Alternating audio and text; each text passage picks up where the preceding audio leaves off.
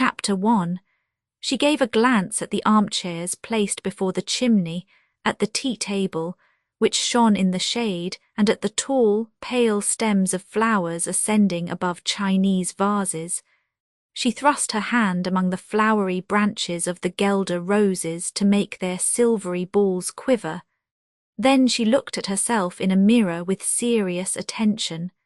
She held herself sidewise, her neck turned over her shoulder, to follow with her eyes the spring of her fine form in its sheath-like black satin gown, around which floated a light tunic studded with pearls wherein sombre light scintillated.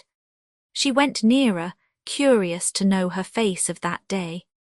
The mirror returned her look with tranquillity, as if this amiable woman whom she examined, and who was not unpleasing to her, lived without either acute joy or profound sadness. On the walls of the large drawing-room, empty and silent, the figures of the tapestries, vague as shadows, showed pallid among their antique games and dying graces. Like them, the terracotta statuettes on slender columns, the groups of old Saxony, and the paintings of Sevres spoke of past glories. On a pedestal ornamented with precious bronzes, the marble bust of some princess royal disguised as Diana appeared about to fly out of her turbulent drapery, while on the ceiling a figure of night, powdered like a marquise and surrounded by cupids, sowed flowers. Everything was asleep, and only the crackling of the logs and the light rattle of Therese's pearls could be heard. Turning from the mirror, she lifted the corner of a curtain and saw through the window, beyond the dark trees of the quay, the Seine spreading its yellow reflections. Weariness of the sky and of the water was reflected in her fine grey eyes. The boat passed the Hirondelle, emerging from an arch of the Olmer Bridge, and carrying humble travellers toward Grenelle and Billancourt. She followed it with her eyes, then let the curtain fall and, seating herself under the flowers, took a book from the table. On the straw-coloured linen cover shone the title in gold, Ursule la Blonde by Vivian Bell. It was a collection of French verses composed by an Englishwoman and printed in London. She read indifferently, waiting for visitors, and thinking less of the poetry than of the poetess Miss Bell, who was perhaps her most agreeable friend, and whom she almost never saw, who, at every one of their meetings, which were so rare, kissed her, calling her darling, and babbled, who, plain yet seductive, almost ridiculous yet wholly exquisite, lived at Fiesole like a philosopher, while England celebrated her as her most beloved poet. Like Vernon Lee and like Mary Robinson, she had fallen in love with the life and art of Tuscany, and without even finishing her Tristan, the first part of which had inspired in Burne-Jones' dreamy aquarelles, she wrote Provençal verses and French poems expressing Italian ideas. She had sent her Ursule la Blonde to Darling, with a letter inviting her to spend a month with her at Fiesole. She had written, "Come, you will see the most beautiful things in the world, and you will embellish them." And Darling was saying to herself that she would not go, that she must remain in Paris. But the idea of seeing Miss Bell in Italy was not indifferent to her, and turning the leaves of the book, she stopped by chance at this line, "Love and gentle heart are one," and she asked herself with gentle irony whether Miss Bell had ever been in love, and what manner of man could be the ideal of Miss Bell. The poetess had at Fiesole an escort, Prince Albertinelli. He was very handsome, but rather coarse and vulgar, too much so to please an aesthete who blended with the desire for love the mysticism of an Annunciation. "Good evening, Therese. I am positively worn out." The Princess Seniavine had entered, supple in her furs, which almost seemed to form a part of her dark beauty. She seated herself brusquely, and in a voice at once harsh yet caressing said, "This morning I walked through the park with General La Riviere. I met him in an alley and made him go with me to the bridge, where he wished to buy from the guardian a learned magpie which performs the manual of arms with a gun. Oh, I am so tired. But why did you drag the general to the bridge? Because he had gout in his toe. Therese shrugged her shoulders, smiling. You squander your wickedness, you spoil things. And you wish me, dear, to save my kindness and my wickedness for a serious investment. Therese made her drink some Tokay. Preceded by the sound of his powerful breathing, General Lariviere approached with heavy state and sat between the two women, looking stubborn and self-satisfied, laughing in every wrinkle of his face. How is Monsieur Martin Belime? Always busy. Therese thought he was at the chamber, and even that he was making a speech there. Princess Seniavine, who was eating caviar sandwiches, asked Madame Martin why she had not gone to Madame Malan's the day before. They had played a comedy there. A Scandinavian play. Was it a success? Yes, I don't know. I was in the little green room under the portrait of the Duc d'Orléans. Monsieur Le Mesnil came to me and did me one of those good turns that one never forgets. He saved me from Monsieur Garaine, the general who knew the annual register and stored away all useful information, pricked up his ears. Garaine, he asked, the minister who was in the cabinet when the princes were exiled. Himself. I was excessively agreeable to him. He talked to me of the yearnings of his heart, and he looked at me with alarming tenderness. And from time to time he gazed with sighs at the portrait of the Duc d'Orléans. I said to him, Monsieur Garaine, you are making a mistake. It is my sister-in-law who is an Orleanist. I am not. At this moment Monsieur Le Mesnil came to escort me to the buffet. He paid great compliments to my horses. He said also there was nothing so beautiful as the forest in winter. He talked about wolves. That refreshed me.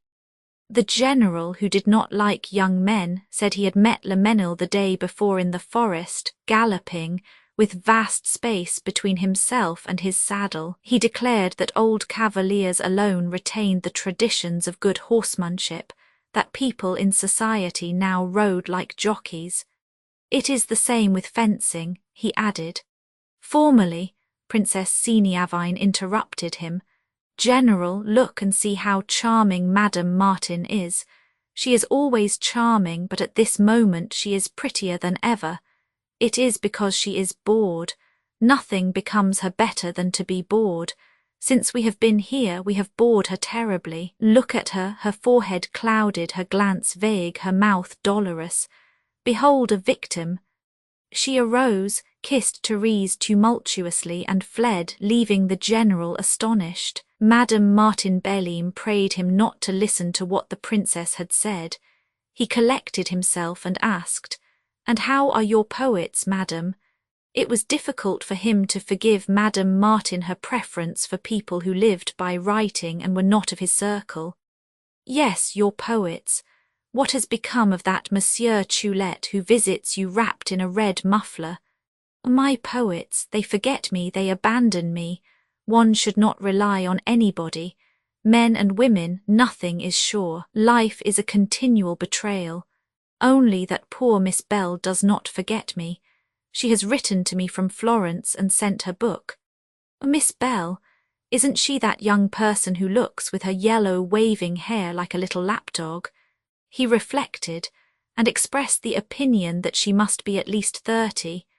An old lady, wearing with modest dignity her crown of white hair, and a little vivacious man with shrewd eyes, came in suddenly.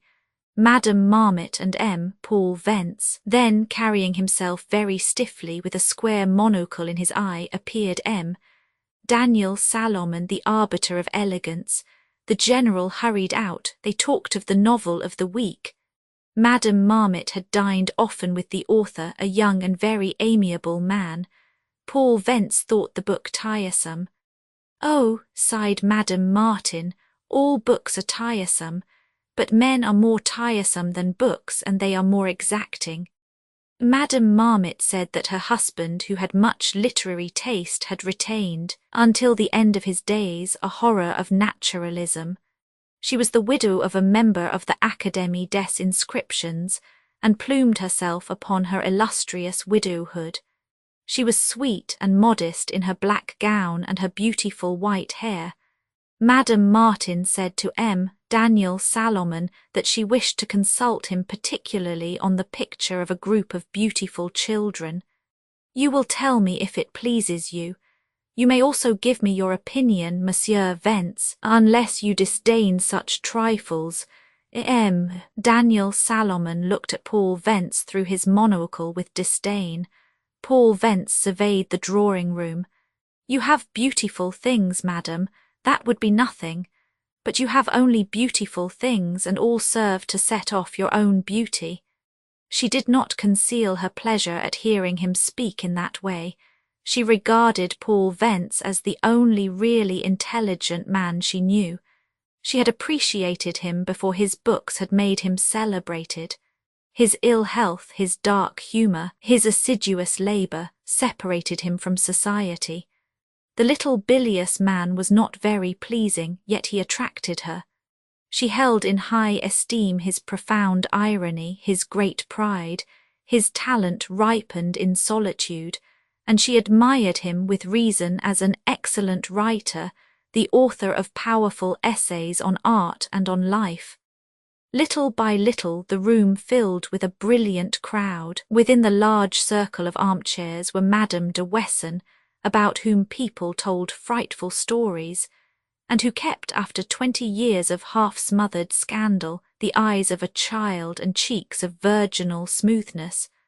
Old Madame de Morlaine, who shouted her witty phrases in piercing cries, Madame Raymond, the wife of the academician, Madame Garaine, the wife of the ex-minister, 3 other ladies, and standing easily against the mantelpiece, M. Berthier d'Isels, editor of the Journal des Débats, a deputy who caressed his white beard while Madame de Morlaine shouted at him, "Your article on bimetallism is a pearl, a jewel, especially the end of it." Standing in the rear of the room, young clubmen, very grave, lisped among themselves. What did he do to get the button from the prince? He nothing, his wife everything. They had their own cynical philosophy. One of them had no faith in promises of men. They are types that do not suit me. They wear their hearts on their hands and on their mouths. You present yourself for admission to a club. They say, I promise to give you a white ball. It will be an alabaster ball, a snowball, they vote. It's a black ball. Life seems a vile affair when I think of it. Then don't think of it. Daniel Salomon, who had joined them, whispered in their ears spicy stories in a lowered voice, and at every strange revelation concerning Madame Raymond or Madame Berthier or Princess Seniavine, he added negligently, "Everybody knows it." Then, little by little, the crowd of visitors dispersed. Only Madame Marmot and Paul Vence remained. The latter went toward Madame Martin and asked, "When do you wish me to introduce Dichata to you?" It was the second time he had asked this of her. She did not like to see new faces. She replied unconcernedly, "Your sculptor, when you wish. I saw at the Champ de Mars medallions made by him which are very good, but he does not work much. He is an amateur, is he not? He is a delicate artist. He does not need to work in order to live. He caresses his figures with loving slowness. But do not be deceived about him, madam. He knows and he feels. He would be a master if he did not live alone. I have known him since his childhood. People think that he is solitary and morose. He is passionate and timid. What he lacks, what he will lack always to reach the highest point of his art, is simplicity of mind.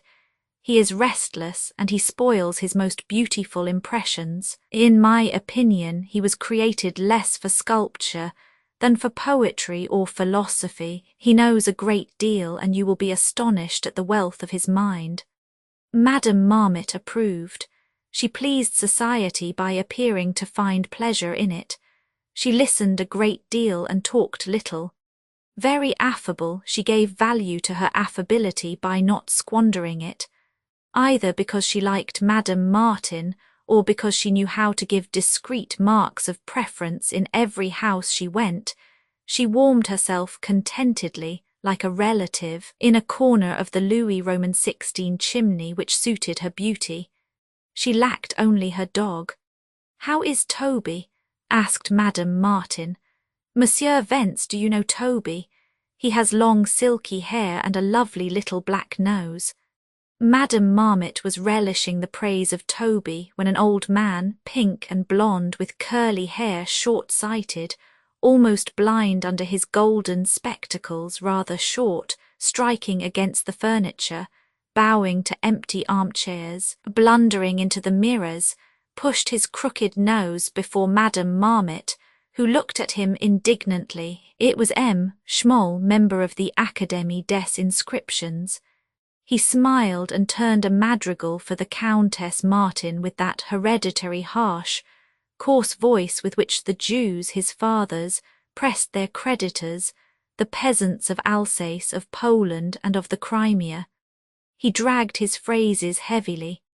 This great philologist knew all languages except French, and Madame Martin enjoyed his affable phrases, heavy and rusty like the ironwork of bric-a-brac shops, among which fell dried leaves of anthology. M. Schmoll liked poets and women and had wit. Madame Marmot feigned not to know him and went out without returning his bow. When he had exhausted his pretty madrigals, M. Schmoll became sombre and pitiful. He complained piteously. He was not decorated enough, not provided with sinecures enough, nor well fed enough by the state, he, Madame Schmoll, and their 5 daughters. His lamentations had some grandeur. Something of the soul of Ezekiel and of Jeremiah was in them. Unfortunately, turning his golden spectacled eyes toward the table, he discovered Vivian Bell's book. "Oh, Ussult la Blonde," he exclaimed bitterly. "You are reading that book, madam? Well, learn that Mademoiselle Vivian Bell has stolen an inscription from me, and that she has altered it, moreover, by putting it into verse. You will find it on page 109 of her book. A shade may weep over a shade. You hear, madam, a shade may weep over a shade." Well, those words are translated literally from a funeral inscription which I was the first to publish and to illustrate. Last year one day when I was dining at your house, being placed by the side of Mademoiselle Bell, I quoted this phrase to her, and it pleased her a great deal. At her request, the next day I translated into French the entire inscription and sent it to her, and now I find it changed in this volume of verses under this title, "On the Sacred Way that is I." And he repeated in his bad humour, "I, madam, am the sacred way." He was annoyed that the poet had not spoken to him about this inscription. He would have liked to see his name at the top of the poem, in the verses, in the rhymes. He wished to see his name everywhere, and always looked for it in the journals with which his pockets were stuffed. But he had no rancour.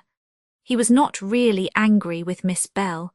He admitted gracefully that she was a distinguished person and a poet that did great honour to England. When he had gone, the Countess Martin asked ingenuously of Paul Vence if he knew why that good Madame Marmot had looked at M. Schmoll with such marked though silent anger. He was surprised that she did not know. "I never know anything," she said.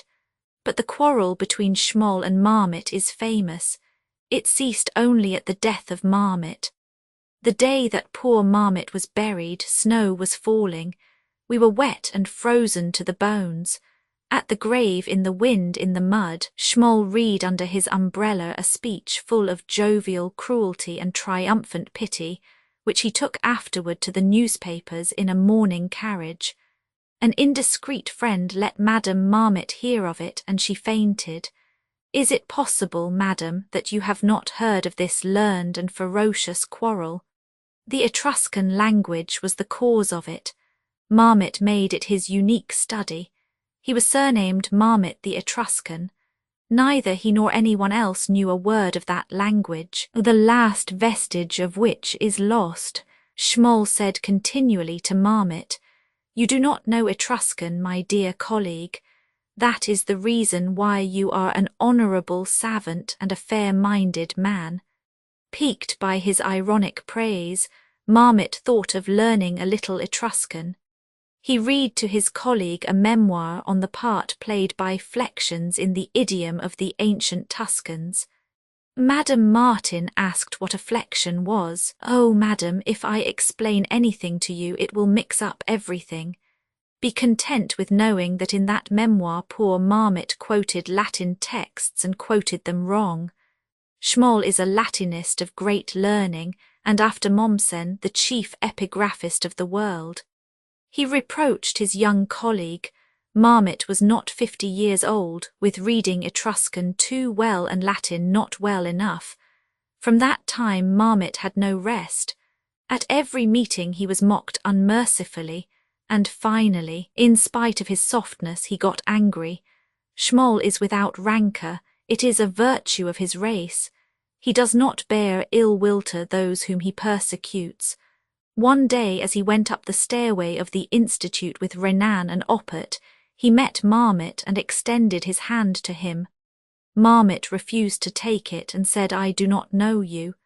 "Do you take me for a Latin inscription?" Schmoll replied. Marmot died and was buried because of that satire. Now you know the reason why his widow sees his enemy with horror, and I have made them dine together side by side. Madam, it was not immoral, but it was cruel. My dear sir, I shall shock you perhaps, but if I had to choose I should like better to do an immoral thing than a cruel one. A young man, tall, thin, dark, with a long moustache, entered and bowed with brusque suppleness. "Monsieur Vence, I think that you know Monsieur Le Mesnil." They had met before at Madame Martin's and saw each other often at the fencing club. The day before they had met at Madame Malan's. "Madame Malan's, there's a house where one is bored," said Paul Vence. "Yet academicians go there," said M. Robert Le Mesnil. "I do not exaggerate their value, but they are the elite." Madame Martin smiled. "We know, Monsieur Le Mesnil, that at Madame Malan's you are preoccupied by the women more than by the academicians.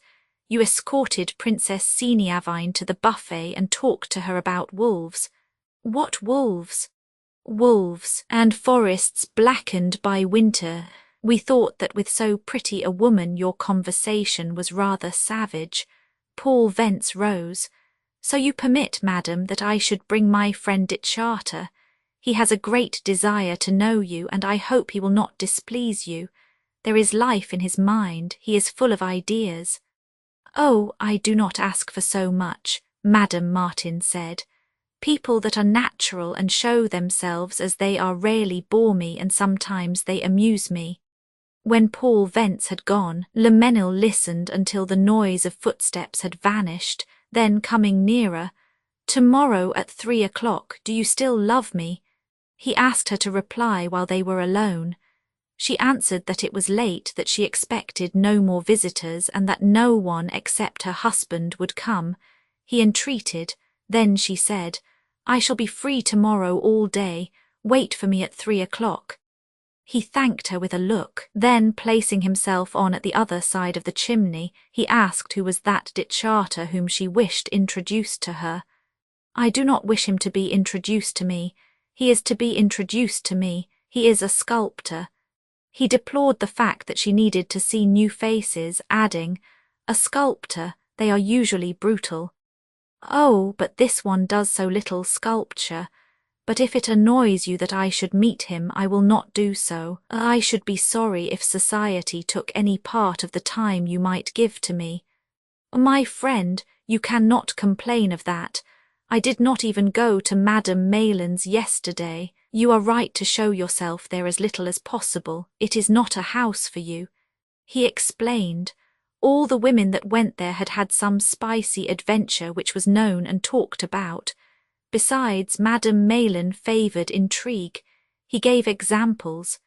Madame Martin, however, her hands extended on the arms of the chair in charming restfulness, her head inclined, looked at the dying embers in the grate. Her thoughtful mood had flown. Nothing of it remained on her face, a little saddened, nor in her languid body, more desirable than ever in the quiescence of her mind.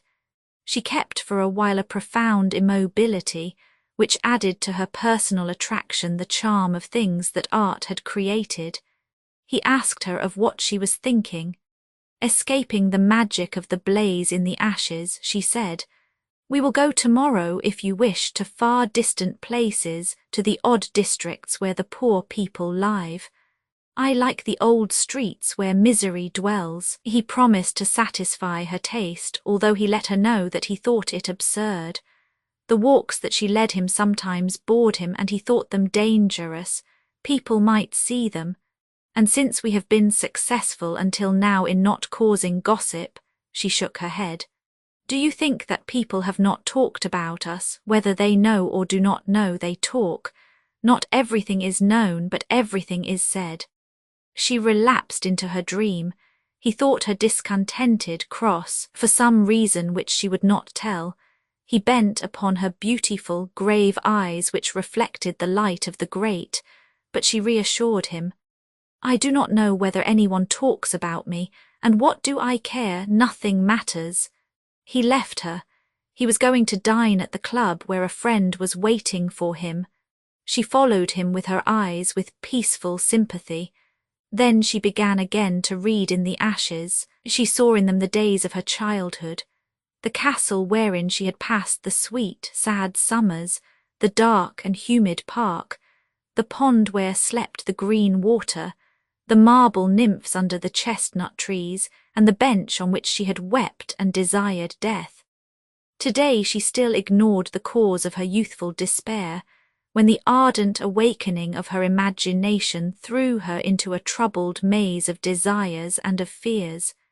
When she was a child, life frightened her, and now she knew that life is not worth so much anxiety nor so much hope, that it is a very ordinary thing. She should have known this. She thought, I saw Mamma, she was good, very simple and not very happy. I dreamed of a destiny different from hers. Why? I felt around me the insipid taste of life and seemed to inhale the future like a salt and pungent aroma. Why? What did I want and what did I expect? Was I not warned enough of the sadness of everything? She had been born rich, in the brilliancy of a fortune too new. She was a daughter of that Montesai, who, at first a clerk in a Parisian bank, founded and governed two great establishments, brought to sustain them the resources of a brilliant mind, invincible force of character, a rare alliance of cleverness and honesty, and treated with the government as if he were a foreign power. She had grown up in the historical castle of Joinville, bought, restored, and magnificently furnished by her father. Montesai made life give all it could yield. An instinctive and powerful atheist, he wanted all the goods of this world and all the desirable things that earth produces. He accumulated pictures by old masters and precious sculptures. At 50, he had known all the most beautiful women of the stage, and many in society.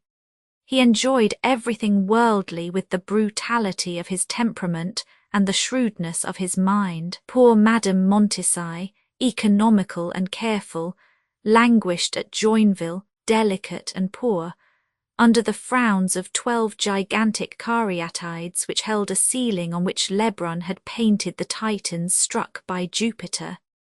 There, in the iron cot, placed at the foot of the large bed, she died one night of sadness and exhaustion, never having loved anything on earth except her husband and her little drawing-room in the Rue Morbuge.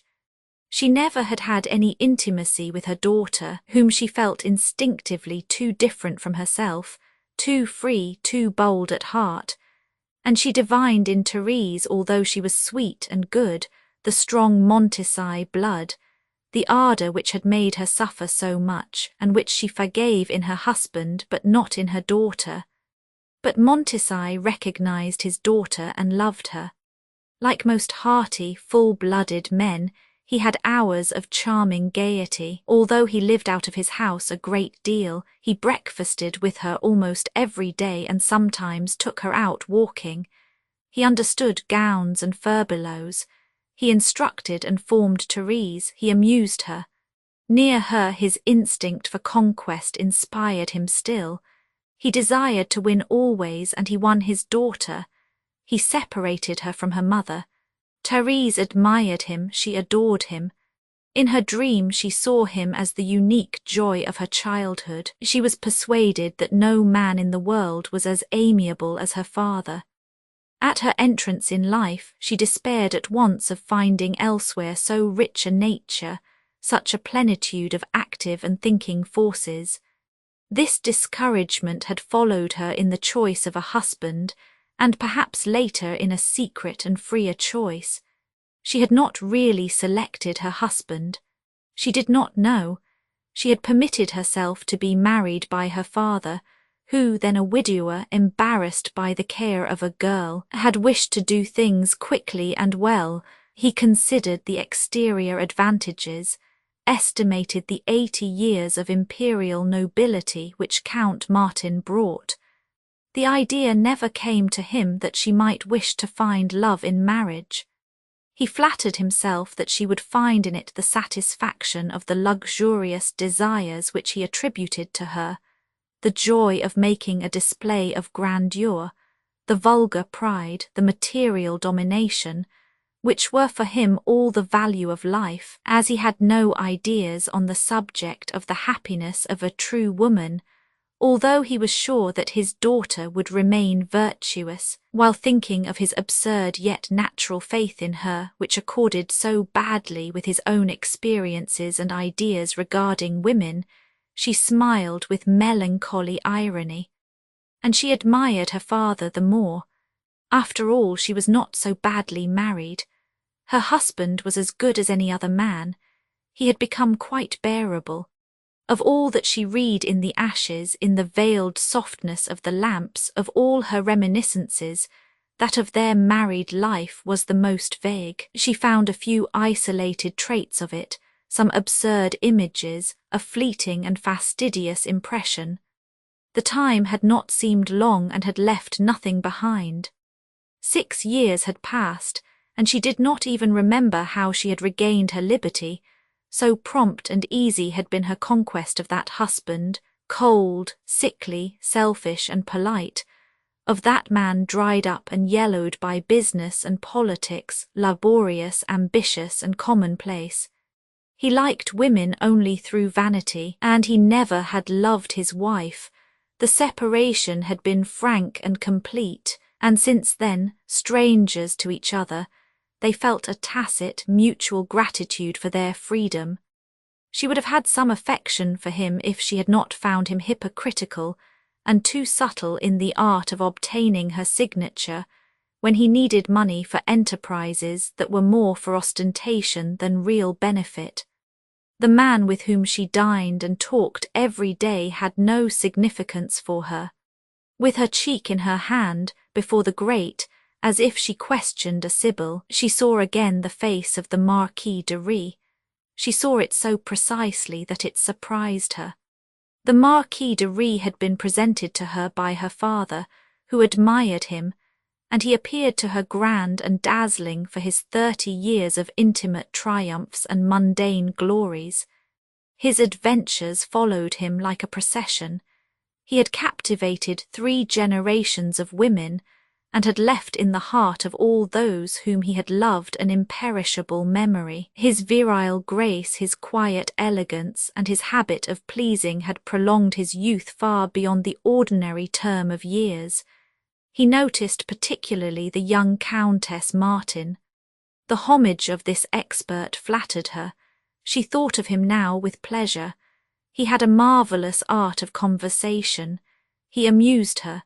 She let him see it, and at once he promised to himself in his heroic frivolity to finish worthily his happy life by the subjugation of this young woman whom he appreciated above everyone else, and who evidently admired him.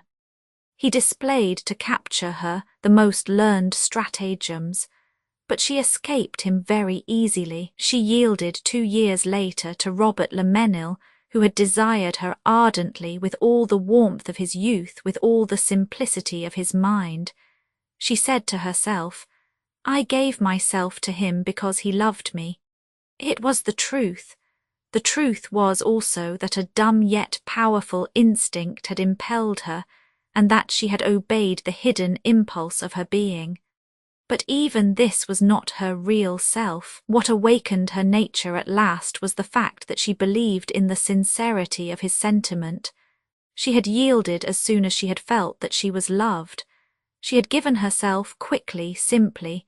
He thought that she had yielded easily. He was mistaken.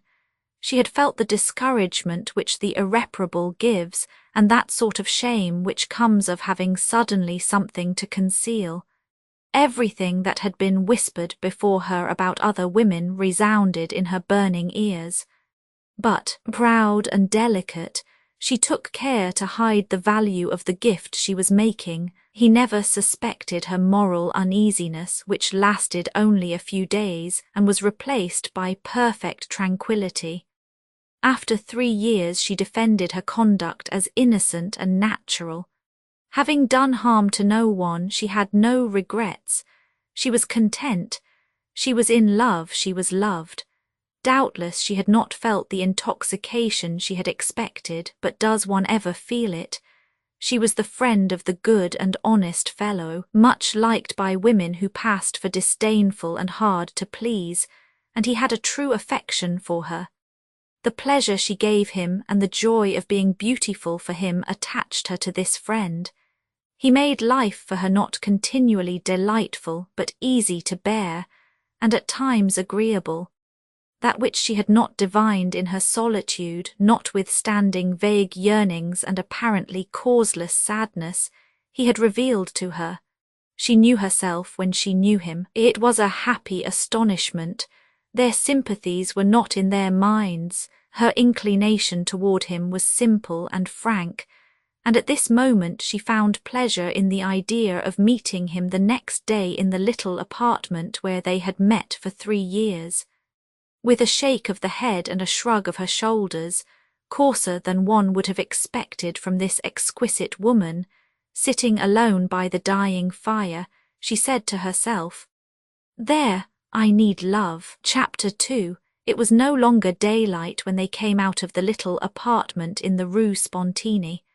Robert Le Mesnil made a sign to a coachman and entered the carriage with Therese. Close together, they rolled among the vague shadows, cut by sudden lights, through the ghostly city, having in their minds only sweet and vanishing impressions, while everything around them seemed confused and fleeting. The carriage approached the Pont Neuf. They stepped out. A dry cold made vivid the sombre January weather. Under her veil Therese joyfully inhaled the wind which swept on the hardened soil a dust white as salt. She was glad to wander freely among unknown things. She liked to see the stony landscape which the clearness of the air made distinct, to walk quickly and firmly on the quay where the trees displayed the black tracery of their branches on the horizon reddened by the smoke of the city, to look at the Seine. In the sky the first stars appeared. One would think that the wind would put them out, she said. He observed, too, that they scintillated a great deal. He did not think it was a sign of rain, as the peasants believe. He had observed, on the contrary, that 9 times in 10 the scintillation of stars was an augury of fine weather. Near the little bridge they found old iron shops lighted by smoky lamps.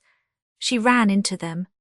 She turned a corner and went into a shop in which queer stuffs were hanging. Behind the dirty panes a lighted candle showed pots, porcelain vases, a clarinet and a bride's wreath. He did not understand what pleasure she found in her search. "These shops are full of vermin. What can you find interesting in them?" "Everything. I think of the poor bride whose wreath is under that globe. The dinner occurred at Maylott. There was a policeman in the procession. There is one in almost all the bridal processions one sees in the park on Saturdays. Don't they move you, my friend, all these poor, ridiculous, miserable beings who contribute to the grandeur of the past? Among cups decorated with flowers she discovered a little knife, the ivory handle of which represented a tall, thin woman with her hair arranged à la Maintenon. She bought it for a few sous. It pleased her because she already had a fork like it. Le Mesnil confessed that he had no taste for such things, but said that his aunt knew a great deal about them. At Keene all the merchants knew her. She had restored and furnished her house in proper style. This house was noted as early as 1690. In one of its halls were white cases full of books. His aunt had wished to put them in order. She had found frivolous books in them, ornamented with engravings so unconventional that she had burned them. "Is she silly, your aunt?" asked Therese. For a long time his anecdotes about his aunt had made her impatient. Her friend had in the country a mother, sisters, aunts, and numerous relatives whom she did not know and who irritated her. He talked of them with admiration. It annoyed her that he often visited them. When he came back, she imagined that he carried with him the odour of things that had been packed up for years. He was astonished naively, and he suffered from her antipathy to them. He said nothing. The sight of a public house, the panes of which were flaming, recalled to him the poet Choulette, who passed for a drunkard. He asked her if she still saw that Choulette, who called on her wearing a mackintosh and a red muffler. It annoyed her that he spoke like General Lariviere. She did not say that she had not seen Choulette since autumn, and that he neglected her with the capriciousness of a man not in society. "He has wit," she said, "fantasy, and an original temperament. He pleases me." And as he reproached her for having an odd taste, she replied, "I haven't a taste, I have tastes. You do not disapprove of them all, I suppose." He replied that he did not criticize her. He was only afraid that she might do herself harm by receiving a bohemian who was not welcome in respectable houses. She exclaimed, "Not welcome in respectable houses, Choulette? Don't you know that he goes every year for a month to the Marquise de Rieux? Yes, to the Marquise de Rieux, the Catholic, the Royalist. But since Choulette interests you, listen to his latest adventure. Paul Vence related it to me. I understand it better in this street, where there are shirts and flower pots at the windows. This winter, one night when it was raining, Choulette went into a public house in a street the name of which I have forgotten, but which must resemble this one, and met there an unfortunate girl whom the waiters would not have noticed, and whom he liked for her humility. Her name was Maria. The name was not hers. She found it nailed on her door at the top of the stairway where she went to lodge. Choulette was touched by this perfection of poverty and infamy. He called her his sister and kissed her hands. Since then he has not quitted her a moment. He takes her to the coffee houses of the Latin Quarter where the rich students read their reviews. He says sweet things to her. He weeps, she weeps. They drink, and when they are drunk they fight. He loves her. He calls her his chaste one, his cross and his salvation. She was barefooted. He gave her yarn and knitting needles that she might make stockings.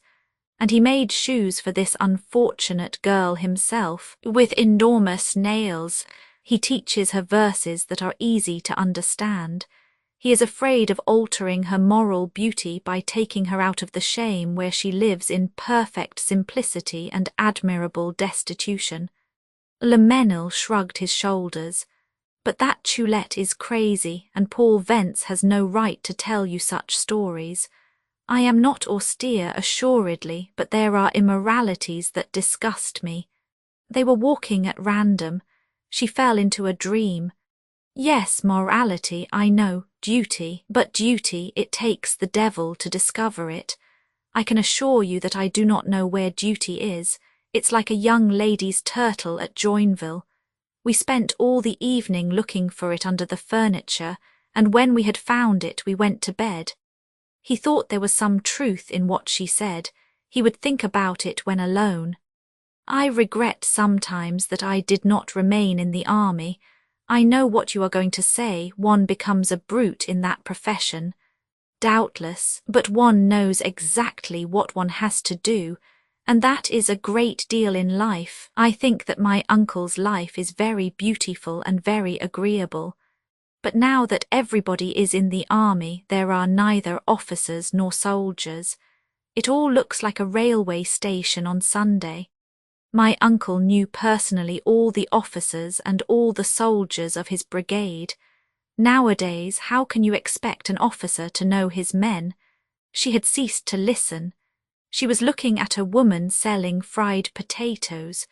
She realized that she was hungry and wished to eat fried potatoes. He remonstrated. Nobody knows how they are cooked, but he had to buy 2 sous worth of fried potatoes and to see that the woman put salt on them. While Therese was eating them, he led her into deserted streets far from the gaslights. Soon they found themselves in front of the cathedral. The moon silvered the roofs. "Not a dame," she said. "See, it is as heavy as an elephant, yet as delicate as an insect. The moon climbs over it and looks at it with a monkey's maliciousness. She does not look like the country moon at Joinville. At Joinville I have a path, a flat path with the moon at the end of it. She is not there every night, but she returns faithfully, full, red, familiar. She is a country neighbour. I go seriously to meet her. But this moon of Paris I should not like to know. She is not respectable company. Oh, the things that she has seen during the time she has been roaming around the roofs."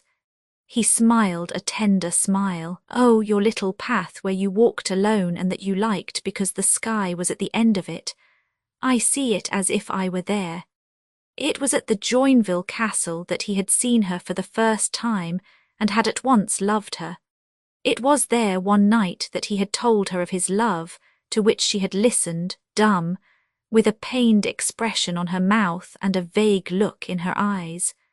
The reminiscence of this little path where she walked alone moved him, troubled him, made him live again the enchanted hours of his first desires and hopes.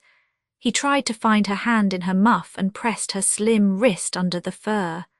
A little girl carrying violets saw that they were lovers and offered flowers to them. He bought a 2 sous bouquet and offered it to Therese. She was walking toward the cathedral. She was thinking, "It is like an enormous beast, a beast of the apocalypse." At the other end of the bridge, a flower woman, wrinkled, bearded, grey with years and dust, followed them with her basket full of mimosas and roses. Therese, who held her violets and was trying to slip them into her waist, said joyfully, "Thank you, I have some. One can see that you are young." The old woman shouted with a wicked air as she went away. Therese understood at once, and a smile came to her lips and eyes. They were passing near the porch, before the stone figures that wear sceptres and crowns. "Let us go in," she said. He did not wish to go in. He declared that the door was closed. She pushed it and slipped into the immense nave where the inanimate trees of the columns ascended in darkness.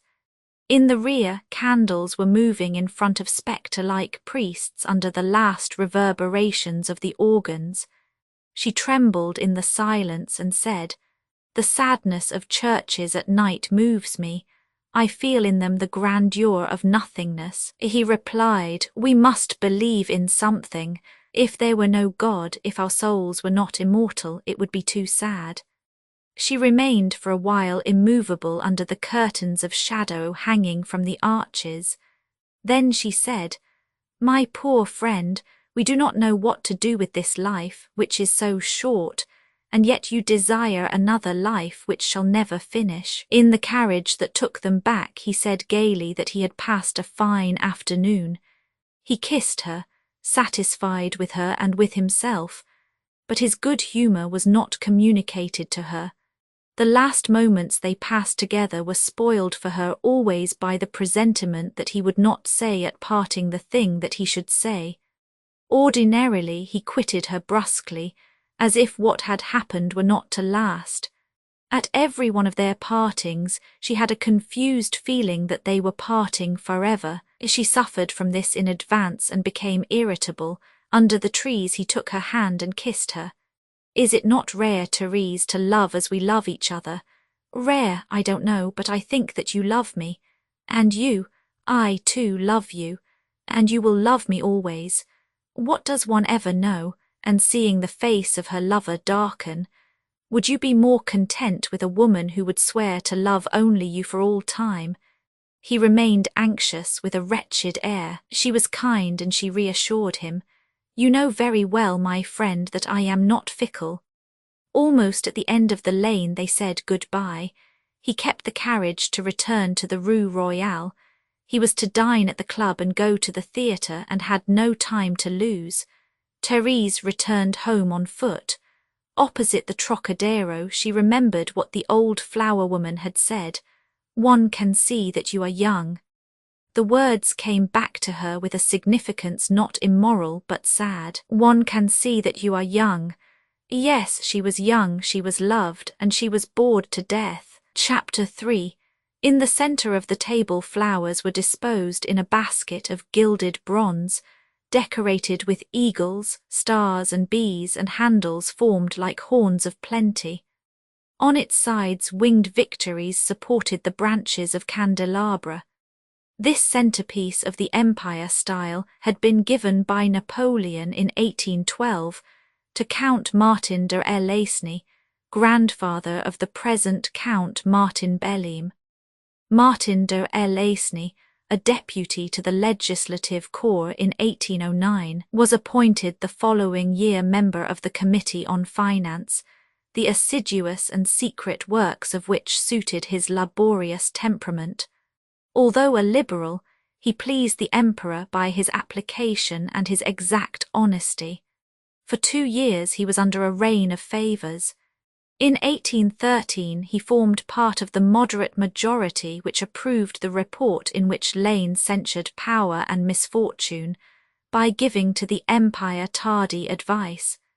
January 1, 1814, he went with his colleagues to the Tuileries. The emperor received them in a terrifying manner. He charged on their ranks. Violent and sombre in the horror of his present strength and of his coming fall, he stunned them with his anger and his contempt. He came and went through their lines and suddenly took Count Martin by the shoulders, shook him and dragged him, exclaiming, "A throne is 4 pieces of wood covered with velvet. No, a throne is a man, and that man is I. You have tried to throw mud at me. Is this the time to remonstrate with me when there are 200,000 Cossacks at the frontiers? Your Lane is a wicked man. One should wash one's dirty linen at home."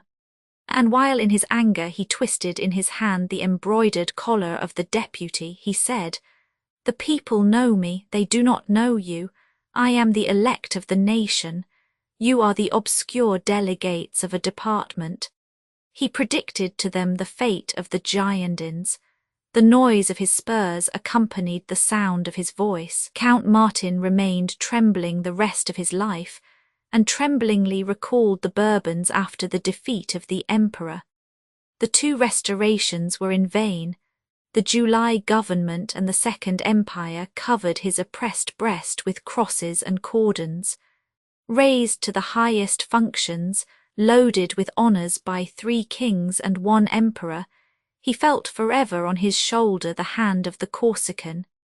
He died a senator of Napoleon Roman III, and left a son agitated by the same fear. This son had married Mademoiselle Belleem, daughter of the first president of the Court of Burgesses, and with her the political glories of a family which gave 3 ministers to the moderate monarch.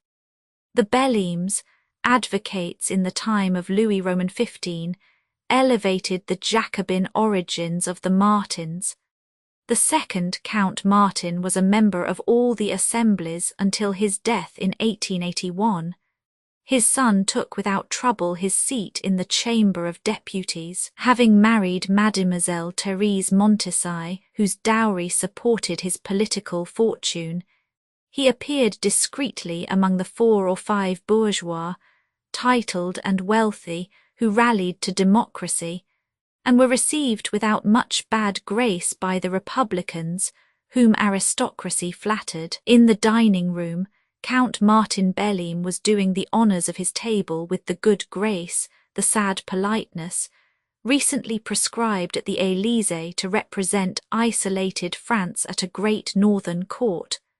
From time to time he addressed vapid phrases to Madame Garaine at his right, to the Princess Seniavine at his left, who, loaded with diamonds, felt bored.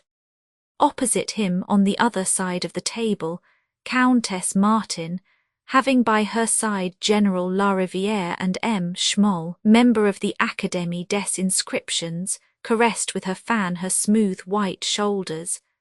At the 2 semicircles whereby the dinner-table was prolonged were M. Montesay, robust, with blue eyes and ruddy complexion, a young cousin, Madame Belleam de Saint-Nom, embarrassed by her long, thin arms, the painter Duviquet, M. Daniel Salomon, then Paul Vence and Garaine the deputy, Belleam de Saint-Nom, an unknown senator, and Dit Charter, who was dining at the house for the first time. The conversation, at first trivial and insignificant, was prolonged into a confused murmur, above which rose Garaine's voice. Every false idea is dangerous. People think that dreamers do no harm. They are mistaken. Dreamers do a great deal of harm. Even apparently inoffensive utopian ideas really exercise a noxious influence. They tend to inspire disgust at reality. It is, perhaps, because reality is not beautiful, said Paul Vence. M. Garaine said that he had always been in favour of all possible improvements. He had asked for the suppression of permanent armies in the time of the Empire, for the separation of church and state, and had remained always faithful to democracy. His device, he said, was order and progress. He thought he had discovered that device. Montesay said, "Well, Monsieur Garaine, be sincere. Confess that there are no reforms to be made, and that it is as much as one can do to change the colour of postage stamps. Good or bad, things are as they should be. Yes, things are as they should be, but they change incessantly. Since 1870, the industrial and financial situation of the country has gone through 4 or 5 revolutions which political economists had not foreseen and which they do not yet understand. In society, as in nature, transformations are accomplished from within. As to matters of government, his ideas were terse and decided. He was strongly attached to the present, heedless of the future, and the socialists troubled him little. Without caring whether the sun and capital should be extinguished some day, he enjoyed them. According to him, one should let himself be carried. None but fools resisted the current or tried to go in front of it. But Count Martin, naturally sad, had dark presentiments. In veiled words he announced catastrophes. His timorous phrases came through the flowers and irritated M. Schmoll, who began to grumble and to prophesy. He explained that Christian nations were incapable, alone and by themselves, of throwing off barbarism, and that without the Jews and the Arabs Europe would be today, as in the time of the Crusades, sunk in ignorance, misery and cruelty. The Middle Ages, he said, are closed only in the historical manuals that are given to pupils to spoil their minds. In reality, barbarians are always barbarians. Israel's mission is to instruct nations. It was Israel which, in the Middle Ages, brought to Europe the wisdom of ages. Socialism frightens you. It is a Christian evil like priesthood and anarchy. Do you not recognize in it the plague of the albigeries and of the vaudois, the Jews, who instructed and polished Europe, are the only ones who can save it today from the evangelical evil by which it is devoured. But they have not fulfilled their duty. They have made Christians of themselves among the Christians, and God punishes them. He permits them to be exiled and to be despoiled. Anti-Semitism is making fearful progress everywhere. From Russia, my co-religionists are expelled like savage beasts. In France, civil and military employments are closing against Jews. They have no longer access to aristocratic circles. My nephew, young Isaac Koblenz, has had to renounce a diplomatic career after passing brilliantly his admission examination. The wives of several of my colleagues, when Madame Schmoll calls on them, display with intention under her eyes anti-Semitic newspapers. And would you believe that the Minister of Public Instruction has refused to give me the Cross of the Legion of Honor for which I have applied? There's ingratitude. Anti-Semitism is death. It is death, do you hear, to European civilization. The little man had a natural manner which surpassed all the art in the world. Grotesque and terrible, he threw the table into consternation by his sincerity. Madame Martin, whom he amused, complimented him on this.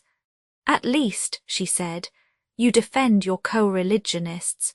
You are not, Monsieur Schmoll, like a beautiful Jewish lady of my acquaintance who, having read in a journal that she received the elite of Jewish society, went everywhere shouting that she had been insulted. I am sure, madam, that you do not know how beautiful and superior to all other moralities is Jewish morality. Do you know the parable of the 3 rings? This question was lost in the murmur of the dialogues wherein were mingled foreign politics, exhibitions of paintings, fashionable scandals, and academy speeches.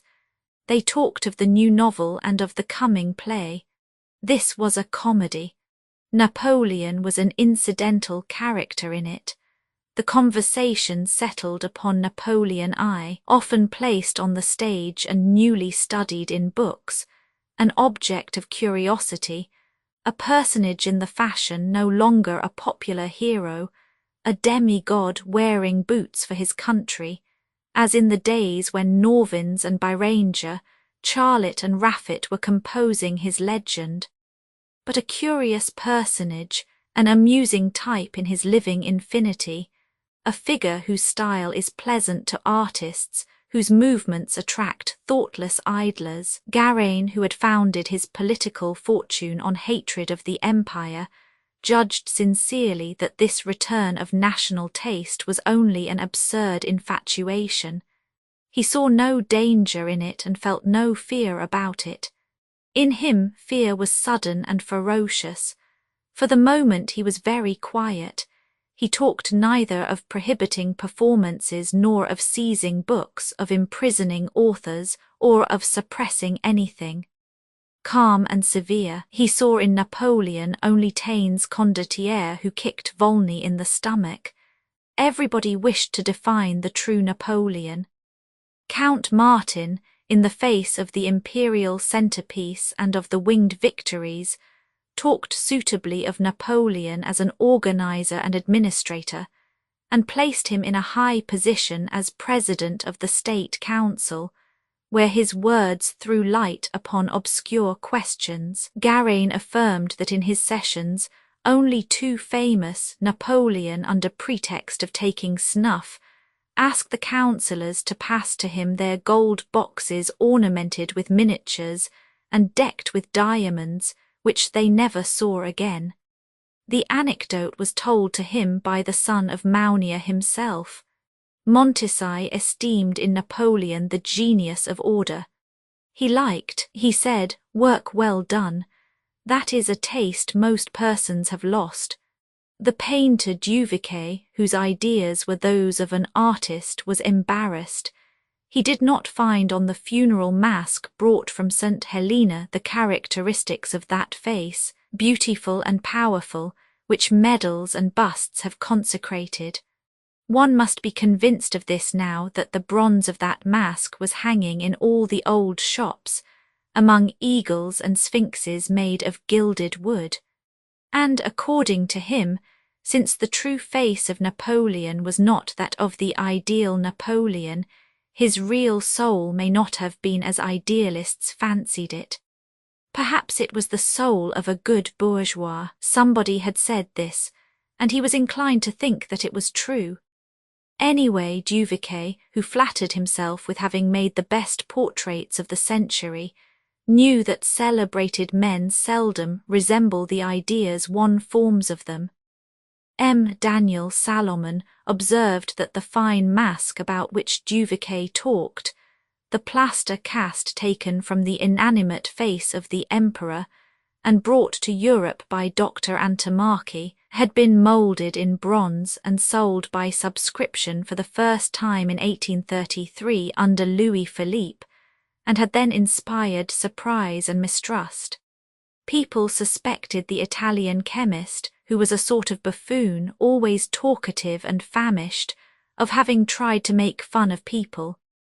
Disciples of Dr. Gall, whose system was then in favour, regarded the mask as suspicious. They did not find in it the bumps of genius, and the forehead, examined in accordance with the master's theories, presented nothing remarkable in its formation. Precisely, said Princess Siniavine, Napoleon was remarkable only for having kicked Volney in the stomach and stealing a snuff-box ornamented with diamonds. Monsieur Garaine has just taught us. And yet, said Madame Martin, nobody is sure that he kicked Volney. Everything becomes known in the end, replied the princess gaily. Napoleon did nothing at all. He did not even kick Volney, and his head was that of an idiot. General Lariviere felt that he should say something. He hurled this phrase, Napoleon, his campaign of 1813 is much discussed. The general wished to please Garaine, and he had no other idea. However, he succeeded after an effort in formulating a judgment. Napoleon committed faults. In his situation he should not have committed any. And he stopped abruptly, very red. Madame Martin asked, "And you, Monsieur Vence, what do you think of Napoleon?" "Madam, I have not much love for sword-bearers, and conquerors seem to me to be dangerous fools. But in spite of everything, that figure of the emperor interests me as it interests the public.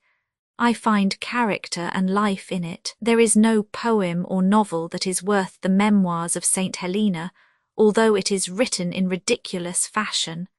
What I think of Napoleon, if you wish to know, is that made for glory he had the brilliant simplicity of the hero of an epic poem. A hero must be human. Napoleon was human." "Oh, oh," everyone exclaimed, but Paul Vence continued. "He was violent and frivolous, therefore profoundly human, I mean similar to everybody. He desired, with singular force, all that most men esteem and desire. He had illusions which he gave to the people. This was his power and his weakness. It was his beauty. He believed in glory. He had of life and of the world the same opinion as any one of his grenadiers. He retained always the infantile gravity which finds pleasure in playing with swords and drums, and the sort of innocence which makes good military men. He esteemed force sincerely. He was a man among men, the flesh of human flesh. He had not a thought that was not in action, and all his actions were grand yet common. It is this vulgar grandeur which makes heroes, and Napoleon is the perfect hero. His brain never surpassed his hand, that hand, small and beautiful, which grasped the world. He never had for a moment the least care for what he could not reach." "Then," said Garaine, "according to you he was not an intellectual genius. I am of your opinion. Surely," continued Paul Vence, "he had enough genius to be brilliant in the civil and military arena of the world. But he had not speculative genius. That genius is another pair of sleeves, as Buffon says. We have a collection of his writings and speeches. His style has movement and imagination, and in this mass of thoughts one cannot find a philosophic curiosity, not one expression of anxiety about the unknowable, not an expression of fear of the mystery which surrounds destiny. At St. Helena, when he talks of God and of the soul, he seems to be a little 14-year-old schoolboy. Thrown upon the world, his mind found itself fit for the world and embraced it all. Nothing of that mind was lost in the infinite. Himself a poet, he knew only the poetry of action. He limited to the earth his powerful dream of life. In his terrible and touching naivete, he believed that a man could be great, and neither time nor misfortune made him lose that idea. His youth, or rather his sublime adolescence, lasted as long as he lived, because life never brought him a real maturity. Such is the abnormal state of men of action. They live entirely in the present, and their genius concentrates on one point. The hours of their existence are not connected by a chain of grave and disinterested meditations. They succeed themselves in a series of acts. They lack interior life. This defect is particularly visible in Napoleon, who never lived within himself. From this is derived the frivolity of temperament which made him support easily the enormous load of his evils and of his faults. His mind was born anew every day. He had, more than any other person, a capacity for diversion. The first day that he saw the sun rise on his funereal rock at St. Helena, he jumped from his bed, whistling a romantic air. It was the peace of a mind superior to fortune. It was the frivolity of a mind prompt in resurrection. He lived from the outside. Égaré, who did not like Paul Vence's ingenious turn of wit and language, tried to hasten the conclusion. In a word, he said, there was something of the monster in the man. There are no monsters, replied Paul Vence, and men who pass for monsters inspire horror. Napoleon was loved by an entire people. He had the power to win the love of men. The joy of his soldiers was to die for him. Countess Martin would have wished Dittscharter to give his opinion, but he excused himself with a sort of fright. Do you know, said Schmoll again, the parable of the 3 rings, sublime inspiration of a Portuguese Jew? Égaré, while complimenting Paul Vence on his brilliant paradox, regretted that wit should be exercised at the expense of morality and justice. One great principle, he said, is that men should be judged by their acts. And women, asked Princess Seniavine brusquely, do you judge them by their acts, and how do you know what they do? The sound of voices was mingled with the clear tintinnabulation of silverware. A warm air bathed the room.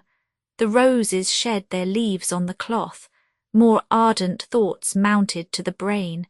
General Larivière fell into dreams. When public clamour has split my ears, he said to his neighbour, I shall go to live at Tours. I shall cultivate flowers. He flattered himself on being a good gardener. His name had been given to a rose. This pleased him highly.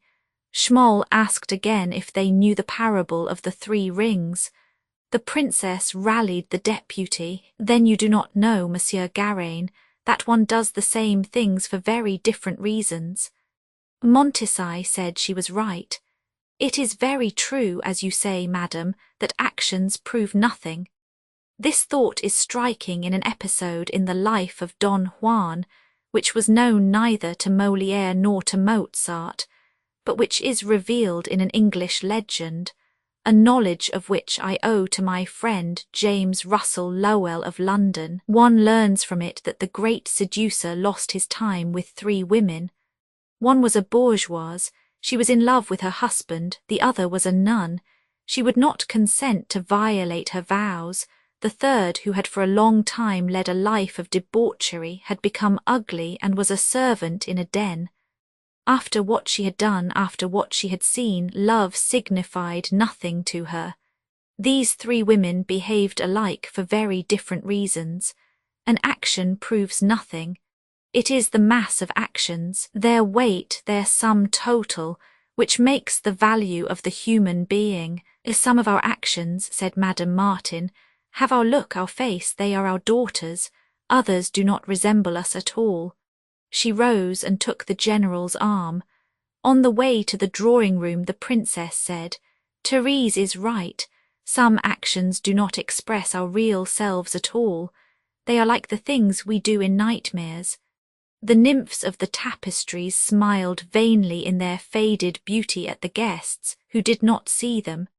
Madame Martin served the coffee with her young cousin, Madame Belleam de Saint-Nom. She complimented Paul Vence on what he had said at the table. You talked of Napoleon with a freedom of mind that is rare in the conversations I hear. I have noticed that children, when they are handsome, look, when they pout, like Napoleon at Waterloo. You have made me feel the profound reasons for this similarity. Then, turning toward Dittscharter, do you like Napoleon? Madam, I do not like the Revolution, and Napoleon is the Revolution in boots. Monsieur Dittscharter, why did you not say this at dinner? But I see you prefer to be witty only in tete-a-tetes. Count Martin Belleam escorted the men to the smoking-room. Paul Vence alone remained with the women. Princess Seniavine asked him if he had finished his novel, and what was the subject of it. It was a study in which he tried to reach the truth through a series of plausible conditions. Thus, he said, the novel acquires a moral force which history, in its heavy frivolity, never had. She inquired whether the book was written for women. He said it was not. You are wrong, Monsieur Vence, not to write for women. A superior man can do nothing else for them. He wished to know what gave her that idea. Because I see that all the intelligent women love fools. Who bore them? Certainly, but superior men would weary them more. They would have more resources to employ in boring them. But tell me the subject of your novel. Do you insist? Oh, I insist upon nothing. Well, I will tell you. It is a study of popular manners, the history of a young workman, sober and chaste, as handsome as a girl, with the mind of a virgin, a sensitive soul. He is a carver and works well. At night, near his mother, whom he loves, he studies, he reads books. In his mind, simple and receptive, ideas lodge themselves like bullets in a wall. He has no desires. He has neither the passions nor the vices that attach us to life. He is solitary and pure. Endowed with strong virtues, he becomes conceited. He lives among miserable people. He sees suffering. He has devotion without humanity. He has that sort of cold charity which is called altruism. He is not human because he is not sensual. Oh, one must be sensual to be human. Certainly, madam. True pity, like tenderness, comes from the heart. He is not intelligent enough to doubt. He believes what he has read, and he has read that to establish universal happiness society must be destroyed. Thirst for martyrdom devours him. One morning, having kissed his mother, he goes out. He watches for the socialist deputy of his district, sees him, throws himself on him and buries a poniard in his breast. Long live anarchy. He is arrested, measured, photographed, questioned, judged, condemned to death and guillotined.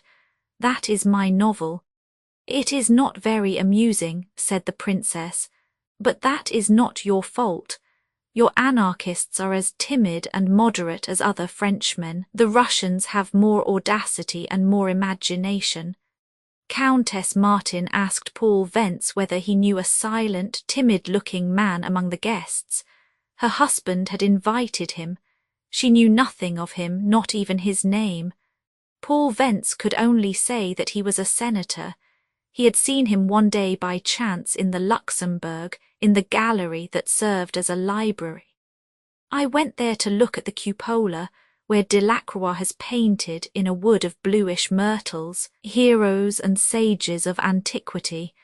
That gentleman was there, with the same wretched and pitiful air. His coat was damp and he was warming himself. He was talking with old colleagues and saying, while rubbing his hands, "The proof that the Republic is the best of governments is that in 1871 it could kill in a week 60,000 insurgents without becoming unpopular. After such a repression, any other regime would have been impossible." "He is a very wicked man," said Madame Martin. "And to think that I was pitying him." Madame Garaine, her chin softly dropped on her chest, slept in the peace of her housewifely mind, and dreamed of her vegetable garden on the banks of the Loire, where singing societies came to serenade her. Joseph Schmoll and General Lariviere came out of the smoking room. The general took a seat between Princess Seniavine and Madame Martin. "I met this morning in the park Baron Warburg mounted on a magnificent horse. She said, 'General, how do you manage to have such fine horses?' I replied, 'Madam, to have fine horses, you must be either very wealthy or very clever.' He was so well satisfied with his reply that he repeated it twice. Paul Vence came near Countess Martin. "I know that senator's name, it is Liar. He is the vice-president of a political society and author of a book entitled The Crime of December 2nd.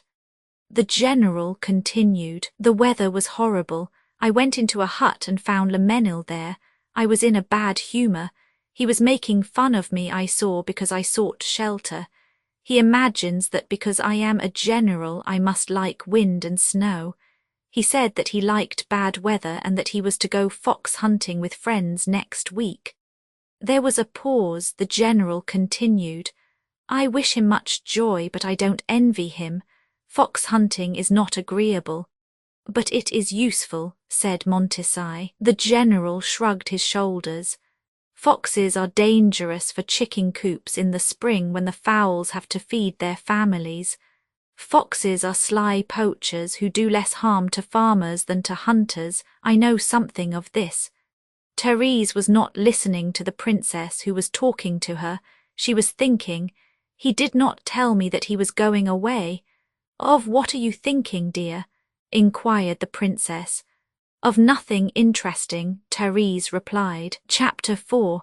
In the little shadowy room, where sound was deadened by curtains, portieres, cushions, bearskins, and carpets from the Orient, the firelight shone on glittering swords hanging among the faded favours of the cotillons of 3 winters. The rosewood chiffonier was surmounted by a silver cup, a prize from some sporting club.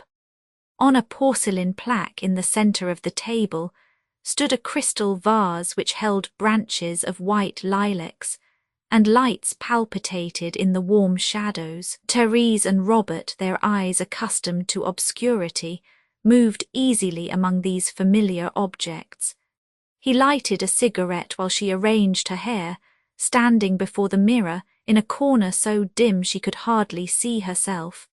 She took pins from the little bohemian glass cup standing on the table, where she had kept it for 3 years. He looked at her, passing her light fingers quickly through the gold ripples of her hair, while her face, hardened and bronzed by the shadow, took on a mysterious expression. She did not speak. He said to her, "You are not cross now, my dear." And as he insisted upon having an answer, she said, "What do you wish me to say, my friend? I can only repeat what I said at first. I think it strange that I have to learn of your projects from General Lariviere." He knew very well that she had not forgiven him, that she had remained cold and reserved toward him, but he affected to think that she only pouted. "My dear, I have explained it to you. I have told you that when I met Lariviere I had just received a letter from Cormont, recalling my promise to hunt the fox in his woods, and I replied by return post. I meant to tell you about it today. I am sorry that General Lariviere told you first, but there was no significance in that." Her arms were lifted like the handles of a vase. She turned toward him a glance from her tranquil eyes which he did not understand. Then you are going. Next week, Tuesday or Wednesday. I shall be away only 10 days at most. She put on her sealskin toque, ornamented with a branch of holly. Is it something that you cannot postpone? Oh, yes, fox skins would not be worth anything in a month. Moreover, Cormont has invited good friends of mine who would regret my absence. Fixing her toque on her head with a long pin, she frowned. Is fox hunting interesting? Oh, yes, very. The fox has stratagems that one must fathom. The intelligence of that animal is really marvellous. I have observed at night a fox hunting a rabbit. He had organised a real hunt. I assure you it is not easy to dislodge a fox. Cormont has an excellent cellar. I do not care for it, but it is generally appreciated. I will bring you 6 skins. What do you wish me to do with them? Oh, you can make rugs of them. And you will be hunting 8 days. Not all the time. I shall visit my aunt who expects me. Last year at this time, there was a delightful reunion at her house. She had with her her 2 daughters and her 3 nieces with their husbands. All 5 women are pretty, gay, charming, and irreproachable. I shall probably find them at the beginning of next month, assembled for my aunt's birthday, and I shall remain there 2 days. My friend, stay as long as it may please you. I should be inconsolable if you shortened on my account a sojourn which is so agreeable. But you, Therese, I, my friend, I can take care of myself. The fire was languishing. The shadows were deepening between them. She said in a dreamy tone, It is true, however, that it is never prudent to leave a woman alone. He went near her, trying to see her eyes in the darkness. He took her hand. You love me, he said. Oh, I assure you that I do not love another, but— What do you mean? Nothing. I am thinking that we are separated all through the summer, that in winter you live with your parents and your friends half the time, and that if we are to see so little of each other, it is better not to see each other at all. He lighted the candelabra. His frank, hard face was illuminated. He looked at her with a confidence that came less from the conceit common to all lovers than from his natural lack of dignity. He believed in her through force of education and simplicity of intelligence. Therese, I love you and you love me, I know. Why do you torment me? Sometimes you are painfully harsh. Oh, she shook her little head brusquely. What will you have? I am harsh and obstinate. It is in the blood. I take it from my father. You know Joinville, you have seen the castle, the ceilings, the tapestries, the gardens, the park, the hunting grounds. You have said that none better were in France, but you have not seen my father's workshop, a white wooden table and a mahogany bureau. Everything about me has its origin there. On that table my father made figures for 40 years, at first in a little room, then in the apartment where I was born. We were not very wealthy then. I am a parvenu's daughter or a conqueror's daughter, it's all the same.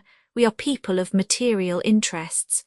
My father wanted to earn money to possess what he could buy, that is, everything.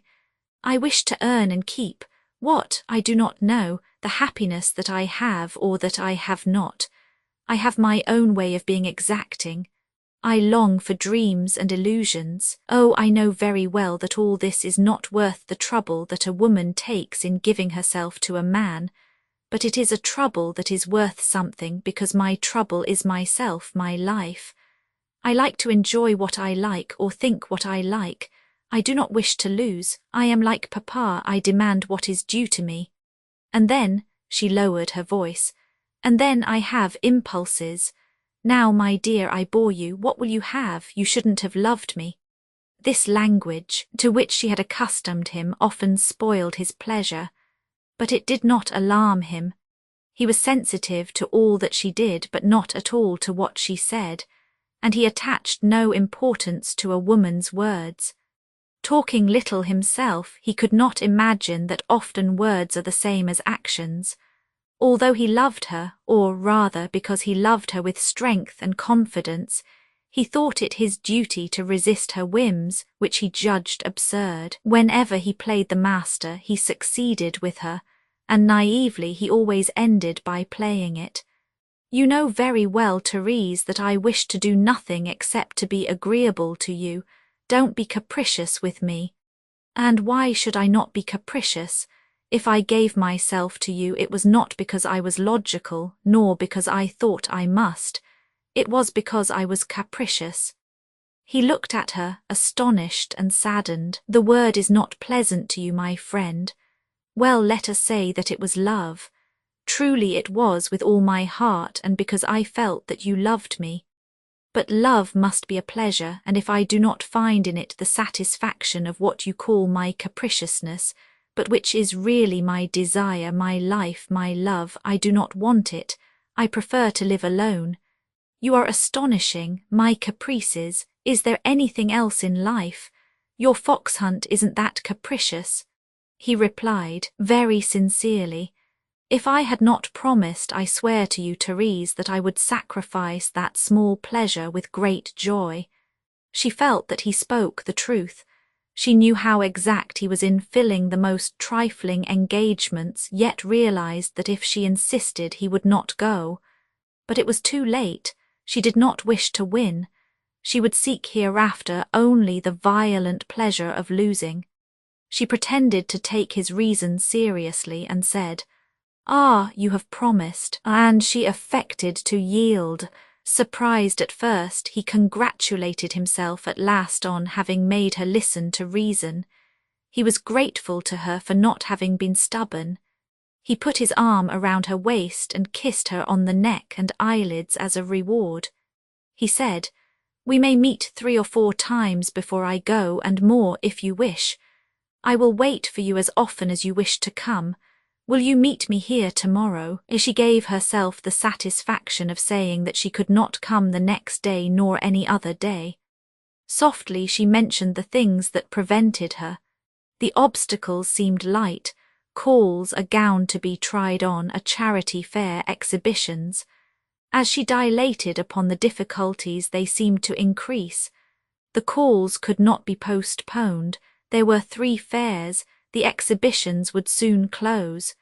In fine, it was impossible for her to see him again before his departure, as he was well accustomed to making excuses of that sort. He failed to observe that it was not natural for Therese to offer them. Embarrassed by this tissue of social obligations, he did not persist, but remained silent and unhappy.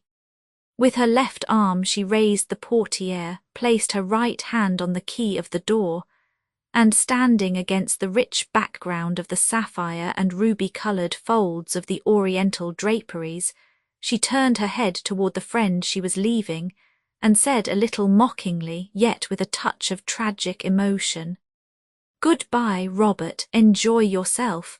My calls, my errands, your little visits are nothing. Life is made up of just such trifles. Good-bye." She went out. He would have liked to accompany her, but he made it a point not to show himself with her in the street unless she absolutely forced him to do so. In the street, Therese felt suddenly that she was alone in the world, without joy and without pain. She returned to her house on foot, as was her habit. It was night. The air was frozen, clear and tranquil, but the avenues through which she walked, in shadows studded with lights, enveloped her with that mild atmosphere of the Queen of Cities, so agreeable to its inhabitants, which makes itself felt even in the cold of winter. She walked between the lines of huts and old houses, remains of the field days of Auteuil, which tall houses interrupted here and there.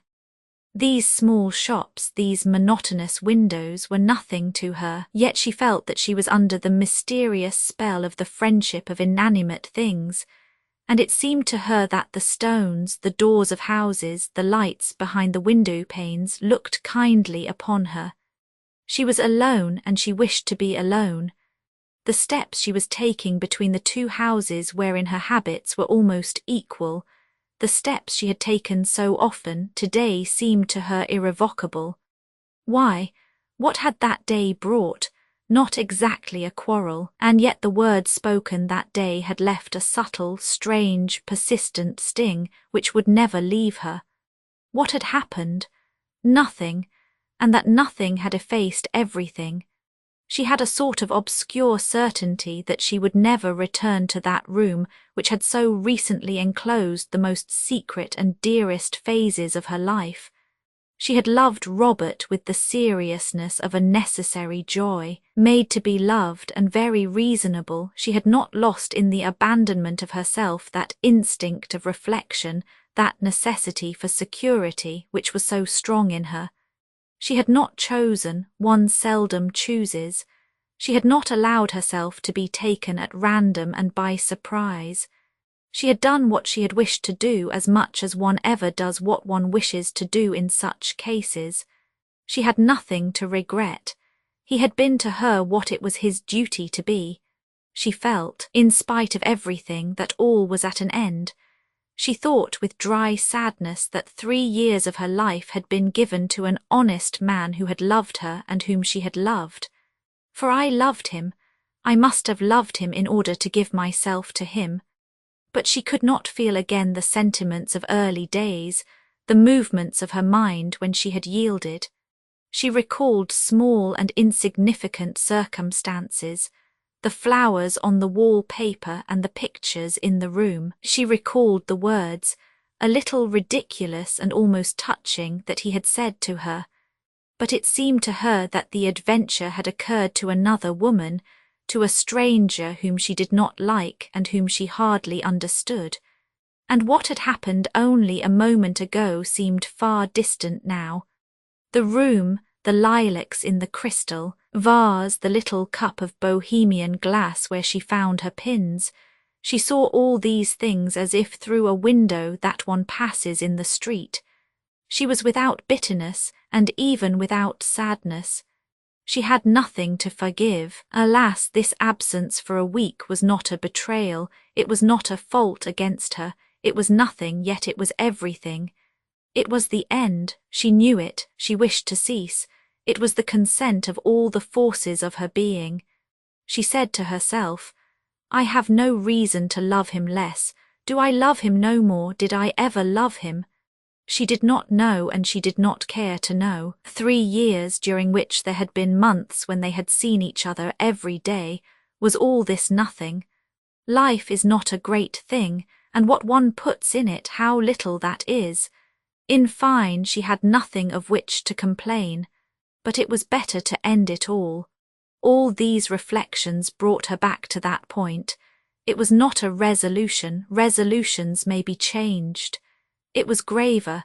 It was a state of the body and of the mind. When she arrived at the square, in the centre of which is a fountain, and on one side of which stands a church of rustic style, showing its bell in an open belfry, she recalled the little bouquet of violets that he had given to her one night on the bridge near Notre Dame. They had loved each other that day, perhaps more than usual. Her heart softened at that reminiscence, but the little bouquet remained alone, a poor little flower skeleton in her memory. While she was thinking, passers-by, deceived by the simplicity of her dress, followed her. One of them made propositions to her, a dinner and the theatre. It amused her. She was not at all disturbed. This was not a crisis. She thought, how do other women manage such things? And I, who promised myself not to spoil my life, what is life worth? Opposite the Greek lantern of the Musée des Religions, she found the soil disturbed by workmen. There were paving stones crossed by a bridge made of a narrow, flexible plank. She had stepped on it when she saw at the other end in front of her a man who was waiting for her. He recognized her and bowed. It was de Charter. She saw that he was happy to meet her. She thanked him with a smile. He asked her permission to walk a few steps with her, and they entered into the large and airy space.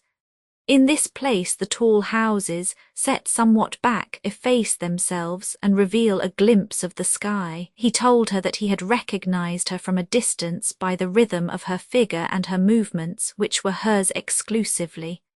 Graceful movements, he added, are like music for the eyes.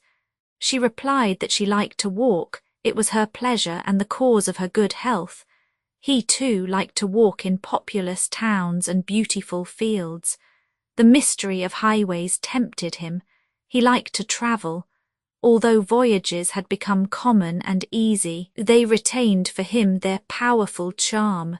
He had seen golden days and crystalline nights, Greece, Egypt, and the Bosporus, but it was to Italy that he returned always as to the mother country of his mind. "I shall go there next week," he said.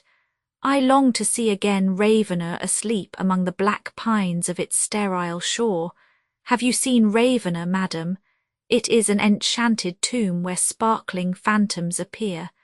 The magic of death lies there. The mosaic works of St. Vital, with their barbarous angels and their aureolated empresses, make one feel the monstrous delights of the Orient. Despoiled today of its silver lamels, the grave of Galla Placidia is frightful under its crypt, luminous yet gloomy.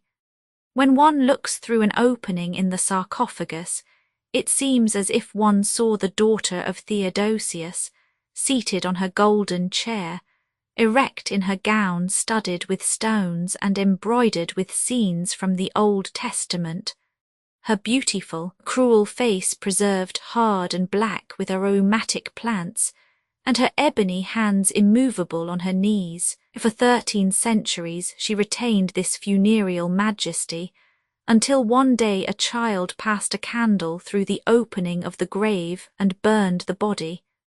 Madame Martin Belleam asked what that dead woman, so obstinate in her conceit, had done during her life. "Twice a slave," said Dittscharter.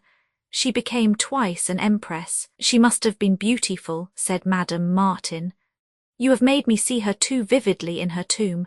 She frightens me. Shall you go to Venice, Monsieur Dittscharter? Or are you tired of gondolas, of canals bordered by palaces, and of the pigeons of St. Mark? I confess that I still like Venice after being there 3 times. He said she was right. He too liked Venice. Whenever he went there, from a sculptor he became a painter and made studies. He would like to paint its atmosphere. Elsewhere, he said, even in Florence the sky is too high. At Venice it is everywhere. It caresses the earth and the water. It envelops lovingly the leaden domes and the marble facades, and throws into the iridescent atmosphere its pearls and its crystals. The beauty of Venice is in its sky and its women. What pretty creatures the Venetian women are! Their forms are so slender and supple under their black shawls. If nothing remained of these women except a bone, one would find in that bone the charm of their exquisite structure. Sundays at church they form laughing groups, agitated, with hips a little pointed, elegant necks, flowery smiles, and inflaming glances, and all bend with the suppleness of young animals at the passage of a priest whose head resembles that of Vitellius, and who carries the chalice, preceded by 2 choir boys. He walked with unequal step, following the rhythm of his ideas, sometimes quick, sometimes slow. She walked more regularly and almost outstripped him. He looked at her sidewise and liked her firm and supple carriage. He observed the little shake which at moments her obstinate head gave to the holly on her toque. Without expecting it, he felt a charm in that meeting, almost intimate, with a young woman almost unknown. They had reached the place where the large avenue unfolds its 4 rows of trees. They were following the stone parapet surmounted by a hedge of boxwood, which entirely hides the ugliness of the buildings on the quay. One felt the presence of the river by the milky atmosphere which in misty days seems to rest on the water. The sky was clear. The lights of the city were mingled with the stars.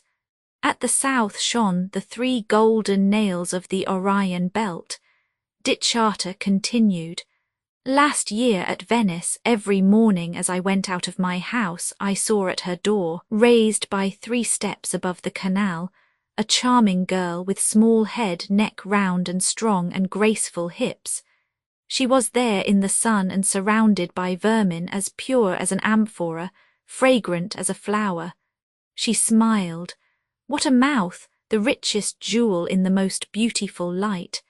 I realized in time that this smile was addressed to a butcher standing behind me with his basket on his head. At the corner of the short street which goes to the quay, between two lines of small gardens, Madame Martin walked more slowly. It is true that at Venice, she said, all women are pretty. They are almost all pretty, madam. I speak of the common girls, the cigar girls, the girls among the glass workers. The others are commonplace enough. By others you mean society women, and you don't like these. Society women, oh, some of them are charming. As for loving them, that's a different affair. Do you think so? She extended her hand to him and suddenly turned the corner. Chapter 5. She dined that night alone with her husband. The narrow table had not the basket with golden eagles and winged victories. The candelabra did not light Audrey's paintings. While he talked of the events of the day, she fell into a sad reverie. It seemed to her that she floated in a mist. It was a peaceful and almost sweet suffering. She saw vaguely through the clouds the little room of the Rue Spontini transported by angels to one of the summits of the Himalaya mountains, and Robert Le Mesnil, in the quaking of a sort of world's end, had disappeared while putting on his gloves. She felt her pulse to see whether she were feverish. A rattle of silverware on the table awoke her. She heard her husband saying, "My dear friend Gavout delivered today in the chamber an excellent speech on the question of the reserve funds. It's extraordinary how his ideas have become healthy and just. Oh, he has improved a great deal." She could not refrain from smiling. "But Gavout, my friend, is a poor devil who never thought of anything except escaping from the crowd of those who are dying of hunger. Gavout never had any ideas except at his elbows. Does anybody take him seriously in the political world? You may be sure that he never gave an illusion to any woman, not even his wife. And yet to produce that sort of illusion a man does not need much." She added, brusquely, "You know Miss Bell has invited me to spend a month with her at Fiesole. I have accepted. I am going." Less astonished than discontented, he asked her with whom she was going. At once she answered, "With Madame Marmot." There was no objection to make. Madame Marmot was a proper companion, and it was appropriate for her to visit Italy, where her husband had made some excavations. He asked only, "Have you invited her? When are you going?" "Next week." He had the wisdom not to make any objection, judging that opposition would only make her capriciousness firmer, and fearing to give impetus to that foolish idea. He said, "Surely to travel is an agreeable pastime. I thought that we might in the spring visit the Caucasus and Turkestan. There is an interesting country. General Anankoff will place at our disposal carriages, trains, and everything else on his railway. He is a friend of mine. He is quite charmed with you. He will provide us with an escort of Cossacks." He persisted in trying to flatter her vanity, unable to realize that her mind was not worldly. She replied negligently that it might be a pleasant trip. Then he praised the mountains, the ancient cities, the bazaars, the costumes, the armor. He added, "We shall take some friends with us, Princess Seniavine, General La Riviere, perhaps Vence or Le Mesnil." She replied with a little dry laugh that they had time to select their guests. He became attentive to her wants. "You are not eating, you will injure your health." Without yet believing in this prompt departure, he felt some anxiety about it. Each had regained freedom, but he did not like to be alone. He felt that he was himself only when his wife was there. And then he had decided to give 2 or 3 political dinners during the session. He saw his party growing. This was the moment to assert himself, to make a dazzling show. He said, mysteriously, "Something might happen requiring the aid of all our friends. You have not followed the march of events, Therese. No, my dear, I am sorry. You have judgment, liberality of mind.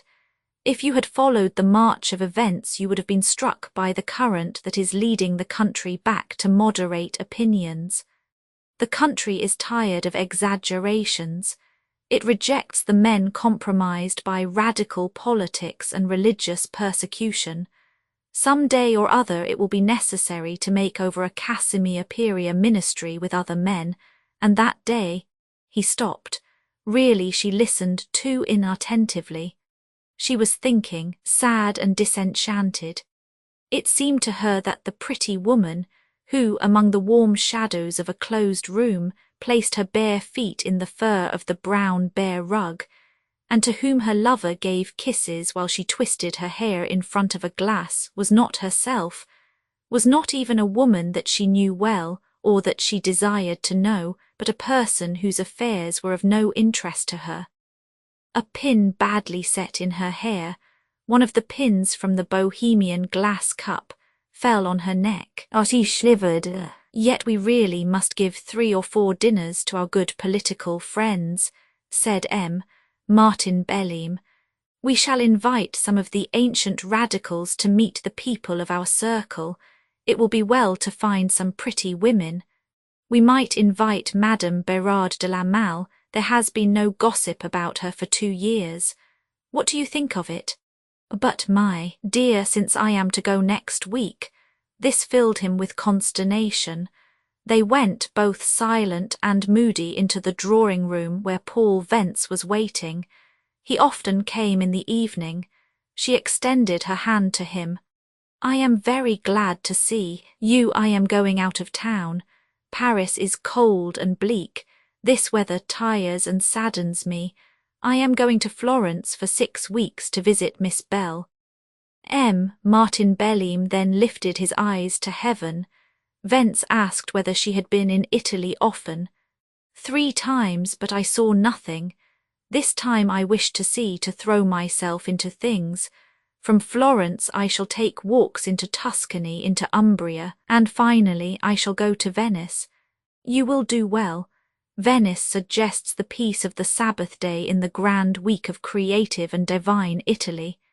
Your friend at Charter talked very prettily to me of Venice, of the atmosphere of Venice which sows pearls. Yes, at Venice the sky is a colourist. Florence inspires the mind. An old author has said, the sky of Florence is light and subtle and feeds the beautiful ideas of men. I have lived delicious days in Tuscany. I wish I could live them again. Come and see me there. He sighed. The newspaper, books, and his daily work prevented him. Martin Belleam said everyone should bow before such reasons, and that one was too happy to read the articles and the fine books written by Paul Vence to have any wish to take him from his work. Oh, my books, one never says in a book what one wishes to say. It is impossible to express one's self. I know how to talk with my pen as well as any other person, but after all, to talk or to write, what futile occupations! How wretchedly inadequate are the little signs which form syllables, words, and phrases! What becomes of the idea, the beautiful idea, which these miserable hieroglyphics hide? What does the reader make of my writing? A series of false sense, of counter-sense, and of nonsense. To read, to hear, is to translate. There are beautiful translations, perhaps. There are no faithful translations. Why should I care for the admiration which they give to my books, since it is what they themselves see in them that they admire? Every reader substitutes his visions in the place of ours. We furnish him with the means to quicken his imagination. It is a horrible thing to be a cause of such exercises. It is an infamous profession. You are jesting, said Martin Belleam. I do not think so, said Therese. He recognizes that one mind is impenetrable to another mind, and he suffers from this. He feels that he is alone when he is thinking, alone when he is writing. Whatever one may do, one is always alone in the world. That is what he wishes to say. He is right. You may always explain, you never are understood. There are signs, said Paul Vence. Don't you think, Monsieur Vence, that signs also are a form of hieroglyphics? Give me news of Monsieur Choulette. I do not see him any more. Vence replied that Choulette was very busy in forming the Third Order of St. Francis.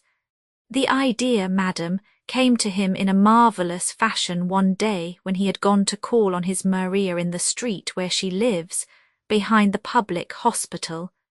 A street always damp, the houses on which are tottering.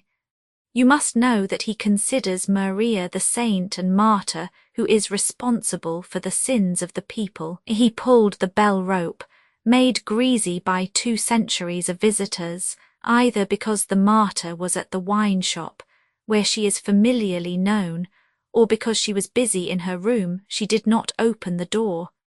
Choulette rang for a long time, and so violently that the bell rope remained in his hand. Skillful at understanding symbols and the hidden meaning of things, he understood at once that this rope had not been detached without the permission of spiritual powers.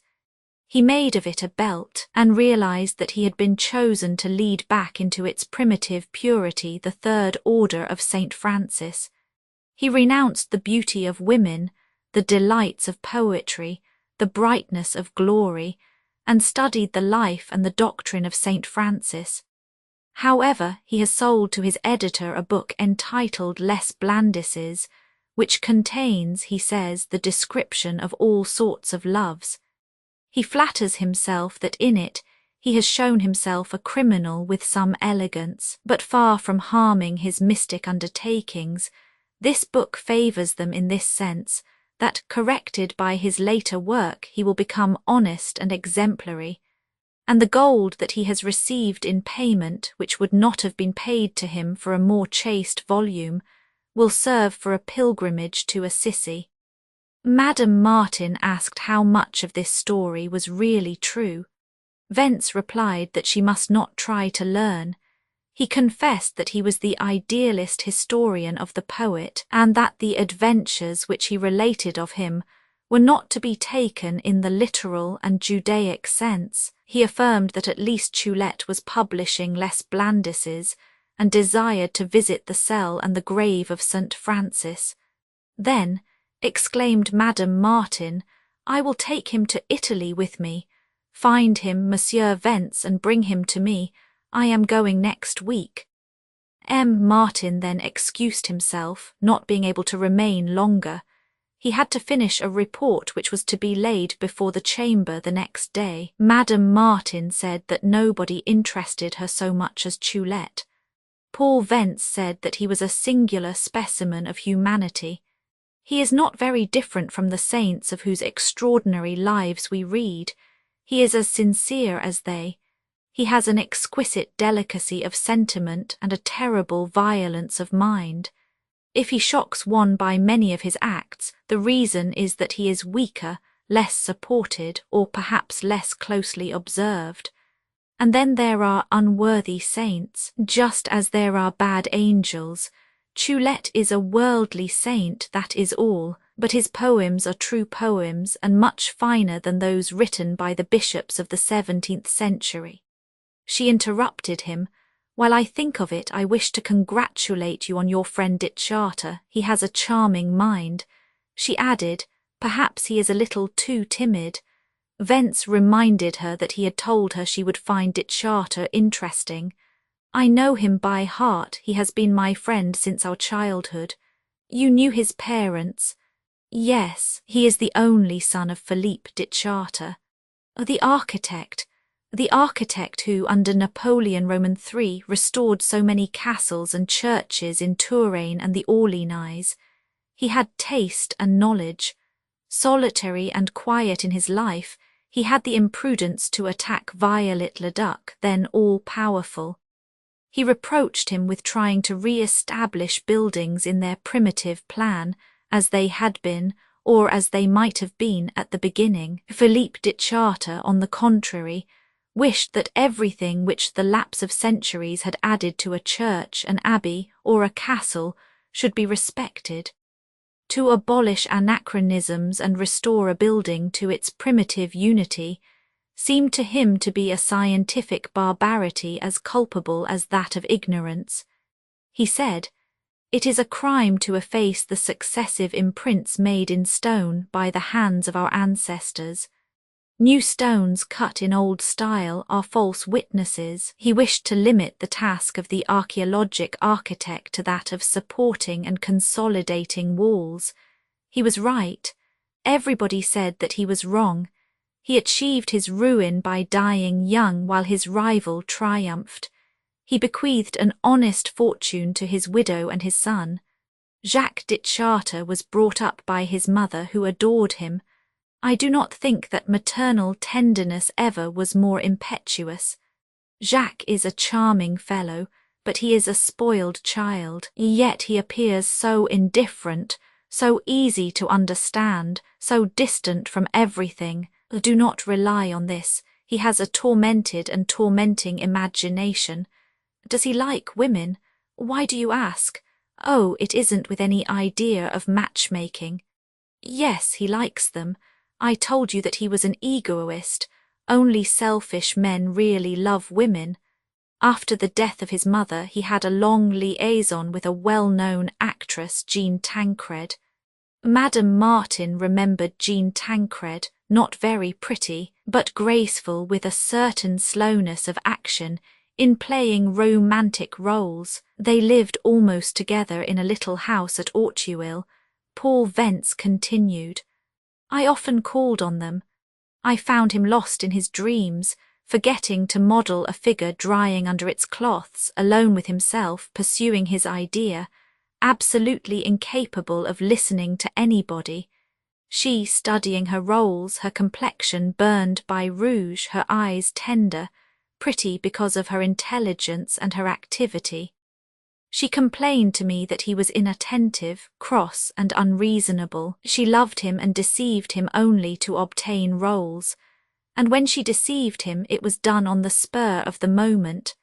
Afterward she never thought of it. A typical woman, but she was imprudent. She smiled upon Joseph Springer in the hope that he would make her a member of the Comédie Française. De Chartres left her. Now she finds it more practical to live with her managers, and Jacques finds it more agreeable to travel. Does he regret her? How can one know the things that agitate a mind anxious and mobile, selfish and passionate, desirous to surrender itself, prompt in disengaging itself, liking itself most of all among the beautiful things that it finds in the world? Brusquely she changed the subject. And your novel, Monsieur Vence?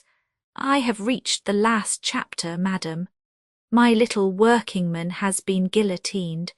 He died with that indifference of virgins without desire, who never have felt on their lips the warm taste of life. The journals and the public approve the act of justice which has just been accomplished. But in another garret, another workingman, sober, sad, and a chemist, swears to himself that he will commit an expiatory murder. He rose and said good night. She called him back. Monsieur Vence, you know that I was serious. Bring Choulette to me. When she went up to her room, her husband was waiting for her, in his red-brown plush robe, with a sort of doge's cap framing his pale and hollow face. He had an air of gravity. Behind him, by the open door of his workroom, appeared under the lamp a mass of documents bound in blue, a collection of the annual budgets. Before she could reach her room, he motioned that he wished to speak to her. My dear, I cannot understand you. You are very inconsequential. It does you a great deal of harm. You intend to leave your home without any reason, without even a pretext. And you wish to run through Europe with whom? With a bohemian, a drunkard, that man Choulette. She replied that she should travel with Madame Marmot, in which there could be nothing objectionable. But you announce you're going to everybody, yet you do not even know whether Madame Marmot can accompany you. Oh, Madame Marmot will soon pack her boxes. Nothing keeps her in Paris except her dog. She will leave it to you. You may take care of it. Does your father know of your project? It was his last resource to invoke the authority of Montesquieu. He knew that his wife feared to displease her father. He insisted, "Your father is full of sense and tact." I have been happy to find him agreeing with me several times in the advices which I have permitted myself to give you. He thinks, as I do, that Madame Malin's house is not a fit place for you to visit. The company that meets there is mixed, and the mistress of the house favours intrigue. You are wrong, I must say, not to take account of what people think. I am mistaken if your father does not think it singular that you should go away with so much frivolity, and the absence will be the more remarked, my dear, since circumstances have made me eminent in the course of this legislature. My merit has nothing to do with the case, surely, but if you had consented to listen to me at dinner, I should have demonstrated to you that the group of politicians to which I belong has almost reached power. In such a moment you should not renounce your duties as mistress of the house. You must understand this yourself. She replied, "You annoy me," and turning her back to him, she shut the door of her room between them. That night in her bed she opened a book, as she always did before going to sleep. It was a novel. She was turning the leaves with indifference when her eyes fell on these lines. "Love is like devotion, it comes late. A woman is hardly in love or devout at 20 unless she has a special disposition to be either, a sort of native sanctity. Women who are predestined to love themselves struggle a long time against that grace of love which is more terrible than the thunderbolt that fell on the road to Damascus. A woman oftenest yields to the passion of love only when age or solitude does not frighten her. Passion is an arid and burning desert. Passion is profane asceticism, as harsh as religious asceticism. Great woman lovers are as rare as great penitent women. Those who know life well know that women do not easily bind themselves in the chains of real love. They know that nothing is less common than sacrifice among them, and consider how much a worldly woman must sacrifice when she is in love. Liberty, quietness, the charming play of a free mind, coquetry, amusement, pleasure, she loses everything. Coquetry is permissible. One may conciliate that with all the exigencies of fashionable life. Not so love. Love is the least mundane of passions, the most antisocial, the most savage, the most barbarous, so the world judges it more severely than mere gallantry or looseness of manners. In one sense the world is right. A woman in love betrays her nature and fails in her function, which is to be admired by all men like a work of art. A woman is a work of art, the most marvellous that man's industry ever has produced. A woman is a wonderful artifice due to the concourse of all the arts mechanical and of all the arts liberal. She is the work of everybody, she belongs to the world. Therese closed the book and thought that these ideas were only the dreams of novelists who did not know life. She knew very well that there was in reality neither a Carmel of passion, nor a chain of love, nor a beautiful and terrible vocation against which the predestined one resisted in vain. She knew very well that love was only a brief intoxication from which one recovered a little sadder. And yet, perhaps, she did not know everything. Perhaps there were loves in which one was deliciously lost. She put out her lamp. The dreams of her first youth came back to her. The Red Lily by Anatole, France. Chapter 6. It was raining. Madame Martin Belleam saw confusedly through the glass of her coupe the multitude of passing umbrellas like black turtles under the watery skies. She was thinking. Her thoughts were grey and indistinct like the aspect of the streets and the squares. She no longer knew why the idea had come to her to spend a month with Miss Bell. Truly, she never had known. The idea had been like a spring, at first hidden by leaves, and now forming the current of a deep and rapid stream. She remembered that Tuesday night at dinner she had said suddenly that she wished to go, but she could not remember the first flush of that desire. It was not the wish to act toward Robert Lemenil as he was acting toward her. Doubtless she thought it excellent to go travelling in Italy while he went fox hunting. This seemed to her a fair arrangement. Robert, who was always pleased to see her when he came back, would not find her on his return. She thought this would be right. She had not thought of it at first, and since then she had thought little of it, and really she was not going for the pleasure of making him grieve. She had against him a thought less piquant and more harsh. She did not wish to see him soon. He had become to her almost a stranger. He seemed to her a man like others, better than most others, good-looking, estimable, and who did not displease her, but he did not preoccupy her. Suddenly he had gone out of her life. She could not remember how he had become mingled with it. The idea of belonging to him shocked her. The thought that they might meet again in the small apartment of the Rue Spontini was so painful to her that she discarded it at once. She preferred to think that an unforeseen event would prevent their meeting again, the end of the world, for example. M. Lagrange, member of the Académie des Sciences, had told her the day before of a comet which some day might meet the earth, envelop it with its flaming hair, imbue animals and plants with unknown poisons, and make all men die in a frenzy of laughter. She expected that this or something else would happen next month. It was not inexplicable that she wished to go, but that her desire to go should contain a vague joy, that she should feel the charm of what she was to find, was inexplicable to her. Her carriage left her at the corner of a street. There, under the roof of a tall house behind 5 windows in a small, neat apartment, Madame Marmot had lived since the death of her husband. Countess Martin found her in her modest drawing-room opposite M. Lagrange, half asleep in a deep armchair. This worldly old savant had remained ever faithful to her. He it was who, the day after M. Marmot's funeral, had conveyed to the unfortunate widow the poisoned speech delivered by Schmoll. She had fainted in his arms. Madame Marmot thought that he lacked judgment, but he was her best friend. They dined together often with rich friends.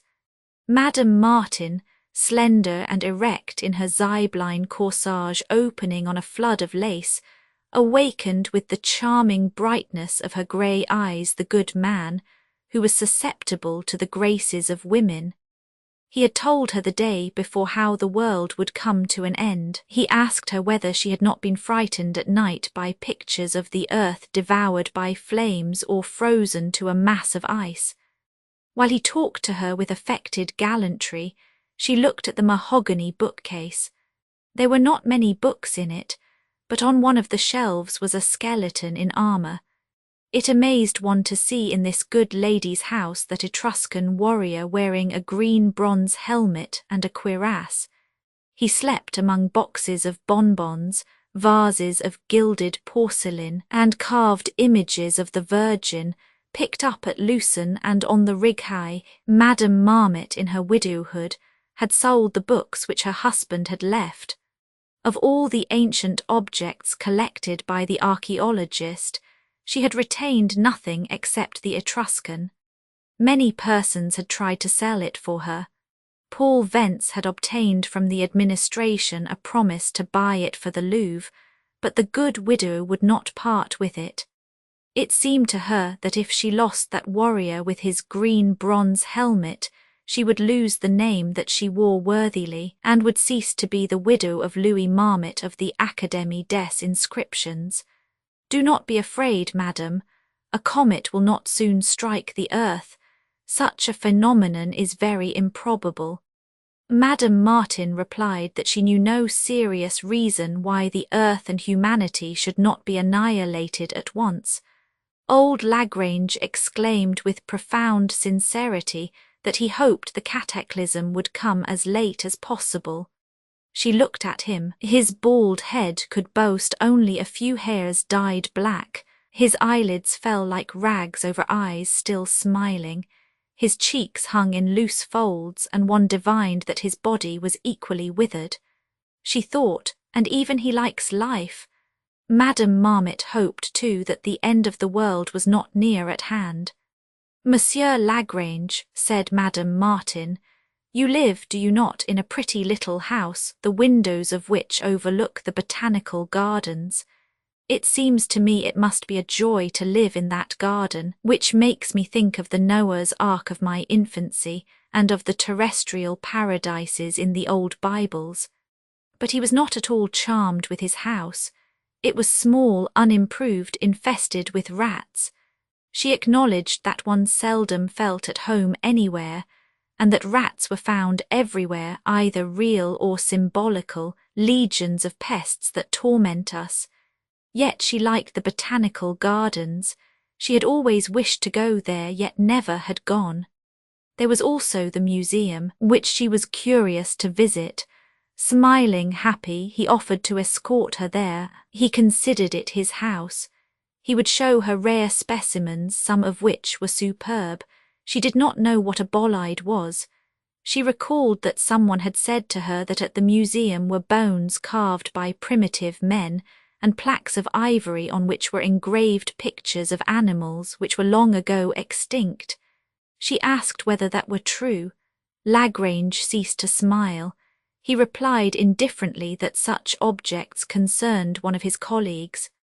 "Ah," said Madame Martin, "then they are not in your showcase." She observed that learned men were not curious, and that it is indiscreet to question them on things that are not in their own showcases.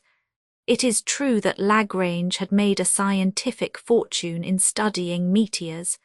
This had led him to study comets, but he was wise. For 20 years he had been preoccupied by nothing except dining out. When he had left, Countess Martin told Madame Marmot what she expected of her. "I am going next week to Fiesole to visit Miss Bell, and you are coming with me." The good Madame Marmot, with placid brow yet searching eyes, was silent for a moment. Then she refused gently, but finally consented. Chapter 7. The Marseille Express was ready on the quay where the postmen ran, and the carriages rolled amid smoke and noise under the light that fell from the windows. Through the open doors travellers in long cloaks came and went. At the end of the station, blinding with soot and dust, a small rainbow could be discerned, not larger than one's hand. Countess Martin and the good Madame Marniot were already in their carriage, under the rack loaded with bags, among newspapers thrown on the cushions. Choulette had not appeared, and Madame Martin expected him no longer. Yet he had promised to be at the station. He had made his arrangements to go, and had received from his publisher the price of Les Blandises. Paul Vence had brought him one evening to Madame Martin's house. He had been sweet, polished, full of witty gaiety and naïve joy. She had promised herself much pleasure in travelling with a man of genius, original, picturesquely ugly, with an amusing simplicity, like a child prematurely old and abandoned, full of vices, yet with a certain degree of innocence. The doors closed. She expected him no longer. She should not have counted on his impulsive and vagabondish mind. At the moment when the engine began to breathe hoarsely, Madame Marmot, who was looking out of the window, said quietly, "I think that Monsieur Choulette is coming." He was walking along the quay, limping with his hat on the back of his head, his beard unkempt, and dragging an old carpet bag.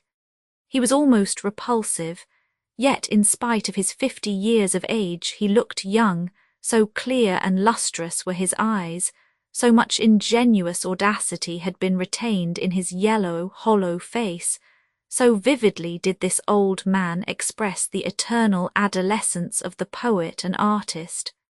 When she saw him, Therese regretted having invited so strange a companion. He walked along, throwing a hasty glance into every carriage, a glance which little by little became sullen and distrustful. But when he recognized Madame Martin, he smiled so sweetly and said good morning to her in so caressing a voice that nothing was left of the ferocious old vagabond walking on the quay, nothing except the old carpet bag, the handles of which were half broken. He placed it in the rack with great care, among the elegant bags enveloped with grey cloth, beside which it looked conspicuously sordid. It was studded with yellow flowers on a blood-coloured background. He was soon perfectly at ease and complimented Madame Martin on the elegance of her travelling attire. "Excuse me, ladies," he added, "I was afraid I should be late. I went to 6 o'clock Mass at St. Severin, my parish, in the Virgin Chapel under those pretty but absurd columns that point toward heaven, though frail as reeds like us, poor sinners that we are." "Ah," said Madame Martin, "you are pious today," and she asked him whether he wore the cordon of the order which he was founding. He assumed a grave and penitent air. "I am afraid, madam, that Monsieur Paul Vence has told you many absurd stories about me.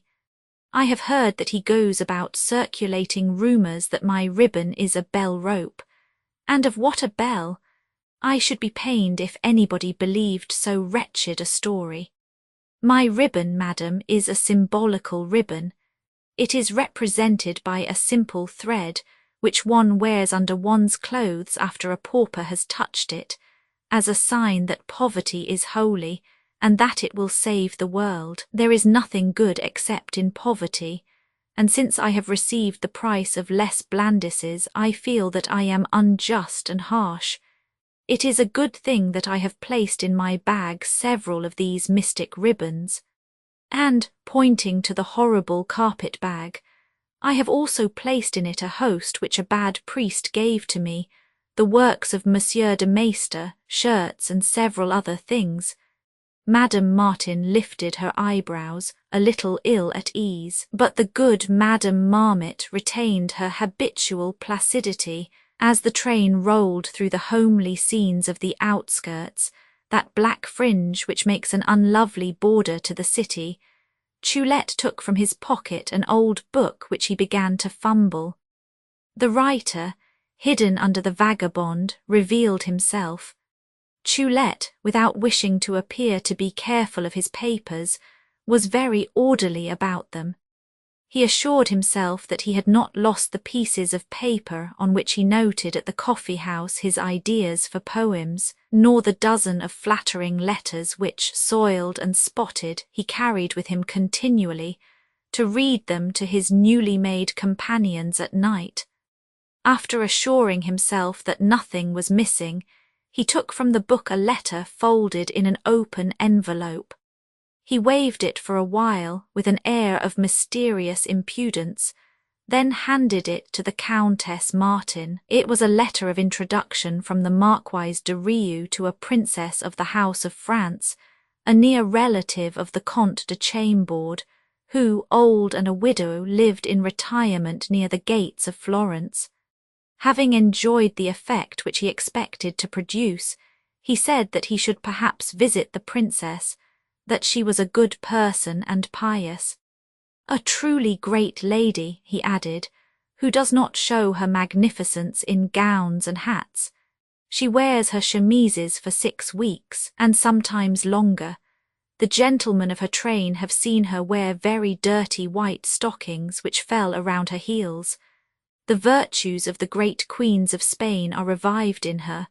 Oh, those soiled stockings, what real glory there is in them! He took the letter and put it back in his book. Then, arming himself with a horn-handled knife, he began, with its point, to finish a figure sketched in the handle of his stick. He complimented himself on it. "I am skilful in all the arts of beggars and vagabonds. I know how to open locks with a nail, and how to carve wood with a bad knife. The head began to appear. It was the head of a thin woman weeping.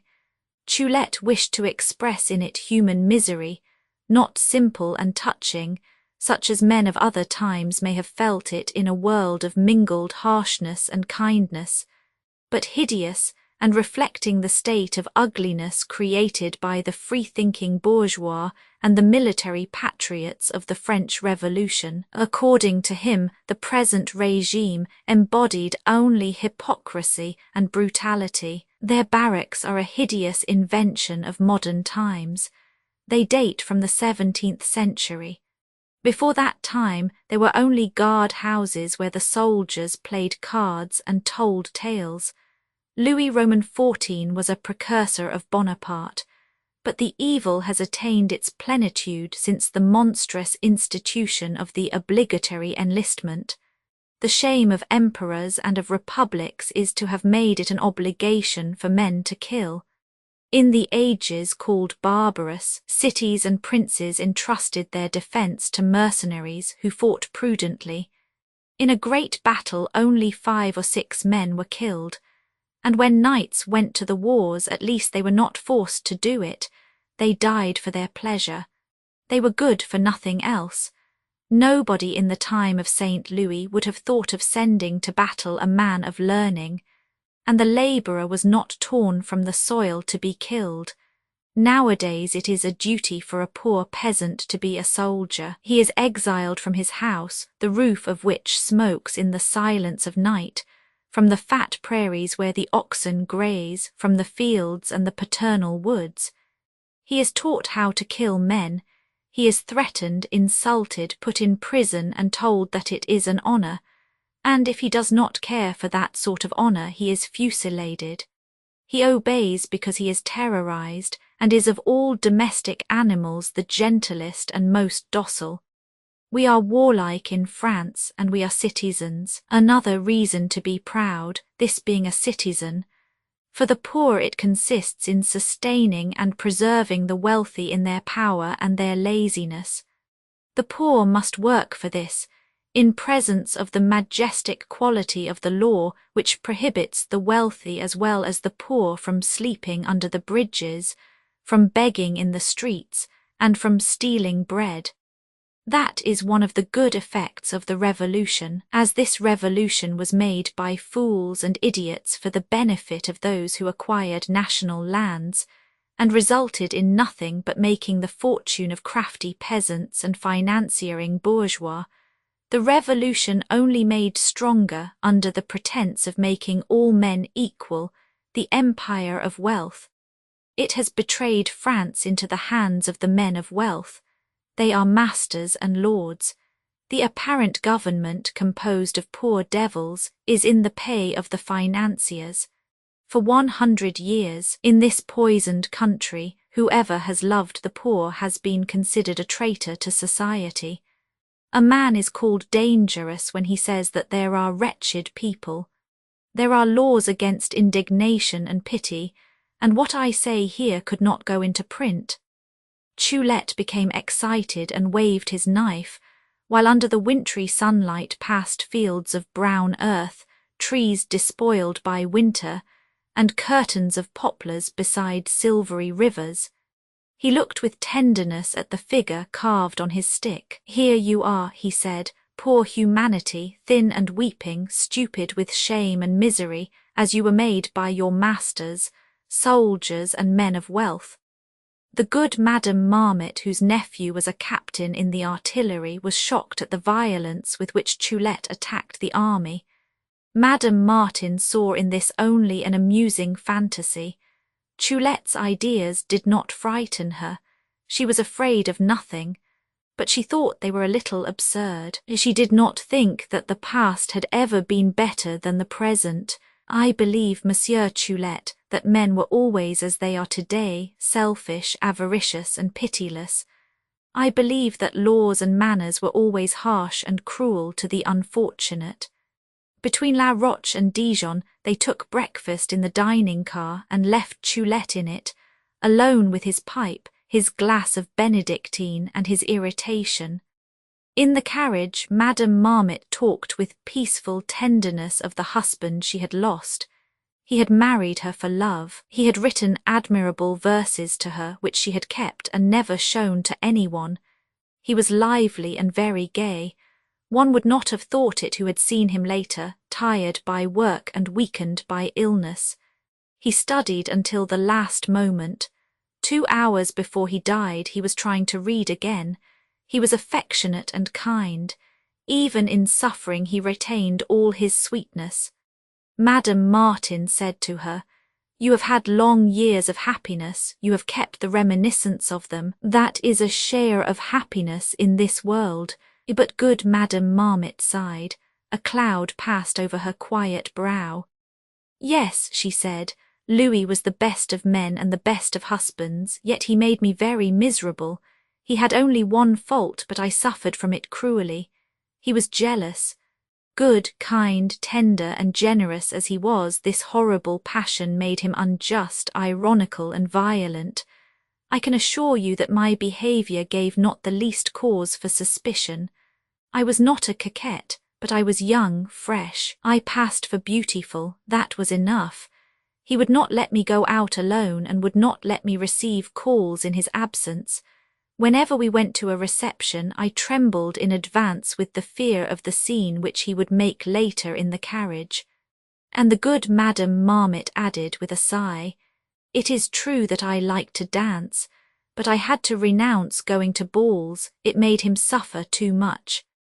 Countess Martin expressed astonishment. She had always imagined Marmot as an old man, timid, and absorbed by his thoughts, a little ridiculous between his wife, plump, white, and amiable, and the skeleton wearing a helmet of bronze and gold. But the excellent widow confided to her that, at 55 years of age, when she was 53, Louis was just as jealous as on the first day of their marriage. And Therese thought that Robert had never tormented her with jealousy. Was it on his part a proof of tact and good taste, a mark of confidence, or was it that he did not love her enough to make her suffer? She did not know, and she did not have the heart to try to know. She would have to look through recesses of her mind which she preferred not to open. She murmured carelessly, "We long to be loved, and when we are loved we are tormented or worried." The day was finished in reading and thinking. Choulette did not reappear. Night covered little by little with its grey clouds the mulberry trees of the Dauphine. Madame Marmot went to sleep peacefully, resting on herself as on a mass of pillows. Therese looked at her and thought, "She is happy since she likes to remember." The sadness of night penetrated her heart, and when the moon rose on the fields of olive trees, seeing the soft lines of plains and of hills past Therese, in this landscape wherein everything spoke of peace and oblivion, and nothing spoke of her, regretted the Seine, the Arc de Triomphe with its radiating avenues, and the alleys of the park where, at least, the trees and the stones knew her. Suddenly Choulette threw himself into the carriage. Armed with his knotty stick, his face and head enveloped in red wool and a fur cap, he almost frightened her. It was what he wished to do. His violent attitudes and his savage dress were studied. Always seeking to produce effects, it pleased him to seem frightful. He was a coward himself, and was glad to inspire the fears he often felt. A moment before, as he was smoking his pipe, he had felt, while seeing the moon swallowed up by the clouds, one of those childish frights that tormented his light mind. He had come near the Countess to be reassured. "Arles," he said, "do you know Arles? It is a place of pure beauty.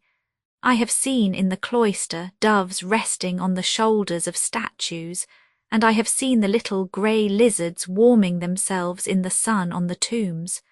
The tombs are now in 2 rows on the road that leads to the church.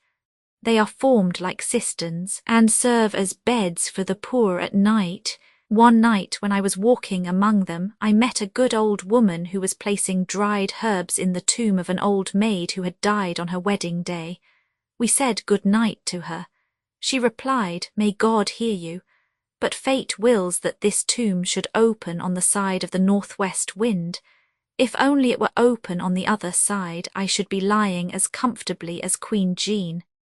Therese made no answer.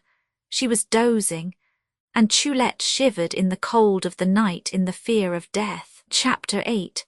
In her English cart, which she drove herself, Miss Bell had brought over the hills, from the railway station at Florence, the Countess Martin Belleam and Madame Marmot to her pink-tinted house at Fiesole, which, crowned with a long balustrade, overlooked the incomparable city.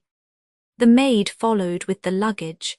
Choulette lodged, by Miss Bell's attention, in the house of a sacristan's widow in the shadow of the Cathedral of Fiesole, was not expected until dinner. Plain and gentle, wearing short hair, a waistcoat, a man's shirt on a chest like a boy's, almost graceful with small hips, the poetess was doing for her French friends the honours of the house, which reflected the ardent delicacy of her taste. On the walls of the drawing-room were pale virgins, with long hands, reigning peacefully among angels, patriarchs and saints in beautiful gilded frames. On a pedestal stood a Magdalene, clothed only with her hair, frightful with thinness and old age, some beggar of the road to Pistoia, burned by the suns and the snows, whom some unknown precursor of Donatello had moulded. And everywhere were Miss Bell's chosen alms bells and cymbals. The largest lifted their bronze clappers at the angles of the room, others formed a chain at the foot of the walls. Smaller ones ran along the cornices. There were bells over the hearth, on the cabinets, and on the chairs. The shelves were full of silver and golden bells. There were big bronze bells marked with the Florentine lily, bells of the Renaissance representing a lady wearing a white gown, bells of the dead decorated with tears and bones, bells covered with symbolical animals and leaves, which had rung in the churches in the time of St. Louis, table bells of the 17th century having a statuette for a handle, the flat, clear cowbells of the Ruth Valley, Hindu bells, Chinese bells formed like cylinders. They had come from all countries and all times at the magic call of little Miss Bell. "You look at my speaking arms," she said to Madame Martin. "I think that all these Mrs. Bell are pleased to be here, and I should not be astonished if some day they all began to sing together, but you must not admire them all equally. Reserve your purest and most fervent praise for this one." And striking with her finger a dark, bare bell which gave a faint sound, "This one," she said, "is a holy village bell of the 5th century. She is a spiritual daughter of St. Paulin de Nole, who was the first to make the sky sing over our heads. The metal is rare. Soon I will show to you a gentle Florentine, the Queen of Bells. She is coming. But I bore you, darling, with my babble, and I bore too the good Madame Marmot. It is wrong." She escorted them to their rooms. An hour later Madame Martin, rested, fresh in a gown of foulard and lace, went on the terrace where Miss Bell was waiting for her. The humid air, warmed by the sun, exhaled the restless sweetness of spring. Therese, resting on the balustrade, bathed her eyes in the light. At her feet, the cypress trees raised their black distaffs, and the olive trees looked like sheep on the hills. In the valley, Florence extended its domes, its towers, and the multitudes of its red roofs, through which the Arno showed its undulating line. Beyond were the soft, blue hills. She tried to recognize the Boboli gardens where she had walked at her first visit, the Cassine which she did not like, the Pitti Palace. Then the charming infinity of the sky attracted her. She looked at the forms in the clouds. After a long silence, Vivian Bell extended her hand toward the horizon. "Darling, I do not know how to say what I wish. But look, darling, look again. What you see there is unique in the world. Nature is nowhere else so subtle, elegant and fine. The god who made the hills of Florence was an artist. Oh, he was a jeweller, an engraver, a sculptor, a bronze founder, and a painter. He was a Florentine. He did nothing else in the world, darling. The rest was made by a hand less delicate, whose work was less perfect. How can you think that that violet hill of San Miniato, so firm and so pure in relief, was made by the author of Mont Blanc? It is not possible. This landscape has the beauty of an antique medal and of a precious painting. It is a perfect and measured work of art. And here is another thing that I do not know how to say, that I cannot even understand, but which is a real thing. In this country I feel, and you will feel as I do, darling, half alive and half dead, in a condition which is sad, noble, and very sweet. Look again, you will realize the melancholy of those hills that surround Florence, and see a delicious sadness ascend from the land of the dead. The sun was low over the horizon. The bright points of the mountain peaks faded one by one, while the clouds inflamed the sky. Madame Marmot sneezed. Miss Bell sent for some shawls and warned the French women that the evenings were fresh and that the night air was dangerous. Then suddenly she said, "Darling, you know Monsieur Jacques de Chartres. Well, he wrote to me that he would be at Florence next week.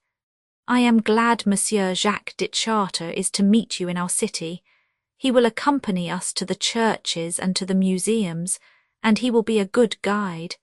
He understands beautiful things because he loves them, and he has an exquisite talent as a sculptor. His figures in medallions are admired more in England than in France. Oh, I am so glad Monsieur Jacques de Chartres and you are to meet at Florence, darling." Chapter 9. She next day, as they were traversing the square where are planted, in imitation of antique amphitheatres, 2 marble pillars, Madame Marmot said to the Countess Martin, "I think I see Monsieur Choulette." Seated in a shoemaker's shop, his pipe in his hand, Choulette was making rhythmic gestures and appeared to be reciting verses. The Florentine cobbler listened with a kind smile. He was a little, bald man, and represented one of the types familiar to Flemish painters. On a table among wooden lasts, nails, leather, and wax, a basilic plant displayed its round green head. A sparrow lacking a leg, which had been replaced by a match, hopped on the old man's shoulder and head. Madame Martin, amused by this spectacle, called Choulette from the threshold. He was softly humming a tune, and she asked him why he had not gone with her to visit the Spanish chapel. He arose and replied, "Madam, you are preoccupied by vain images, but I live in life and in truth." He shook the cobbler's hand and followed the 2 ladies. While going to church, he said, "I saw this old man who, bending over his work and pressing a last between his knees as in a vise, was sewing coarse shoes. I felt that he was simple and kind. I said to him in Italian, 'My father, will you drink with me a glass of Chianti?' He consented. He went for a flagon and some glasses, and I kept the shop." And Choulette pointed to 2 glasses and a flagon placed on a stove. When he came back, we drank together. I said vague but kind things to him, and I charmed him by the sweetness of sounds. I will go again to his shop. I will learn from him how to make shoes and how to live without desire. After which I shall not be sad again, for desire and idleness alone make us sad. The Countess Martin smiled. "Monsieur Choulette, I desire nothing, and nevertheless I am not joyful. Must I make shoes too?" Choulette replied, gravely, "It is not yet time for that." When they reached the gardens of the Ori Solari, Madame Marmot sank on a bench. She had examined at Santa Maria Novella the frescoes of Ghirlandajo, the stalls of the choir, the Virgin of Cimabue, the paintings in the cloister. She had done this carefully in memory of her husband, who had greatly liked Italian art. She was tired. Choulette sat by her and said, "Madam, could you tell me whether it is true that the Pope's gowns are made by Worth?" Madame Marmot thought not. Nevertheless, Choulette had heard people say this in cafes. Madame Marmot was astonished that Choulette, a Catholic and a socialist, should speak so disrespectfully of a pope friendly to the Republic. But he did not like Leo Roman XIII. The wisdom of princes is short-sighted, he said. The salvation of the Church must come from the Italian Republic, as Leo Roman XIII believes and wishes, but the Church will not be saved in the manner which this pious Machiavelli thinks. The revolution will make the Pope lose his last sou with the rest of his patrimony, and it will be salvation. The Pope, destitute and poor, will then become powerful. He will agitate the world. We shall see again Peter, Lynn, Clet, Anaclet and Clement, the humble, the ignorant. Men like the early saints will change the face of the earth. If tomorrow in the chair of Peter came to sit a real bishop, a real Christian, I would go to him and say, do not be an old man buried alive in a golden tomb. Quit your noble guards and your cardinals. Quit your court and its simulacrums of power. Take my arm and come with me to beg for your bread among the nations. Covered with rags, poor, ill, dying, go on the highways, showing in yourself the image of Jesus. Say, I am begging my bread for the condemnation of the wealthy. Go into the cities and shout from door to door with a sublime stupidity. Be humble, be gentle, be poor. Announce peace and charity to the cities, to the dens and to the barracks. You will be disdained, the mob will throw stones at you. Policemen will drag you into prison.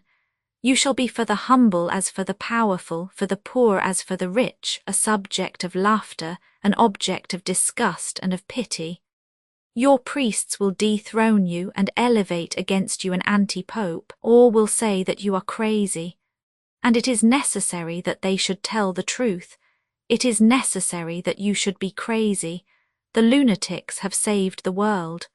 Men will give to you the crown of thorns and the reed scepter, and they will spit in your face, and it is by that sign that you will appear as Christ and true King, and it is by such means that you will establish Christian socialism, which is the kingdom of God on earth. Having spoken in this way, Choulette lighted one of those long and tortuous Italian cigars which are pierced with a straw.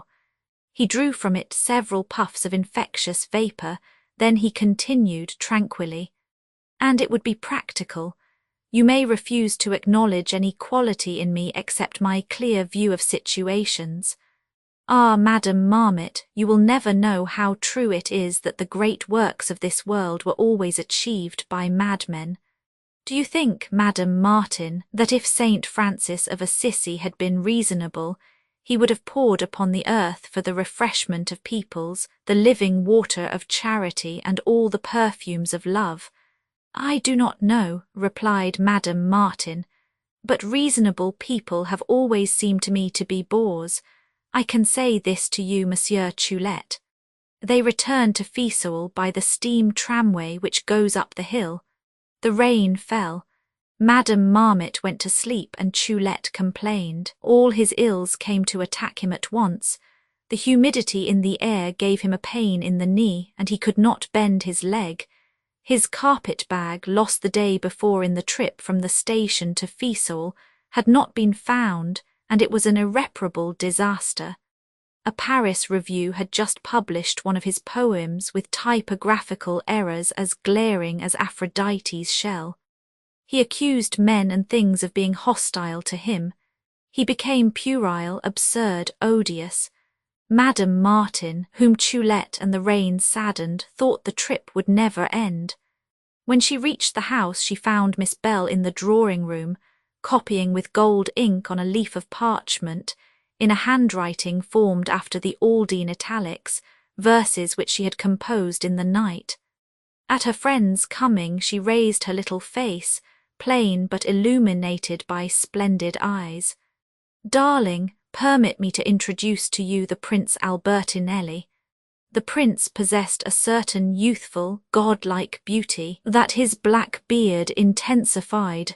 He bowed. "Madam, you would make one love France if that sentiment were not already in our hearts." The Countess and Choulette asked Miss Bell to read to them the verses she was writing. She excused herself from reciting her uncertain cadence to the French poet, whom she liked best after Francois Villon. Then she recited in her pretty, hissing, bird-like voice.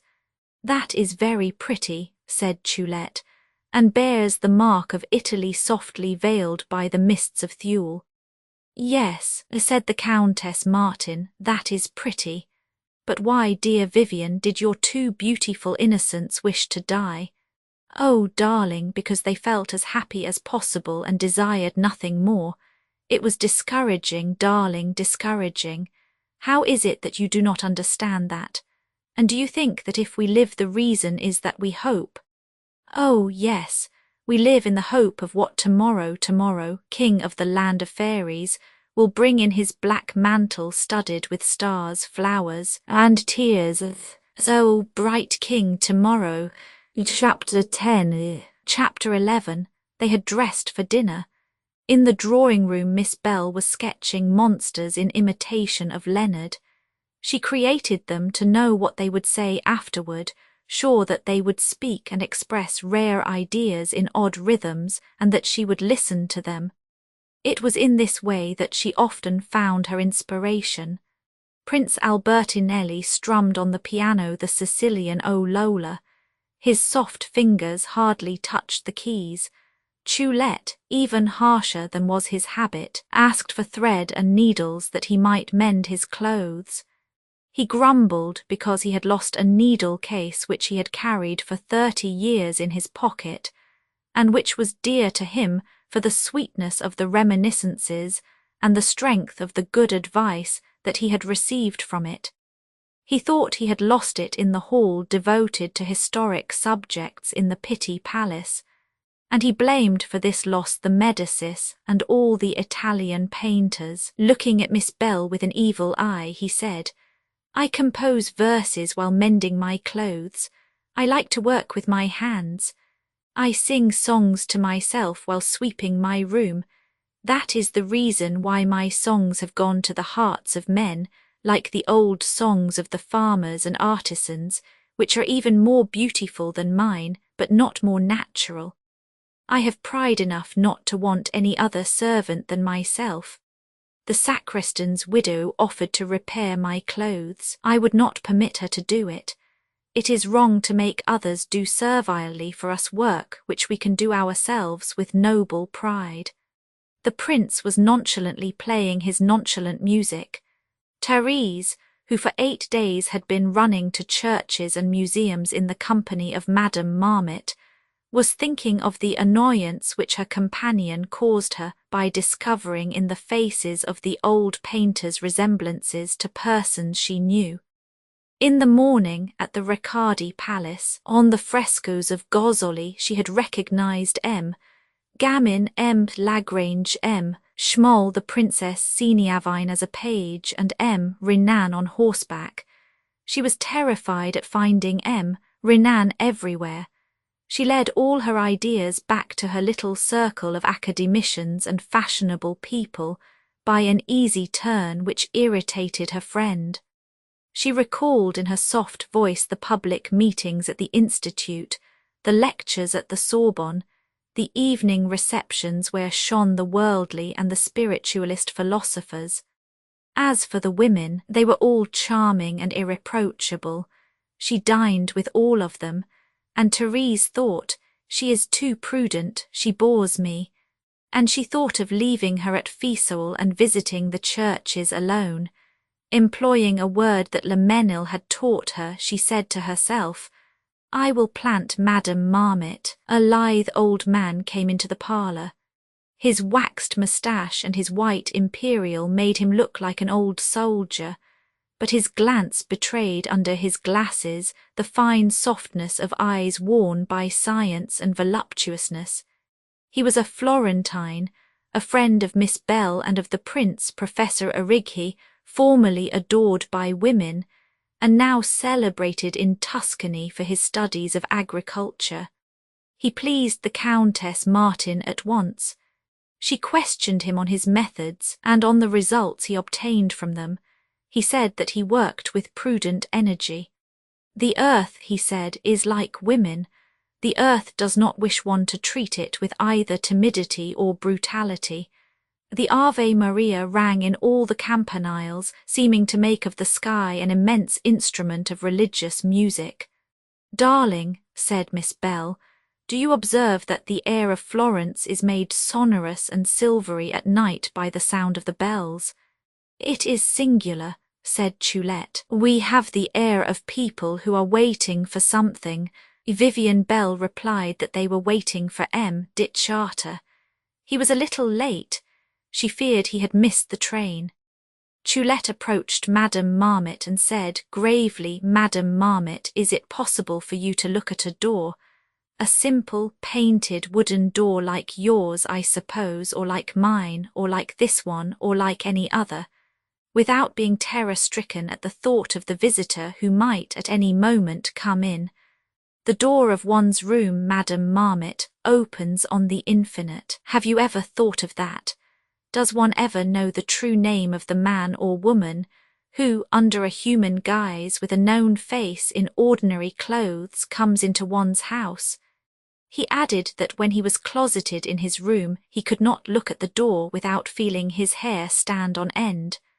But Madame Marmot saw the doors of her rooms open without fear. She knew the name of everyone who came to see her, charming persons. Choulette looked at her sadly and said, shaking his head, "Madame Marmot, those whom you call by their terrestrial names have other names which you do not know, and which are their real names." Madame Martin asked Choulette if he thought that misfortune needed to cross the threshold in order to enter one's life. "Misfortune is ingenious and subtle. It comes by the window, it goes through walls. It does not always show itself, but it is always there. The poor doors are innocent of the coming of that unwelcome visitor." Choulette warned Madame Martin severely that she should not call misfortune an unwelcome visitor. "Misfortune is our greatest master and our best friend. Misfortune teaches us the meaning of life. Madam, when you suffer, you know what you must know. You believe what you must believe, you do what you must do, you are what you must be, and you shall have joy which pleasure expels. True joy is timid, and does not find pleasure among a multitude." Prince Albertinelli said that Miss Bell and her French friends did not need to be unfortunate in order to be perfect, and that the doctrine of perfection reached by suffering was a barbarous cruelty, held in horror under the beautiful sky of Italy. When the conversation languished, he prudently sought again at the piano the phrases of the graceful and banal Sicilian air, fearing to slip into an air of Trovator, which was written in the same manner. Vivian Bell questioned the monsters she had created, and complained of their absurd replies. "At this moment," she said, "I should like to hear speak only figures on tapestries which should say tender things, ancient and precious as themselves." And the handsome prince, carried away by the flood of melody, sang. His voice displayed itself like a peacock's plumage, and died in spasms of O's and R's. The good Madame Marmot, her eyes fixed on the door, said, "I think that Monsieur dit Charter is coming."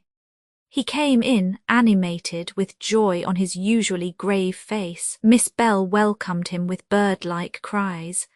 "Monsieur dit Charter, we were impatient to see you. Monsieur Choulette was talking evil of doors, yes, of doors of houses, and he was saying also that misfortune is a very obliging old gentleman. You have lost all these beautiful things. You have made us wait very long, Monsieur dit Charter." "Why?" He apologized. He had taken only the time to go to his hotel and change his dress. He had not even gone to bow to his old friend the bronze San Marco, so imposing in his niche on the San Michel wall. He praised the poetess and saluted the Countess Martin with joy hardly concealed. Before quitting Paris, I went to your house, where I was told you had gone to wait for spring at Fiesole with Miss Bell. I then had the hope of finding you in this country, which I love now more than ever. She asked him whether he had gone to Venice, and whether he had seen again at Ravenna the empresses wearing aureolas and the phantoms that had formerly dazzled him. No, he had not stopped anywhere. She said nothing. Her eyes remained fixed on the corner of the wall on the St. Pauline bell. He said to her, "You are looking at the Nolette." Vivian Bell laid aside her papers and her pencils. "You shall soon see a marvel, Monsieur de Chartres. I have found the Queen of Small Bells. I found it at Rimini in an old building in ruins, which is used as a warehouse. I bought it and packed it myself. I am waiting for it, you shall see. It bears a Christ on a cross between the Virgin and St. John, the date of 1400, and the arms of Malatesta. Monsieur de Chartres, you are not listening enough. Listen to me attentively. In 1400, Lorenzo Ghiberti, fleeing from war and the plague, took refuge at Rimini at Paola Malatesta's house. It was he that modelled the figures of my bell. And you shall see here next week Ghiberti's work." The servant announced that dinner was served. Miss Bell apologised for serving to them Italian dishes. Her cook was a poet of Fiesole. At table, before the fire scarny enveloped with corn straw, they talked of the 15th century which they loved. Prince Albertinelli praised the artists of that epoch for their universality, for the fervent love they gave to their art, and for the genius that devoured them. He talked with emphasis in a caressing voice. De Chartres admired them, but he admired them in another way. To praise in a becoming manner, he said, those men who worked so heartily, the praise should be modest and just. They should be placed in their workshops, in the shops where they worked as artisans. It is there that one may admire their simplicity and their genius. They were ignorant and rude. They had read little and seen little. The hills that surround Florence were the boundary of their horizon. They knew only their city, the Holy Scriptures, and some fragments of antique sculptures, studied and caressed lovingly. "You are right," said Professor Arrighi. They had no other care than to use the best processes, their minds bent only on preparing varnish and mixing colours. The one who first thought of pasting a canvas on a panel in order that the painting should not be broken when the wood was split passed for a marvellous man. Every master had his secret formulae. "Happy time," said de Chartres, "when nobody troubled himself about that originality for which we are so avidly seeking today. The apprentice tried to work like the master. He had no other ambition than to resemble him, and it was without trying to be that he was different from the others. They worked not for glory, but to live. They were right," said Choulette. "Nothing is better than to work for a living." The desire to attain fame, continued de Chartres, did not trouble them. As they did not know the past, they did not conceive the future, and their dream did not go beyond their lives. They exercised a powerful will in working well. Being simple, they made few mistakes, and saw the truth which our intelligence conceals from us. Choulette began to relate to Madame Marmot the incidents of a call he had made during the day on the Princess of the House of France, to whom the Marquise de Rieux had given him a letter of introduction. He liked to impress upon people the fact that he, the bohemian and vagabond, had been received by that royal princess, at whose house neither Miss Bell nor the Countess Martin would have been admitted, and whom Prince Albertinelli prided himself on having met one day at some ceremony. "She devotes herself," said the prince, "to the practices of piety." "She is admirable for her nobility and her simplicity," said Choulette. "In her house, surrounded by her gentlemen and her ladies, she causes the most rigorous etiquette to be observed, so that her grandeur is almost a penance, and every morning she scrubs the pavement of the church. It is a village church where the chickens roam while the cure plays briscola with the sacristan. And Choulette, bending over the table, imitated with his napkin a servant scrubbing. Then, raising his head, he said gravely, "After waiting in consecutive anterooms, I was at last permitted to kiss her hand." And he stopped. Madame Martin asked impatiently, "What did she say to you, that princess so admirable for her nobility and her simplicity?" She said to me, "Have you visited Florence? I am told that recently new and handsome shops have been opened which are lighted at night. She said also we have a good chemist here. The Austrian chemists are not better. He placed on my leg 6 months ago a porous plaster which has not yet come off." Such are the words that Maria Therese deigned to address to me. O simple grandeur, O Christian virtue, O daughter of St. Louis, O marvellous echo of your voice, holy Elizabeth of Hungary. Madame Martin smiled. She thought that Choulette was mocking, but he denied the charge indignantly, and Miss Bell said that Madame Martin was wrong. It was a fault of the French, she said, to think that people were always jesting. Then they reverted to the subject of art, which in that country is inhaled with the air. "As for me," said the Countess Martin, "I am not learned enough to admire Giotto and his school. What strikes me is the sensuality of that art of the 15th century which is said to be Christian. I have seen piety and purity only in the images of Fra Angelico, although they are very pretty. The rest, those figures of virgins and angels, are voluptuous, caressing, and at times perversely ingenuous. What is there religious in those young Magian kings, handsome as women, in that Saint Sebastian, brilliant with youth, who seems merely the dolorous Bacchus of Christianity?" Dittscharter replied that he thought as she did, and that they must be right, she and he, since Savonarola was of the same opinion and, finding no piety in any work of art, wished to burn them all. There were at Florence in the time of the superb Manfred, who was half a Mussulman, men who were said to be of the sect of Epicurus, and who sought for arguments against the existence of God. Guido Cavalcanti disdained the ignorant folk who believed in the immortality of the soul.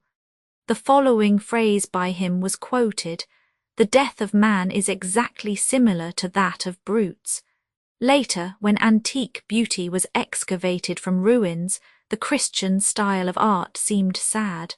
The painters that worked in the churches and cloisters were neither devout nor chaste. Perugino was an atheist and did not conceal it. "Yes," said Miss Bell, "but it was said that his head was hard, and that celestial truths could not penetrate his thick cranium. He was harsh and avaricious and quite embedded in material interests. He thought only of buying houses." Professor Arrighi defended Pietro Vannucci of Perugia. "He was," he said, "an honest man, and the prior of the Gesuati of Florence was wrong to mistrust him. That monk practiced the art of manufacturing ultramarine blue by crushing stones of burned lapis lazuli. Ultramarine was then worth its weight in gold, and the prior, who doubtless had a secret, esteemed it more precious than rubies or sapphires. He asked Pietro Vannucci to decorate the 2 cloisters of his convent, and he expected marvels, less from the skillfulness of the master than from the beauty of that ultramarine in the skies. During all the time that the painter worked in the cloisters at the history of Jesus Christ, the prior kept by his side and presented to him the precious powder in a bag which he never quitted. Pietro took from it, under the saintly man's eyes, the quantity he needed, and dipped his brush, loaded with colour, in a cupful of water before rubbing the wall with it. He used in that manner a great quantity of the powder, and the good father, seeing his bag getting thinner, sighed, Jesus, how that lime devours the ultramarine. When the frescoes were finished, and Perugino had received from the monk the agreed price, he placed in his hand a package of blue powder. This is for you, father. Your ultramarine which I took with my brush fell to the bottom of my cup whence I gathered it every day. I return it to you. Learn to trust honest people. Oh, said Therese, there is nothing extraordinary in the fact that Perugino was avaricious yet honest. Interested people are not always the least scrupulous. There are many misers who are honest. Naturally, darling, said Miss Bell. Misers do not wish to owe anything, and prodigal people can bear to have debts. They do not think of the money they have, and they think less of the money they owe. I did not say that Pietro Vannucci of Perugia was a man without property. I said that he had a hard business head and that he bought houses. I am very glad to hear that he returned the ultramarine to the prior of the Gesuati. Since your Pietro was rich, said Choulette, it was his duty to return the ultramarine. The rich are morally bound to be honest, the poor are not. At this moment Choulette, to whom the waiter was presenting a silver bowl, extended his hands for the perfumed water. It came from a vase which Miss Bell passed to her guests in accordance with antique usage after meals. I wash my hands, he said, of the evil that Madame Martin does or may do by her speech or otherwise. And he rose awkwardly after Miss Bell, who took the arm of Professor Arighi. In the drawing-room, she said, while serving the coffee, Monsieur Choulette, why do you condemn us to the savage sadness of equality? Why, Daphne's flute would not be melodious if it were made of 7 equal reeds. You wish to destroy the beautiful harmonies between masters and servants, aristocrats and artisans. Oh, I fear you are a sad barbarian, Monsieur Choulette. You are full of pity for those who are in need, and you have no pity for divine beauty, which you exile from this world. You expel beauty, Monsieur Choulette. You repudiate her nude and in tears. Be certain of this. She will not remain on earth when the poor little men shall all be weak, delicate, and ignorant. Believe me, to abolish the ingenious grouping which men of diverse conditions form in society, the humble with the magnificent, is to be the enemy of the poor and of the rich, is to be the enemy of the human race. Enemies of the human race, replied Choulette, while stirring his coffee. That is the phrase the harsh Roman applied to the Christians who talked of divine love to him. Dit Charter, seated near Madame Martin, questioned her on her tastes about art and beauty, sustained, led, animated her admirations, at times prompted her with caressing brusquerie, wished her to see all that he had seen, to love all that he loved. He wished that she should go in the gardens at the first flush of spring. He contemplated her in advance on the noble terraces. He saw already the light playing on her neck and in her hair, the shadow of laurel trees falling on her eyes. For him the land and the sky of Florence had nothing more to do than to serve as an adornment to this young woman. He praised the simplicity with which she dressed, the characteristics of her form and of her grace, the charming frankness of the lines which every one of her movements created. He liked, he said, the animated and living, subtle, and free gowns which one sees so rarely, which one never forgets. Although she had been much lauded, she had never heard praise which had pleased her more. She knew she dressed well, with bold and sure taste, but no man except her father had made to her on the subject the compliments of an expert. She thought that men were capable of feeling only the effect of a gown, without understanding the ingenious details of it. Some men who knew gowns disgusted her by their effeminate air. She was resigned to the appreciation of women only, and these had in their appreciation narrowness of mind, malignity, and envy. The artistic admiration of Charter astonished and pleased her. She received agreeably the praise he gave her, without thinking that perhaps it was too intimate and almost indiscreet. "So you look at gowns, Monsieur Charter?" No, he seldom looked at them.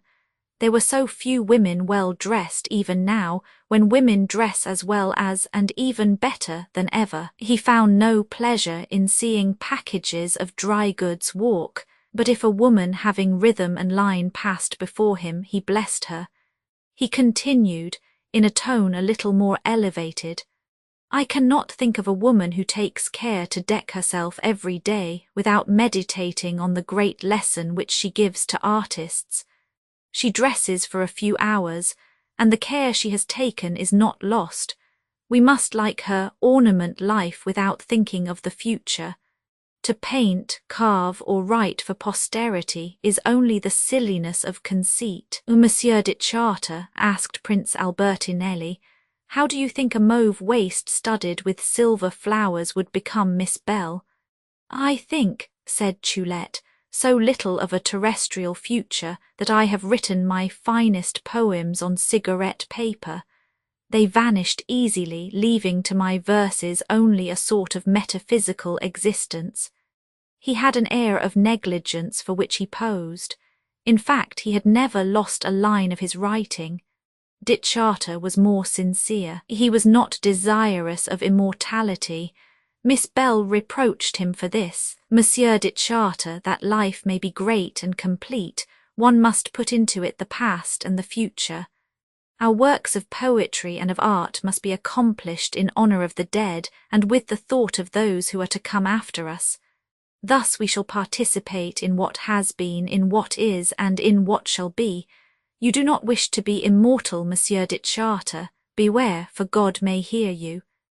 Charter replied, "It would be enough for me to live one moment more." And he said good night, promising to return the next day to escort Madame Martin to the Brancacci chapel. An hour later, in the aesthetic room hung with tapestry, whereon citron trees loaded with golden fruit formed a fairy forest, Therese, her head on the pillow, and her handsome bare arms folded under her head, was thinking, seeing float confusedly before her the images of her new life. Vivian Bell and her bells, her pre-Raphaelite figures, light as shadows, ladies, isolated knights, indifferent among pious scenes, a little sad, and looking to see who was coming. She thought also of the Prince Albertinelli, Professor Arrighi, Choulette, with his odd play of ideas, and Charter, with youthful eyes in a careworn face. She thought he had a charming imagination, a mind richer than all those that had been revealed to her, and an attraction which she no longer tried to resist.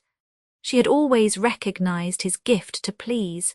She discovered now that he had the will to please. This idea was delightful to her. She closed her eyes to retain it. Then, suddenly, she shuddered. She had felt a deep blow struck within her in the depth of her being. She had a sudden vision of Robert, his gun under his arm, in the woods. He walked with firm and regular step in the shadowy thicket. She could not see his face, and that troubled her. She bore him no ill will. She was not discontented with him, but with herself. Robert went straight on, without turning his head, far and still farther, until he was only a black point in the desolate wood. She thought that perhaps she had been capricious and harsh in leaving him without a word of farewell, without even a letter. He was her lover and her only friend. She never had had another. "I do not wish him to be unfortunate because of me," she thought. Little by little she was reassured. He loved her doubtless, but he was not susceptible, not ingenious happily in tormenting himself. She said to herself, "He is hunting and enjoying the sport. He is with his aunt whom he admires." She calmed her fears and returned to the charming gaiety of Florence. She had seen casually at the offices a picture that Charter liked. It was a decapitated head of the Medusa, a work wherein Leonardo, the sculptor, said, had expressed the minute profundity and tragic refinement of his genius. She wished to see it again, regretting that she had not seen it better at first. She extinguished her lamp and went to sleep. She dreamed that she met in a deserted church Robert Le Mesnil enveloped in furs which she had never seen him wear. He was waiting for her, but a crowd of priests had separated them. She did not know what had become of him. She had not seen his face, and that frightened her. She awoke and heard at the open window a sad, monotonous cry, and saw a hummingbird darting about in the light of early dawn. Then, without cause, she began to weep in a passion of self-pity, and with the abandon of a child. Chapter 12. She took pleasure in dressing early with delicate and subtle taste. Her dressing-room, an aesthetic fantasy of Vivian Bell with its coarsely varnished pottery, its tall copper pictures, and its faience pavement like a chessboard, resembled a fairy's kitchen. It was rustic and marvellous, and the Countess Martin could have in it the agreeable surprise of mistaking herself for a fairy. While her maid was dressing her hair, she heard Dichata and Chulette talking under her windows. She rearranged all the work Pauline had done, and uncovered the line of her nape, which was fine and pure. She looked at herself in the glass and went into the garden. Dichata was there, reciting verses of Dante and looking at Florence, at the hour when our mind, a greater stranger to the flesh. Near him, Chulette, seated on the balustrade of the terrace, his legs hanging and his nose in his beard, was still at work on the figure of Misery on his stick. Dichata resumed the rhymes of the canticle. At the hour when our mind, a greater stranger to the flesh, and less under the obsession of thoughts, is almost divine in its visions. She approached beside the boxwood hedge, holding a parasol and dressed in a straw-coloured gown. The faint sunlight of winter enveloped her in pale gold. Dichata greeted her joyfully. She said, "You are reciting verses that I do not know. I know only Metastasio. My teacher liked only Metastasio. What is the hour when the mind has divine visions? Madam, that hour is the dawn of the day. It may be also the dawn of faith and of love." Chulette doubted that the poet meant dreams of the morning, which leave at awakening vivid and painful impressions, and which are not altogether strangers to the flesh. But Dichata had quoted these verses in the pleasure of the glorious dawn which he had seen that morning on the golden hills. He had been for a long time troubled about the images that one sees in sleep, and he believed that these images were not related to the object that preoccupies one the most, but on the contrary to ideas abandoned during the day. Therese recalled her morning dream, the hunter lost in the thicket. "Yes," said Dichata, "the things we see at night are unfortunate remains of what we have neglected the day before. Dreams avenge things one has disdained. They are reproaches of abandoned friends, hence their sadness." She was lost in dreams for a moment, then she said, "That is perhaps true." Then quickly she asked Chulette if he had finished the portrait of Misery on his stick. Misery had now become a figure of piety, and Chulette recognized the Virgin in it.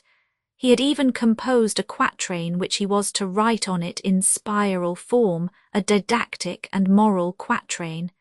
He would cease to write, except in the style of the commandments of God, rendered into French verses. The 4 lines expressed simplicity and goodness. He consented to recite them. Therese rested on the balustrade of the terrace and sought in the distance, in the depth of the sea of light, the peaks of Vallombrosa, almost as blue as the sky. Jacques Dichata looked at her. It seemed to him that he saw her for the first time, such was the delicacy that he discovered in her face, which tenderness and intelligence had invested with thoughtfulness without altering its young, fresh grace. The daylight which she liked was indulgent to her, and truly she was pretty bathed in that light of Florence which caresses beautiful forms and feeds noble thoughts. A fine pink colour rose to her well-rounded cheeks, her eyes, bluish-grey, laughed, and when she talked the brilliancy of her teeth set off her lips of ardent sweetness. His look embraced her supple bust, her full hips, and the bold attitude of her waist. She held her parasol with her left hand, the other hand played with violets. Ditcharter had a mania for beautiful hands. Hands presented to his eyes a physiognomy as striking as the face, a character, a soul. These hands enchanted him. They were exquisite. He adored their slender fingers, their pink nails, their palms soft and tender, traversed by lines as elegant as arabesques, and rising at the base of the fingers in harmonious mounts. He examined them with charmed attention until she closed them on the handle of her umbrella. Then, standing behind her, he looked at her again. Her bust and arms, graceful and pure in line, her beautiful form, which was like that of a living amphora, pleased him. Monsieur Ditcharter, that black spot over there is the Boboli Gardens, is it not? I saw the gardens 3 years ago. There were not many flowers in them. Nevertheless, I liked their tall, sombre trees. It astonished him that she talked, that she thought. The clear sound of her voice amazed him as if he never had heard it. He replied at random. He was awkward. She feigned not to notice it, but felt a deep inward joy. His low voice, which was veiled and softened, seemed to caress her. She said ordinary things. That view is beautiful, the weather is fine. Chapter 13. In the morning, her head on the embroidered pillow, Therese was thinking of the walks of the day before, of the virgins framed with angels, of the innumerable children, painted or carved, all beautiful, all happy, who sing ingenuously the Alleluia of grace and of beauty. In the illustrious chapel of the Brancacci, before those frescoes, pale and resplendent as a divine dawn, he had talked to her of Masaccio in language so vivid that it had seemed to her as if she had seen him, the adolescent master of the masters, his mouth half open, his eyes dark and blue, dying, enchanted, and she had liked these marvels of a morning more charming than a day. Ditcharter was for her the soul of those magnificent forms, the mind of those noble things. It was by him, it was through him, that she understood art and life. She took no interest in things that did not interest him. How had this affection come to her? She had no precise remembrance of it. In the first place, when Paul Vence wished to introduce him to her, she had no desire to know him, no presentiment that he would please her. She recalled elegant bronze statuettes, fine waxwork signed with his name that she had remarked at the Champ de Mars salon or at Durandruel's, but she did not imagine that he could be agreeable to her, or more seductive than many artists and lovers of art at whom she laughed with her friends. When she saw him, he pleased her. She had a desire to attract him, to see him often. The night he dined at her house, she realized that she had for him a noble and elevating affection, but soon after he irritated her a little. It made her impatient to see him closeted within himself and too little preoccupied by her. She would have liked to disturb him. She was in that state of impatience when she met him one evening in front of the grill of the Musée des Religions, and he talked to her of Ravenna and of the Empress seated on a gold chair in her tomb. She had found him serious and charming, his voice warm, his eyes soft in the shadow of the night, but too much a stranger, too far from her, too unknown. She had felt a sort of uneasiness, and she did not know, when she walked along the boxwood bordering the terrace, whether she desired to see him every day or never to see him again. Since then, at Florence, her only pleasure was to feel that he was near her, to hear him. He made life for her charming, diverse, animated, new. He revealed to her delicate joys and a delightful sadness. He awakened in her a voluptuousness which had been always dormant. Now she was determined never to give him up. But how? She foresaw difficulties. Her lucid mind and her temperament presented them all to her. For a moment she tried to deceive herself. She reflected that perhaps he, a dreamer, exalted, lost in his studies of art, might remain assiduous without being exacting, but she did not wish to reassure herself with that idea. If Dicciata were not a lover, he lost all his charm. She did not dare to think of the future. She lived in the present, happy, anxious, and closing her eyes. She was dreaming thus in the shade traversed by arrows of light, when Pauline brought to her some letters with the morning tea. On an envelope marked with the monogram of the Rue Royale Club, she recognized the handwriting of Le Mesnil. She had expected that letter. She was only astonished that what was sure to come had come, as in her childhood, when the infallible clock struck the hour of her piano lesson. In his letter Robert made reasonable reproaches. Why did she go without saying anything, without leaving a word of farewell? Since his return to Paris he had expected every morning a letter which had not come. He was happier the year before when he had received in the morning 2 or 3 times a week letters so gentle and so well written that he regretted not being able to print them. Anxious, he had gone to her house. "I was astounded to hear of your departure. Your husband received me. He said that, yielding to his advice, you had gone to finish the winter at Florence with Miss Bell. He said that for some time you had looked pale and thin. He thought a change of air would do you good. You had not wished to go, but as you suffered more and more, he succeeded in persuading you. I had not noticed that you were thin. It seemed to me, on the contrary, that your health was good. And then Florence is not a good winter resort. I cannot understand your departure. I am much tormented by it. Reassure me at once, I pray you. Do you think it is agreeable for me to get news of you from your husband and to receive his confidences? He is sorry you are not here. It annoys him that the obligations of public life compel him to remain in Paris. I heard at the club that he had chances to become a minister. This astonishes me, because ministers are not usually chosen among fashionable people." Then he related hunting tales to her. He had brought for her 3 fox skins, one of which was very beautiful, the skin of a brave animal which he had pulled by the tail, and which had bitten his hand. In Paris he was worried. His cousin had been presented at the club. He feared he might be blackballed. His candidacy had been posted. Under these conditions he did not dare advise him to withdraw. It would be taking too great a responsibility. If he were blackballed, it would be very disagreeable. He finished by praying her to write and to return soon. Having read this letter, she tore it up gently, threw it in the fire, and calmly watched it burn. Doubtless he was right. He had said what he had to say. He had complained as it was his duty to complain. What could she answer? Should she continue her quarrel? The subject of it had become so indifferent to her that it needed reflection to recall it. Oh no, she had no desire to be tormented. She felt, on the contrary, very gentle toward him.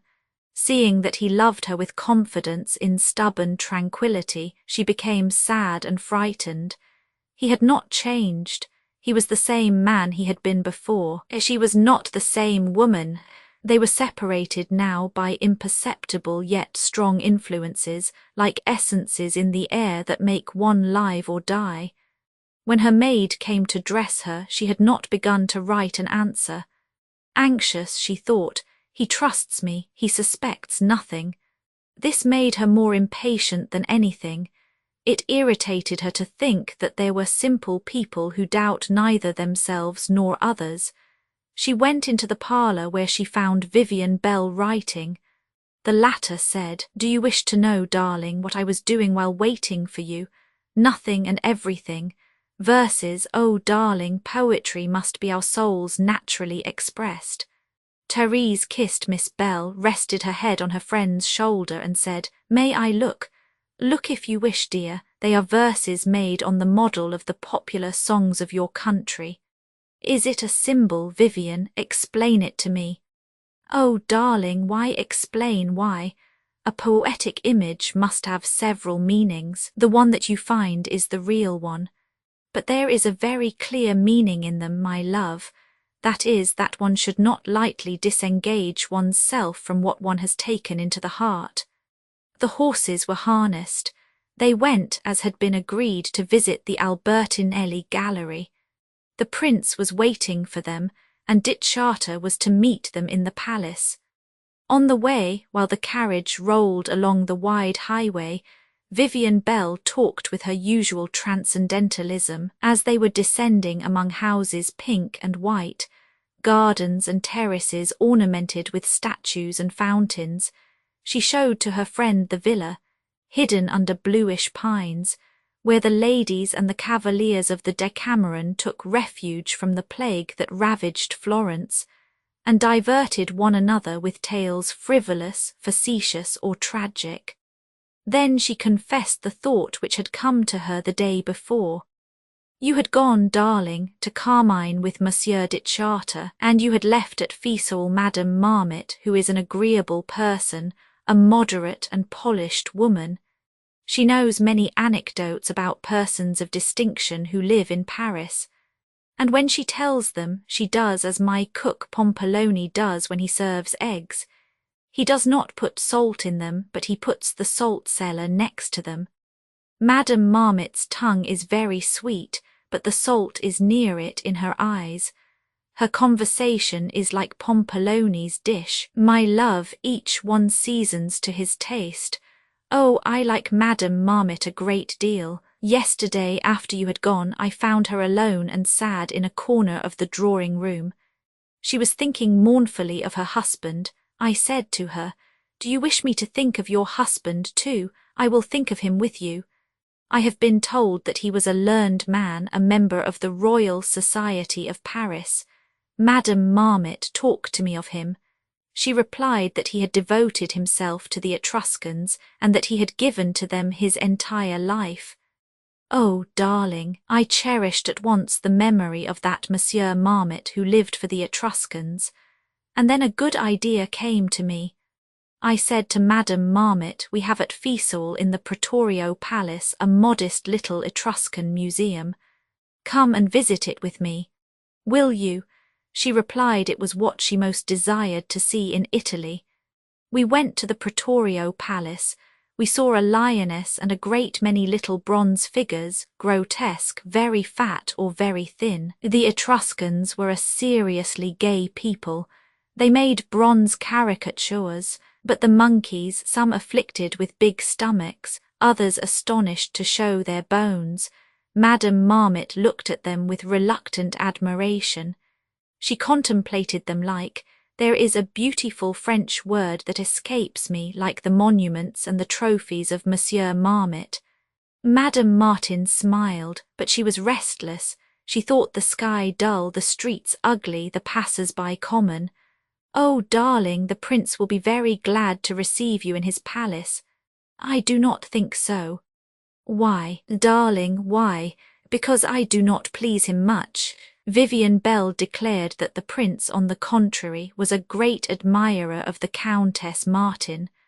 The horses stopped before the Albertinelli Palace. On the sombre facade were sealed those bronze rings which formerly, on festival nights, held rosin torches. These bronze rings mark, in Florence, the palaces of the most illustrious families. The palace had an air of lofty pride.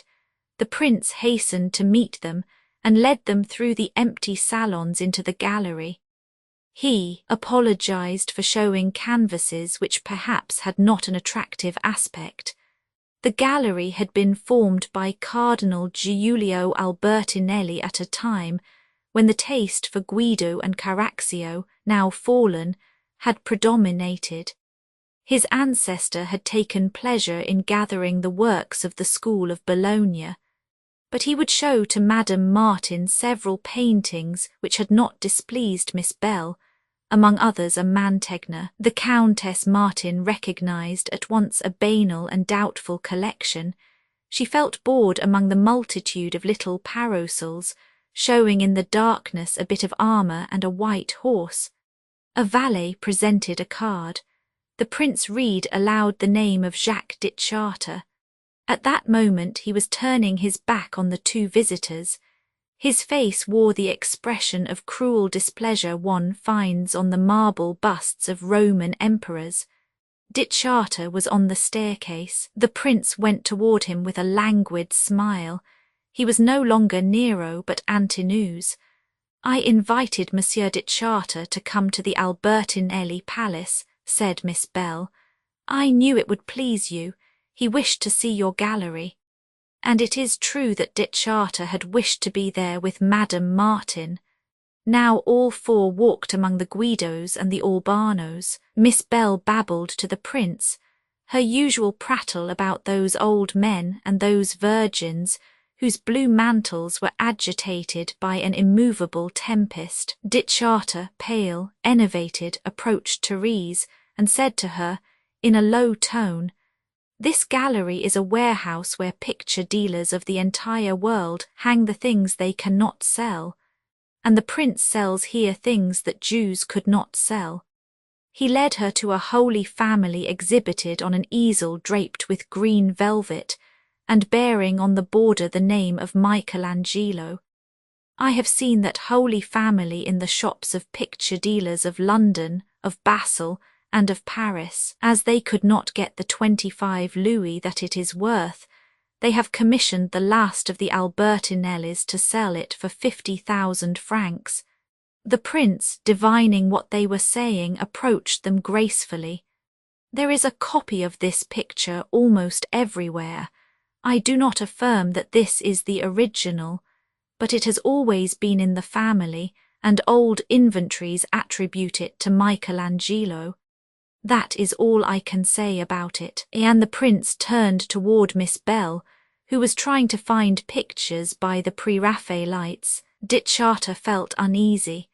Since the day before he had thought of Therese, he had all night dreamed and yearned over her image. He saw her again, delightful but in another manner and even more desirable than he had imagined in his insomnia, less visionary, of a more vivid piquancy, and also of a mind more mysteriously impenetrable. She was sad. She seemed cold and indifferent. He said to himself that he was nothing to her, that he was becoming importunate and ridiculous. This irritated him. He murmured bitterly in her ear, "I have reflected. I did not wish to come. Why did I come?" She understood at once what he meant, that he feared her now, and that he was impatient, timid, and awkward. It pleased her that he was thus, and she was grateful to him for the trouble and the desires he inspired in her.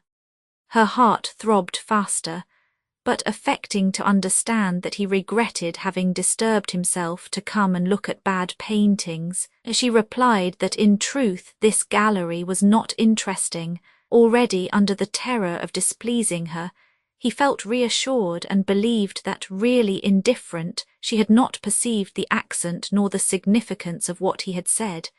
He said no, nothing interesting. The Prince, who had invited the two visitors to breakfast, asked their friend to remain with them. Ditcharter excused himself. He was about to depart when, in the large empty salon, he found himself alone with Madame Martin. He had had the idea of running away from her. He had no other wish now than to see her again. He recalled to her that she was the next morning to visit the Bargello. "You have permitted me to accompany you." She asked him if he had not found her moody and tiresome. Oh no, he had not thought her tiresome, but he feared she was sad. "Alas," he added, "your sadness, your joys, I have not the right to know them." She turned toward him a glance almost harsh. You do not think that I shall take you for a confidante, do you?" And she walked away brusquely. Chapter 14. After dinner in the salon of the Bells, under the lamps from which the great shades permitted only an obscure light to filter, good Madame Marmot was warming herself by the hearth with a white cat on her knees. The evening was cool. Madame Martin, her eyes reminiscent of the golden light, the violet peaks, and the ancient trees of Florence, smiled with happy fatigue. She had gone with Miss Belle dit Chartres and Madame Marmot to the Chartrist convent of Emma. And now, in the intoxication of her visions, she forgot the care of the day before, the importunate letters, the distant reproaches, and thought of nothing in the world but cloisters chiselled and painted, villages with red roofs, and roads where she saw the first blush of spring. Dit Chartres had modelled for Miss Belle a waxen figure of Beatrice. Vivian was painting angels.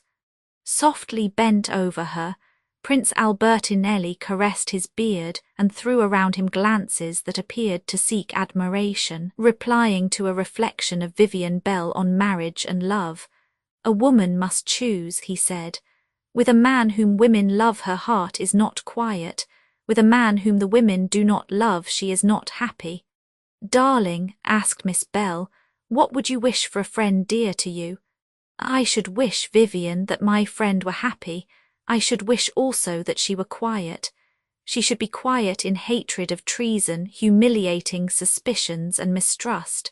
But, darling, since the prince has said that a woman cannot have at the same time happiness and security, tell me what your friend should choose." "One never chooses, Vivian, one never chooses. Do not make me say what I think of marriage." At this moment Choulette appeared, wearing the magnificent air of those beggars of whom small towns are proud. He had played Briscola with peasants in a coffee-house of Fiesole. "Here is Monsieur Choulette," said Miss Belle. "He will teach what we are to think of marriage. I am inclined to listen to him as to an oracle. He does not see the things that we see, and he sees things that we do not see. Monsieur Choulette, what do you think of marriage?" He took a seat and lifted in the air a Socratic finger. "Are you speaking, mademoiselle, of the solemn union between man and woman? In this sense, marriage is a sacrament, but sometimes, alas, it is almost a sacrilege. As for civil marriage, it is a formality. The importance given to it in our society is an idiotic thing which would have made the women of other times laugh. We owe this prejudice, like many others, to the bourgeois, to the mad performances of a lot of financiers which have been called the Revolution, and which seem admirable to those that have profited by it. Civil marriage is in reality only registry, like many others which the state exacts in order to be sure of the condition of persons. In every well-organized state everybody must be indexed. Morally, this registry in a big ledger has not even the virtue of inducing a wife to take a lover. Whoever thinks of betraying an oath taken before a mayor? In order to find joy in adultery, one must be pious. "But, monsieur," said Therese, "we were married at the church." Then, with an accent of sincerity, "I cannot understand how a man ever makes up his mind to marry, nor how a woman, after she has reached an age when she knows what she is doing, can commit that folly." The prince looked at her with distrust. He was clever, but he was incapable of conceiving that one might talk without an object, disinterestedly, and to express general ideas. He imagined that Countess Martin Belleam was suggesting to him projects that she wished him to consider, and as he was thinking of defending himself and also avenging himself, he made velvet eyes at her and talked with tender gallantry. "You display, madam, the pride of the beautiful and intelligent French women, whom subjection irritates. French women love liberty, and none of them is as worthy of liberty as you. I have lived in France a little. I have known and admired the elegant society of Paris, the salons, the festivals, the conversations, the plays. But in our mountains, under our olive trees, we become rustic again. We assume golden age manners, and marriage is for us an idyll full of freshness. Vivian Bell examined the statuette which de Chartres had left on the table. Oh, it was thus that Beatrice looked, I am sure. And do you know, Monsieur de Chartres, there are wicked men who say that Beatrice never existed.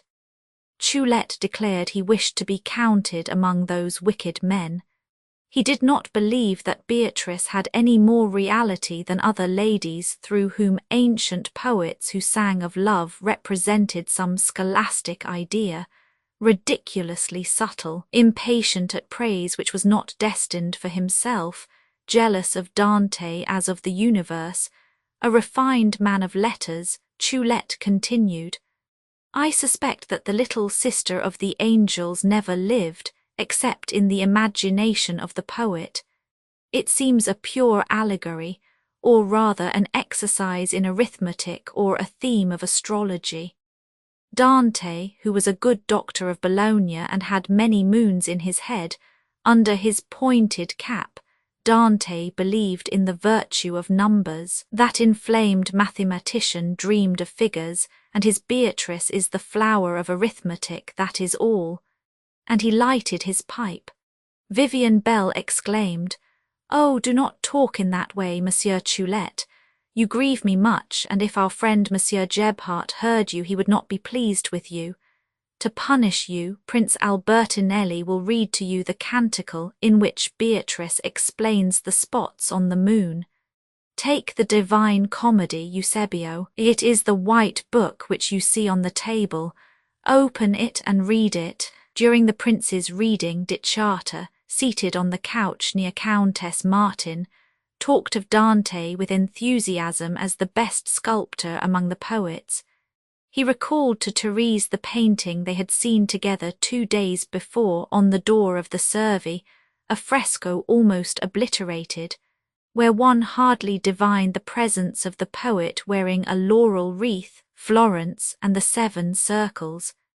This was enough to exalt the artist, but she had distinguished nothing, she had not been moved, and then she confessed that Dante did not attract her.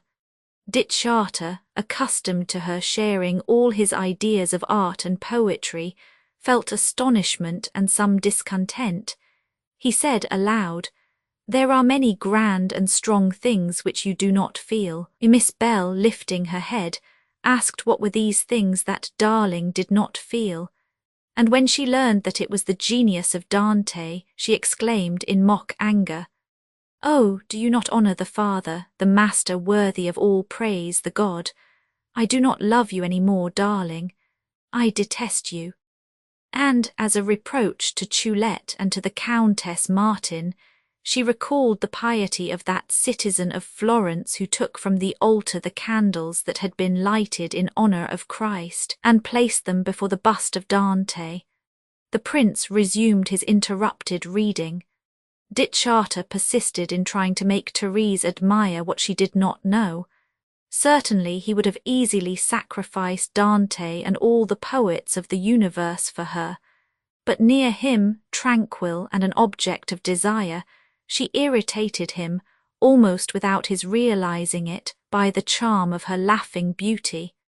He persisted in imposing on her his ideas, his artistic passions, even his fantasy, and his capriciousness. He insisted in a low tone, in phrases concise and quarrelsome. She said, Oh, how violent you are! Then he bent to her ear and in an ardent voice which he tried to soften, You must take me with my own soul. Therese felt a shiver of fear mingled with joy. Chapter 15. Next day she said to herself that she would reply to Robert. It was raining. She listened languidly to the drops falling on the terrace. Vivian Bell, careful and refined, had placed on the table artistic stationery, sheets imitating the vellum of missals, others of pale violet powdered with silver dust. celluloid pens, white and light, which one had to manage like brushes, an iris ink which on a page spread a mist of azure and gold. Therese did not like such delicacy. It seemed to her not appropriate for letters which she wished to make simple and modest. When she saw that the name of friend, given to Robert on the first line, placed on the silvery paper, tinted itself like mother of pearl, a half smile came to her lips. The first phrases were hard to write. She hurried the rest, said a great deal of Vivian Bell and of Prince Albertinelli, a little of Choulette, and that she had seen Dittscharter at Florence. She praised some pictures of the museums, but without discrimination, and only to fill the pages. She knew that Robert had no appreciation of painting, that he admired nothing except a little cuirassier by detail, bought at Goupil's. She saw again in her mind this cuirassier, which he had shown to her one day, with pride in his bedroom near the mirror under family portraits. All this at a distance seemed to her petty and tiresome. She finished her letter with words of friendship, the sweetness of which was not feigned. Truly, she had never felt more peaceful and gentle toward her lover. In 4 pages she had said little and explained less. She announced only that she should stay a month in Florence, the air of which did her good. Then she wrote to her father, to her husband, and to Princess Seniavine. She went down the stairway with the letters in her hand. In the hall she threw 3 of them on the silver tray destined to receive papers for the post office. Mistrusting Madame Marmot, she slipped into her pocket the letter to Le Mesnil, counting on chance to throw it into a post box. Almost at the same time Dittscharter came to accompany the 3 friends in a walk through the city. As he was waiting, he saw the letters on the tray. Without believing that characters could be divined through penmanship, he was susceptible to the form of letters as to elegance of drawing. The writing of Therese charmed him, and he liked its openness, the bold and simple turn of its lines. He looked at the addresses without reading them with an artist's admiration. They visited, that morning, Santa Maria Novella, where the Countess Martin had already gone with Madame Marmot, but Miss Bell had reproached them for not observing the beautiful Ginevra of Bensai on a fresco of the choir. "You must visit that figure of the morning in a morning light," said Vivian, while the poetess and Therese were talking together. Dittscharter listened patiently to Madame Marmot's conversation, filled with anecdotes, wherein academicians dined with elegant women, and shared the anxiety of that lady, much preoccupied for several days by the necessity to buy a tulle veil. She could find none to her taste in the shops of Florence. As they came out of the church, they passed the cobbler's shop. The good man was mending rustic shoes. Madame Martin asked the old man whether he was well, whether he had enough work for a living, whether he was happy. To all these questions he replied with the charming affirmative of Italy, the musical sea which sounded melodious even in his toothless mouth. She made him tell his sparrow's story. The poor bird had once dipped its leg in burning wax. "I have made for my little companion a wooden leg out of a match, and he hops upon my shoulder as formerly," said the cobbler. "It is this good old man," said Miss Bell, "who teaches wisdom to Monsieur Choulette. There was at Athens a cobbler named Simon who wrote books on philosophy and who was the friend of Socrates. I have always thought that Monsieur Choulette resembled Socrates." Therese asked the cobbler to tell his name and his history. His name was Serafino Stapini, and he was a native of Styr. He was old. He had had much trouble in his life. He lifted his spectacles to his forehead, uncovering blue eyes very soft and almost extinguished under their red lids. "I have had a wife and children, I have none now, I have known things which I know no more. Miss Bell and Madame Marmot went to look for a veil. He has nothing in the world, thought Therese, but his tools, a handful of nails, the tub wherein he dips his leather and a pot of basilic, yet he is happy. She said to him, "This plant is fragrant and it will soon be in bloom." He replied, "If the poor little plant comes into bloom it will die." Therese, when she left him, placed a coin on the table. Dittscharter was near her. Gravely, almost severely, he said to her, "You know." She looked at him and waited. He finished his phrase, "That I love you." She continued to fix on him, silently, the gaze of her clear eyes, the lids of which were trembling. Then she made a motion with her head that meant yes. And without his trying to stop her, she rejoined Miss Bell and Madame Marmot, who were waiting for her at the corner. Chapter 16. Therese, after quitting Dittscharter, took breakfast with her friend and Madame Marmot at the house of an old Florentine lady whom Victor Emmanuel had loved when he was Duke of Savoy. For 30 years she had not once gone out of her palace on the Arno, where she painted, and wearing a wig, she played the guitar in her spacious white salon. She received the best society of Florence, and Miss Bell often called on her. At table this recluse, 87 years of age, questioned the Countess Martin on the fashionable world of Paris, whose movement was familiar to her through the journals. Solitary, she retained respect and a sort of devotion for the world of pleasure. As they came out of the palazzo, in order to avoid the wind which was blowing on the river, Miss Bell led her friends into the old streets with black stone houses and a view of the distant horizon, where in the pure air stands a hill with 3 slender trees. They walked, and Vivian showed to her friend, on facades where red rags were hanging, some marble masterpiece, a Virgin, a lily, a St. Catherine. They walked through these alleys of the antique city to the church of Saint Michel, where it had been agreed that Dittscharter should meet them. Therese was thinking of him now with deepest interest. Madame Marmot was thinking of buying a veil. She hoped to find one on the Corso. This affair recalled to her M. Lagrange, who, at his regular lecture one day, took from his pocket a veil with gold dots and wiped his forehead with it, thinking it was his handkerchief. The audience was astonished and whispered to one another.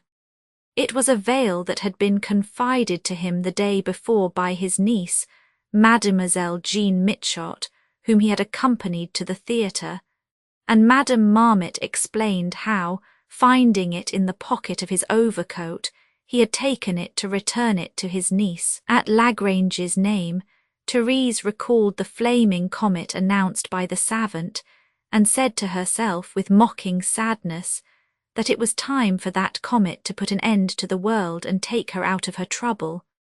But above the walls of the old church she saw the sky, which, cleared of clouds by the wind from the sea, shone pale blue and cold. Miss Bell showed to her one of the bronze statues which, in their chiselled niches, ornament the facade of the church. "See, darling, how young and proud is St. George.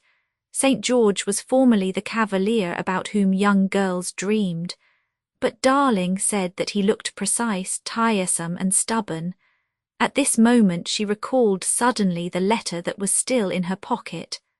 "Ah, here comes Monsieur Dittscharter," said the good Madame Marmot. He had looked for them in the church before the tabernacle. He should have recalled the irresistible attraction which Donatello's St. George held for Miss Bell. He too admired that famous figure, but he retained a particular friendship for St. Mark, rustic and frank, whom they could see in his niche at the left. When Therese approached the statue which he was pointing out to her, she saw a post-box against the wall of the narrow street opposite the saint. Dittscharter, placed at the most convenient point of view, talked of his St. Mark with abundant friendship. "It is to him I make my first visit when I come to Florence. I failed to do this only once. He will forgive me. He is an excellent man. He is not appreciated by the crowd, and does not attract attention. I take pleasure in his society, however. He is vivid.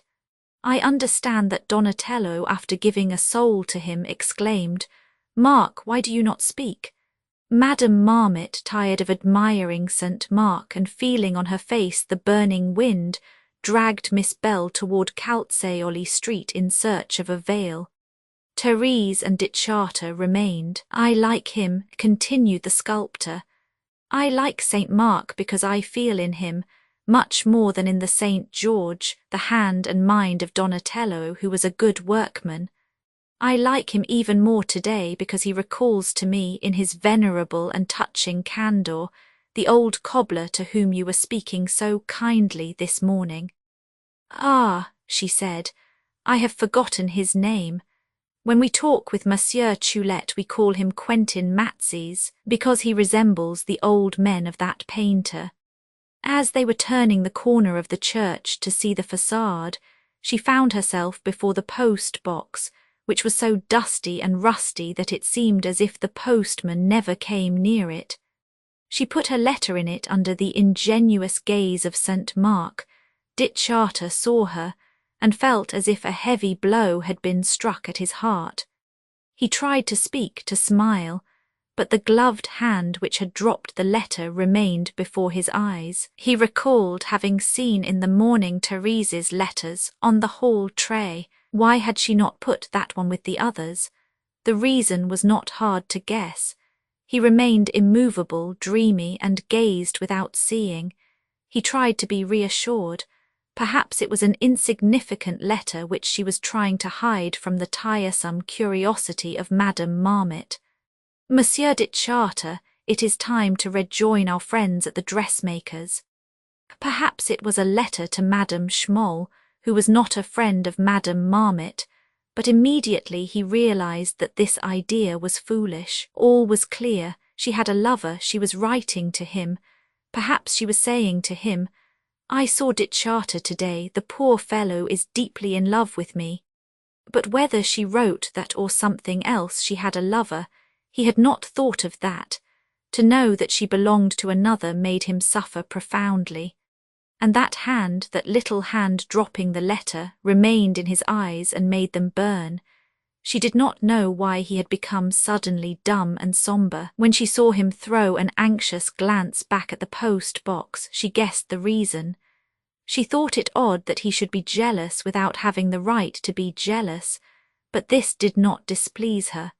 When they reached the Corso, they saw Miss Bell and Madame Marmot coming out of the dressmaker's shop.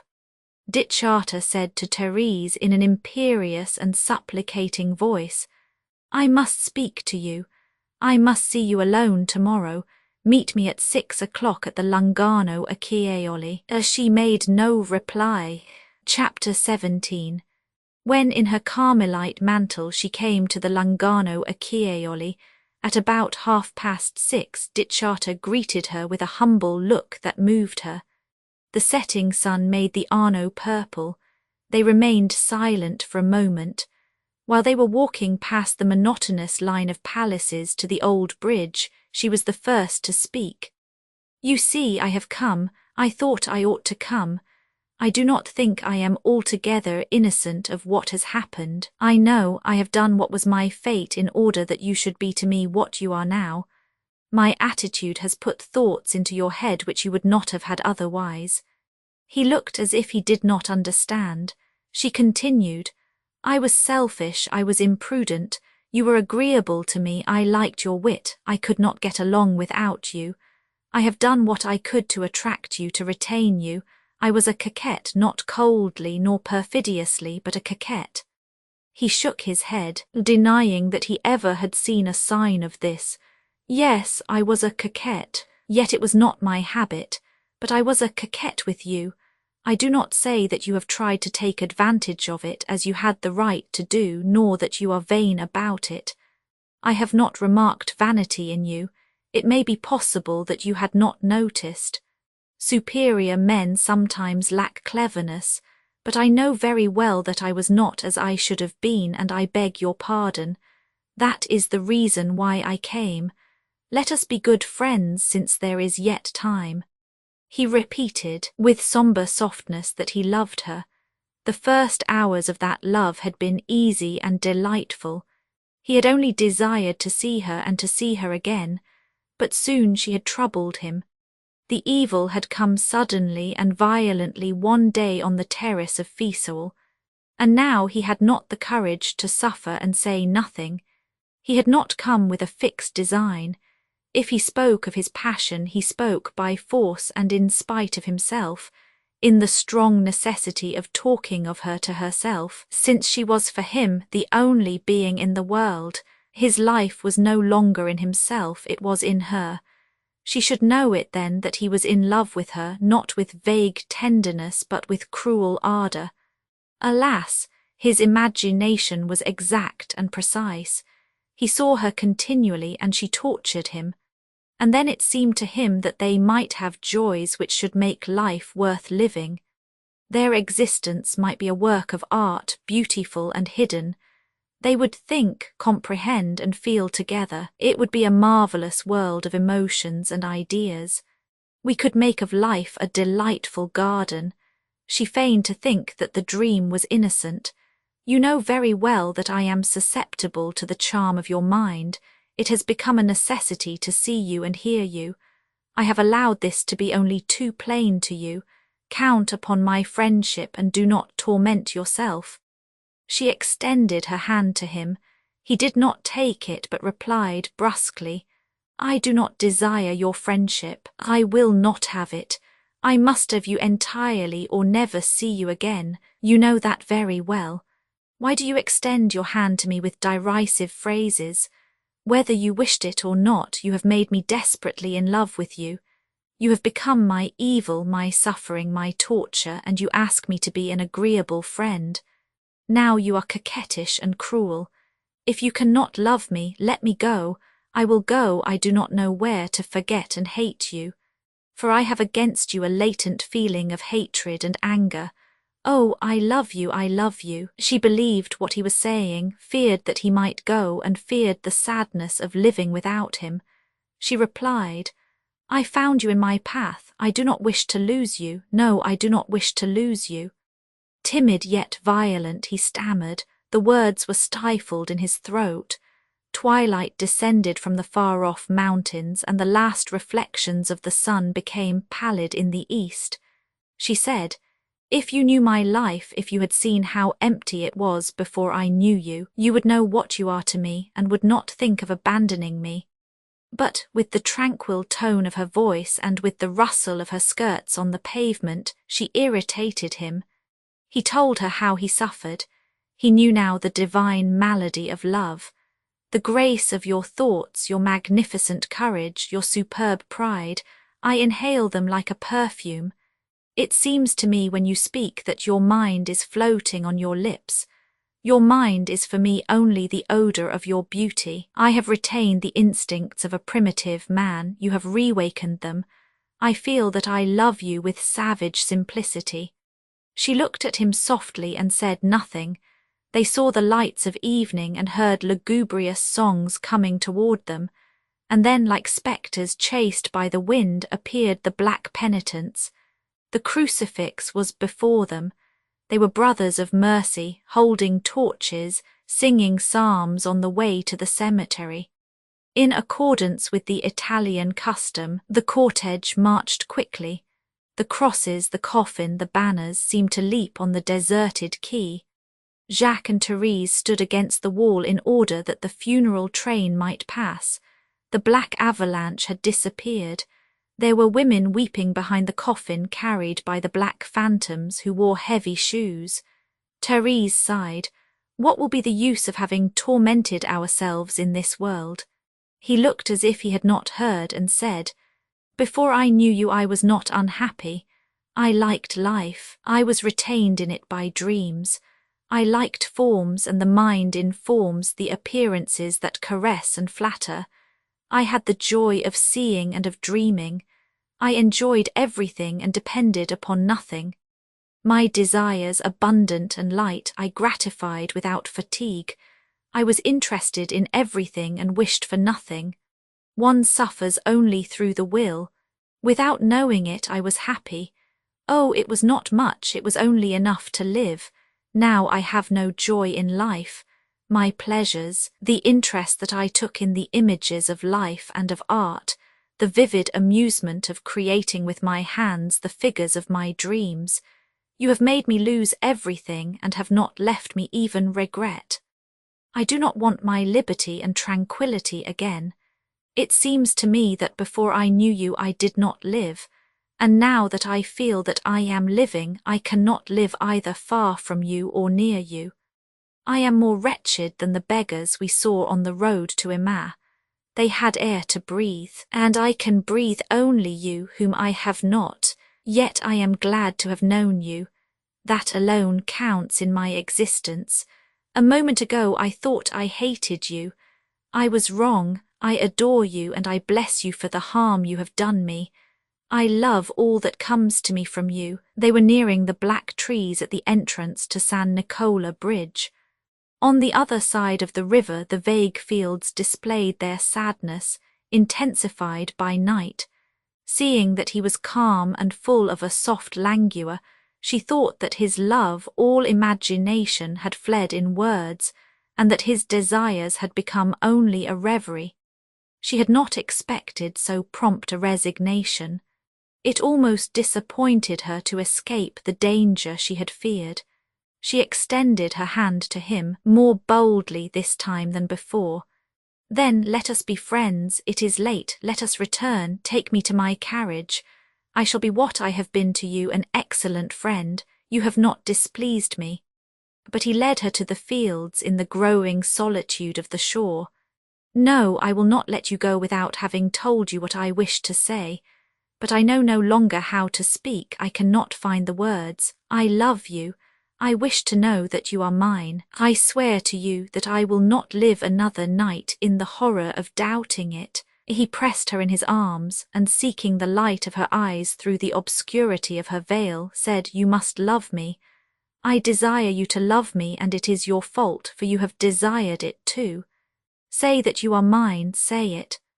Having gently disengaged herself, she replied, faintly and slowly, I cannot.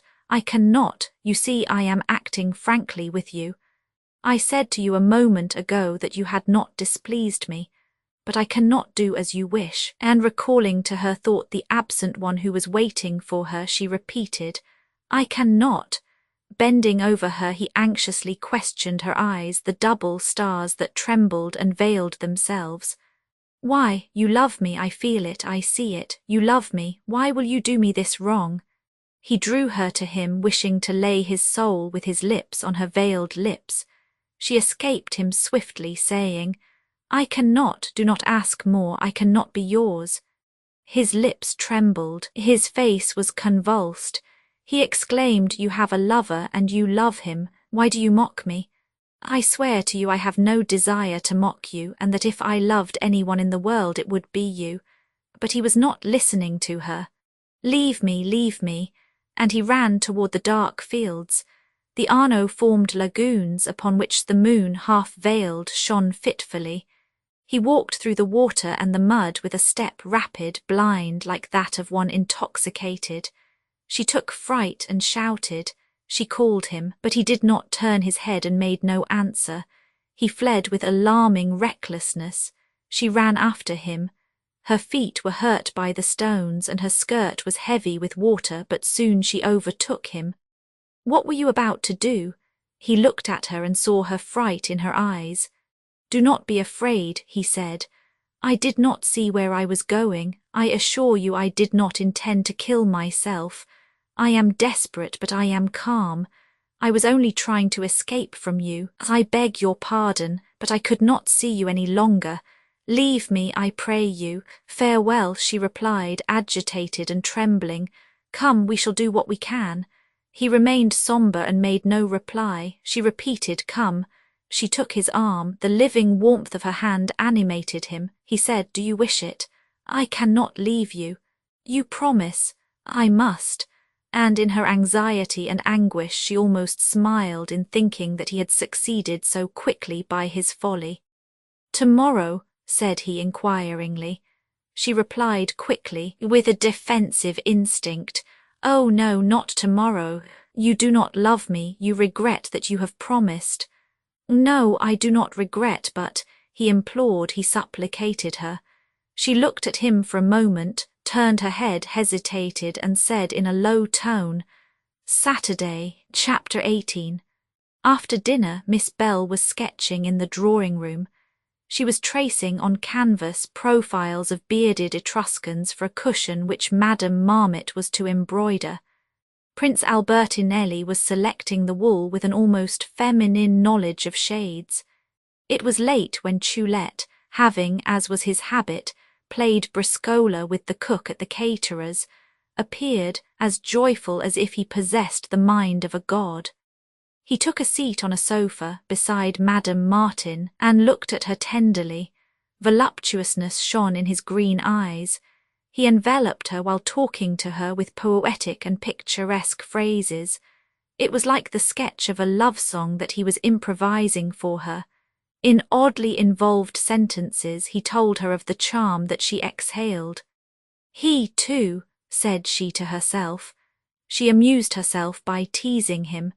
She asked whether he had not found in Florence, in the low quarters, one of the kind of women whom he liked to visit. His preferences were known.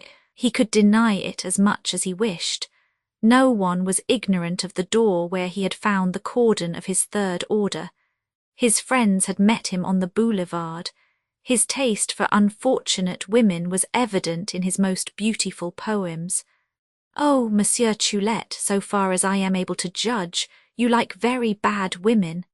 He replied with solemnity, Madam, you may collect the grain of calumny sown by Monsieur Paul Vence and throw handfuls of it at me. I will not try to avoid it. It is not necessary you should know that I am chaste and that my mind is pure. But do not judge lightly those whom you call unfortunate, and who should be sacred to you, since they are unfortunate. The disdained and lost girl is the docile clay under the finger of the divine potter. She is the victim and the altar of the Holocaust. The unfortunates are nearer God than the honest women. They have lost conceit. They do not glorify themselves with the untried virtue the matron prides herself on. They possess humility, which is the cornerstone of virtues agreeable to heaven. A short repentance will be sufficient for them to be the first in heaven, for their sins without malice and without joy contain their own forgiveness. Their faults, which are pains, participate in the merits attached to pain. Slaves to brutal passion, they are deprived of all voluptuousness, and in this they are like the men who practice continence for the kingdom of God. They are like us, culprits, but shame falls on their crime like a balm, suffering purifies it like fire. That is the reason why God will listen to the first voice which they shall send to him. A throne is prepared for them at the right hand of the Father. In the kingdom of God, the Queen and the Empress will be happy to sit at the feet of the unfortunate, for you must not think that the celestial house is built on a human plan. Far from it, madam. Nevertheless, he conceded that more than one road led to salvation. One could follow the road of love. Man's love is earthly, he said, but it rises by painful degrees and finally leads to God. The prince had risen. Kissing Miss Bell's hand, he said, Saturday. Yes, the day after tomorrow, Saturday, replied Vivian. Therese started. Saturday, they were talking of Saturday quietly as of an ordinary day. Until then she had not wished to think that Saturday would come so soon or so naturally. The guests had been gone for half an hour. Therese, tired, was thinking in her bed when she heard a knock at the door of her room. The panel opened and Vivian's little head appeared. I am not intruding, darling, you are not sleepy. No, Therese had no desire to sleep. She rose on her elbow. Vivian sat on the bed so light that she made no impression on it. Darling, I am sure you have a great deal of reason. Oh, I am sure of it. You are reasonable in the same way that Monsieur Sadler is a violinist. He plays a little out of tune when he wishes. and you too, when you are not quite logical, it is for your own pleasure. Oh, darling, you have a great deal of reason and of judgment, and I come to ask your advice." Astonished and a little anxious, Therese denied that she was logical. She denied this very sincerely, but Vivian would not listen to her. "I have read Francois Rabelais a great deal, my love. It is in Rabelais and in Villon that I studied French. They are good old masters of language. But, darling, do you know the Pantagruel? Pantagruel is like a beautiful and noble city, full of palaces in the resplendent dawn before the street sweepers of Paris have come. The sweepers have not taken out the dirt, and the maids have not washed the marble steps. And I have seen that French women do not read the Pantagruel. You do not know it? Well, it is not necessary. In the Pantagruel, Panurge asks whether he must marry, and he covers himself with ridicule, my love. Well, I am quite as laughable as he, since I am asking the same question of you." Therese replied with an uneasiness she did not try to conceal. "As for that, my dear, do not ask me. I have already told you my opinion. But, darling, you have said that only men are wrong to marry. I cannot take that advice for myself." Madame Martin looked at the little boyish face and head of Miss Bell, which oddly expressed tenderness and modesty. Then she embraced her, saying, "Dear, there is not a man in the world exquisite and delicate enough for you." She added, with an expression of affectionate gravity, "You are not a child. If someone loves you and you love him, do what you think you ought to do without mingling interests and combinations that have nothing to do with sentiment. This is the advice of a friend." Miss Bell hesitated a moment, then she blushed and arose. She had been a little shocked. Chapter 19. Saturday at 4 o'clock, Therese went, as she had promised, to the gate of the English cemetery. There she found Dick Charter. He was serious and agitated. He spoke little. She was glad he did not display his joy. He led her by the deserted walls of the gardens to a narrow street which she did not know. She read on a signboard, "Via Alfieri." After they had taken 50 steps, he stopped before a sombre alley. "It is in there," he said. She looked at him with infinite sadness. "You wish me to go in?"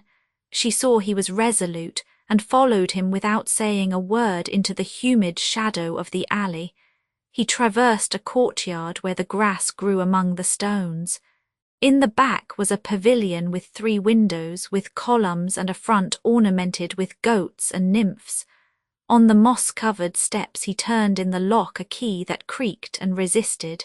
He murmured, "It is rusty." She replied, "Without thought, all the keys are rusty in this country." They went up a stairway so silent that it seemed to have forgotten the sound of footsteps. He pushed open a door and made Therese enter the room. She went straight to a window opening on the cemetery. Above the wall rose the tops of pine trees, which are not funereal in this land where mourning is mingled with joy without troubling it, where the sweetness of living extends to the city of the dead. He took her hand and led her to an armchair. He remained standing and looked at the room which he had prepared so that she would not find herself lost in it. Panels of old print cloth with figures of comedy gave to the walls the sadness of past gaieties. He had placed in a corner a dim pastel which they had seen together at an antiquary's, and which, for its shadowy grace, she called the shade of Rosalba. There was a grandmother's armchair, white chairs, and on the table painted cups and Venetian glasses. In all the corners were screens of coloured paper, whereon were masks, grotesque figures, the light soul of Florence, of Bologna, and of Venice in the time of the Grand Dukes and of the last Doges. A mirror and a carpet completed the furnishings. He closed the window and lighted the fire. She sat in the armchair, and as she remained in it erect, he knelt before her, took her hands, kissed them, and looked at her with a wondering expression, timorous and proud. Then he pressed his lips to the tip of her boot. "What are you doing?" I kiss your feet because they have come. He rose, drew her to him softly, and placed a long kiss on her lips. She remained inert, her head thrown back, her eyes closed. Her toque fell, her hair dropped on her shoulders. 2 hours later, when the setting sun made immeasurably longer the shadows on the stones, Therese, who had wished to walk alone in the city, found herself in front of the 2 obelisks of Santa Maria Novella. Without knowing how she had reached there, she saw at the corner of the square the old cobbler drawing his string with his eternal gesture. He smiled, bearing his sparrow on his shoulder. She went into the shop and sat on a chair. She said in French, "Quentin Matsys, my friend, what have I done and what will become of me?" He looked at her quietly with laughing kindness, not understanding nor caring. Nothing astonished him. She shook her head. "What I did, my good Quentin, I did because he was suffering and because I loved him. I regret nothing."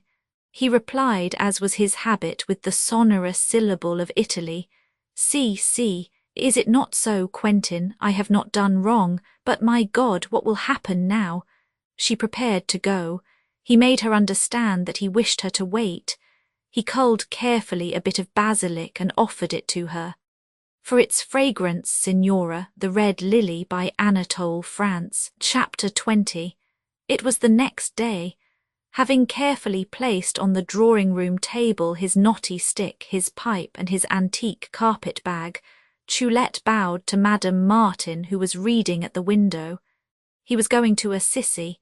He wore a sheepskin coat and resembled the old shepherds in pictures of the Nativity. "Farewell, madam. I am quitting Fiesole Charter, the 2 handsome Prince Albertinelli and that gentle ogress Miss Bell. I am going to visit the Assisi mountain, which the poet says must be named no longer Assisi, but the Orient, because it is there that the sun of love rose. I am going to kneel before the happy crypt where St. Francis is resting in a stone manger, with a stone for a pillow. For he would not even take out of this world a shroud, out of this world where he left the revelation of all joy and of all kindness. Farewell, Monsieur Choulette. Bring me a medal of Saint Clara. I like Saint Clara a great deal. You are right, madam. She was a woman of strength and prudence. When Saint Francis, ill and almost blind, came to spend a few days at Saint Damien near his friend, she built with her own hands a hut for him in the garden. Pain, languor, and burning eyelids deprived him of sleep. Enormous rats came to attack him at night.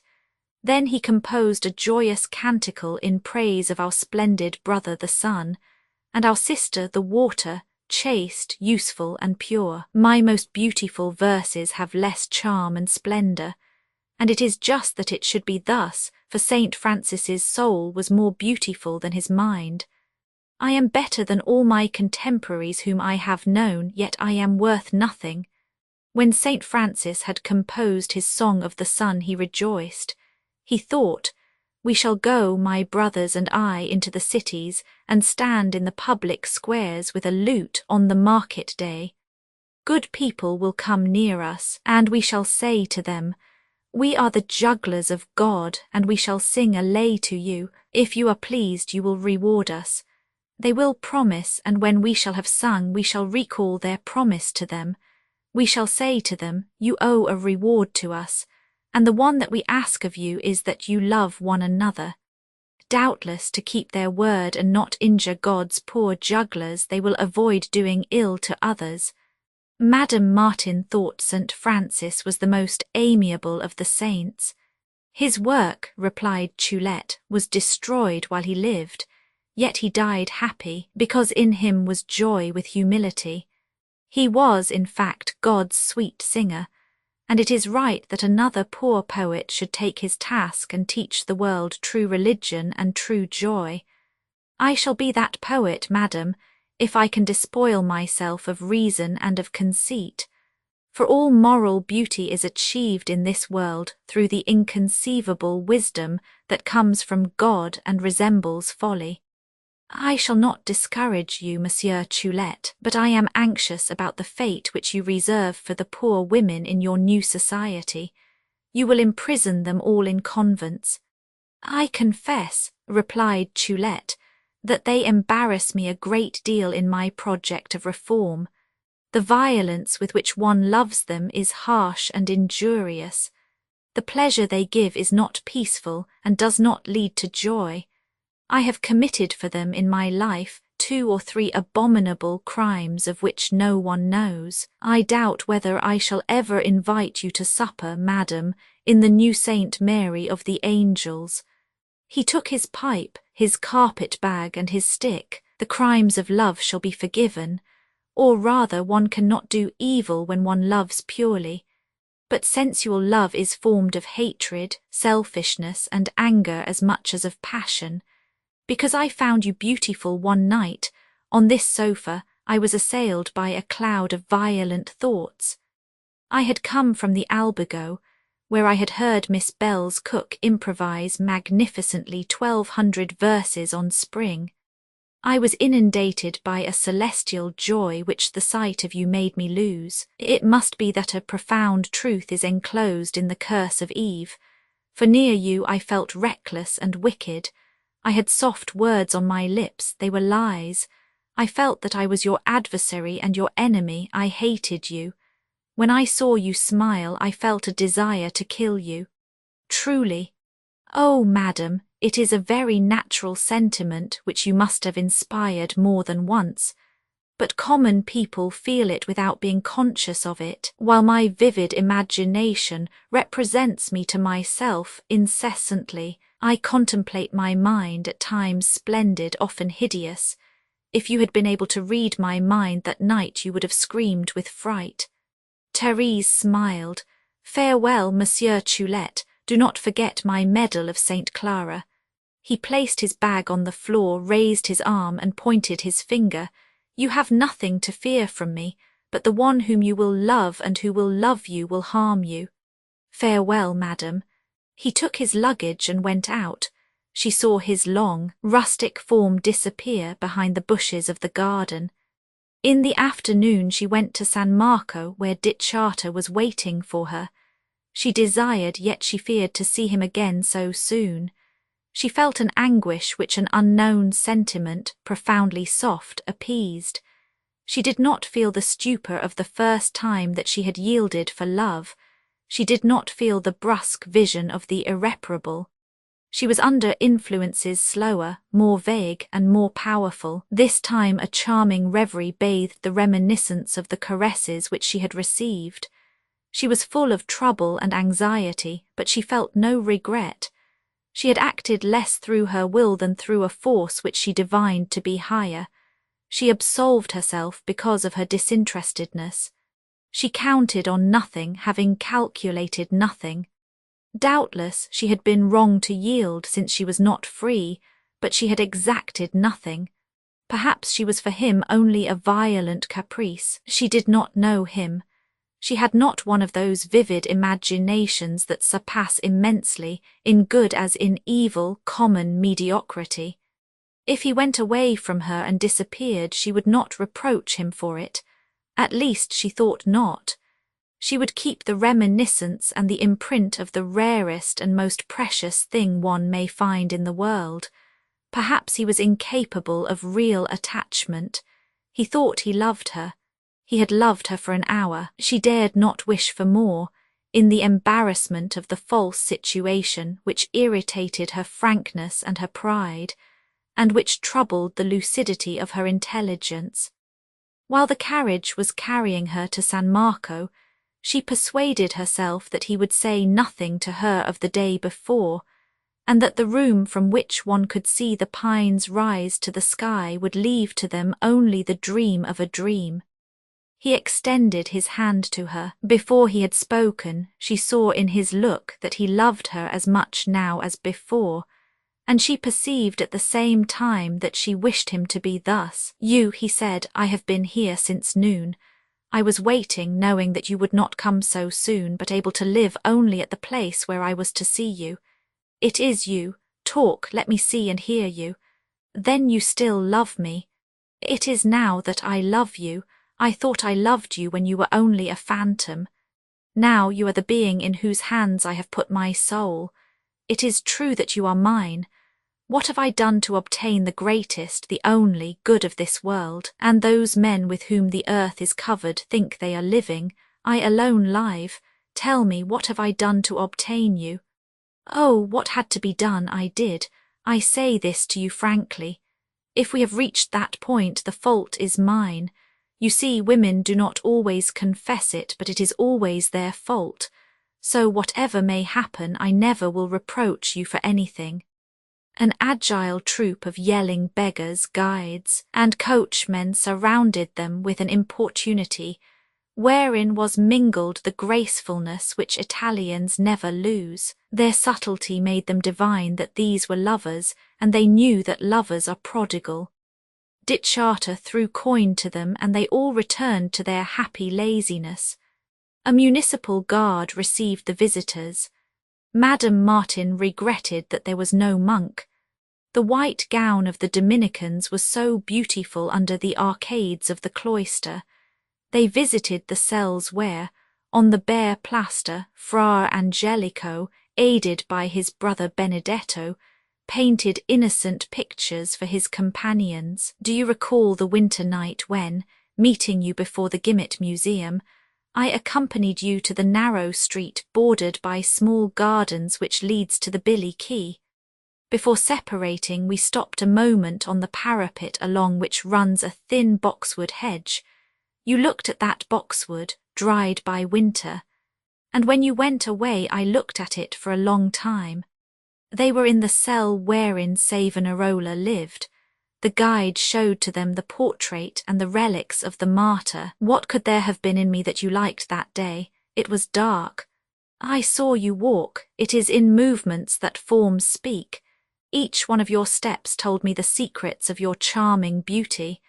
Oh, my imagination was never discreet in anything that concerned you. I did not dare to speak to you. When I saw you, it frightened me. It frightened me because you could do everything for me.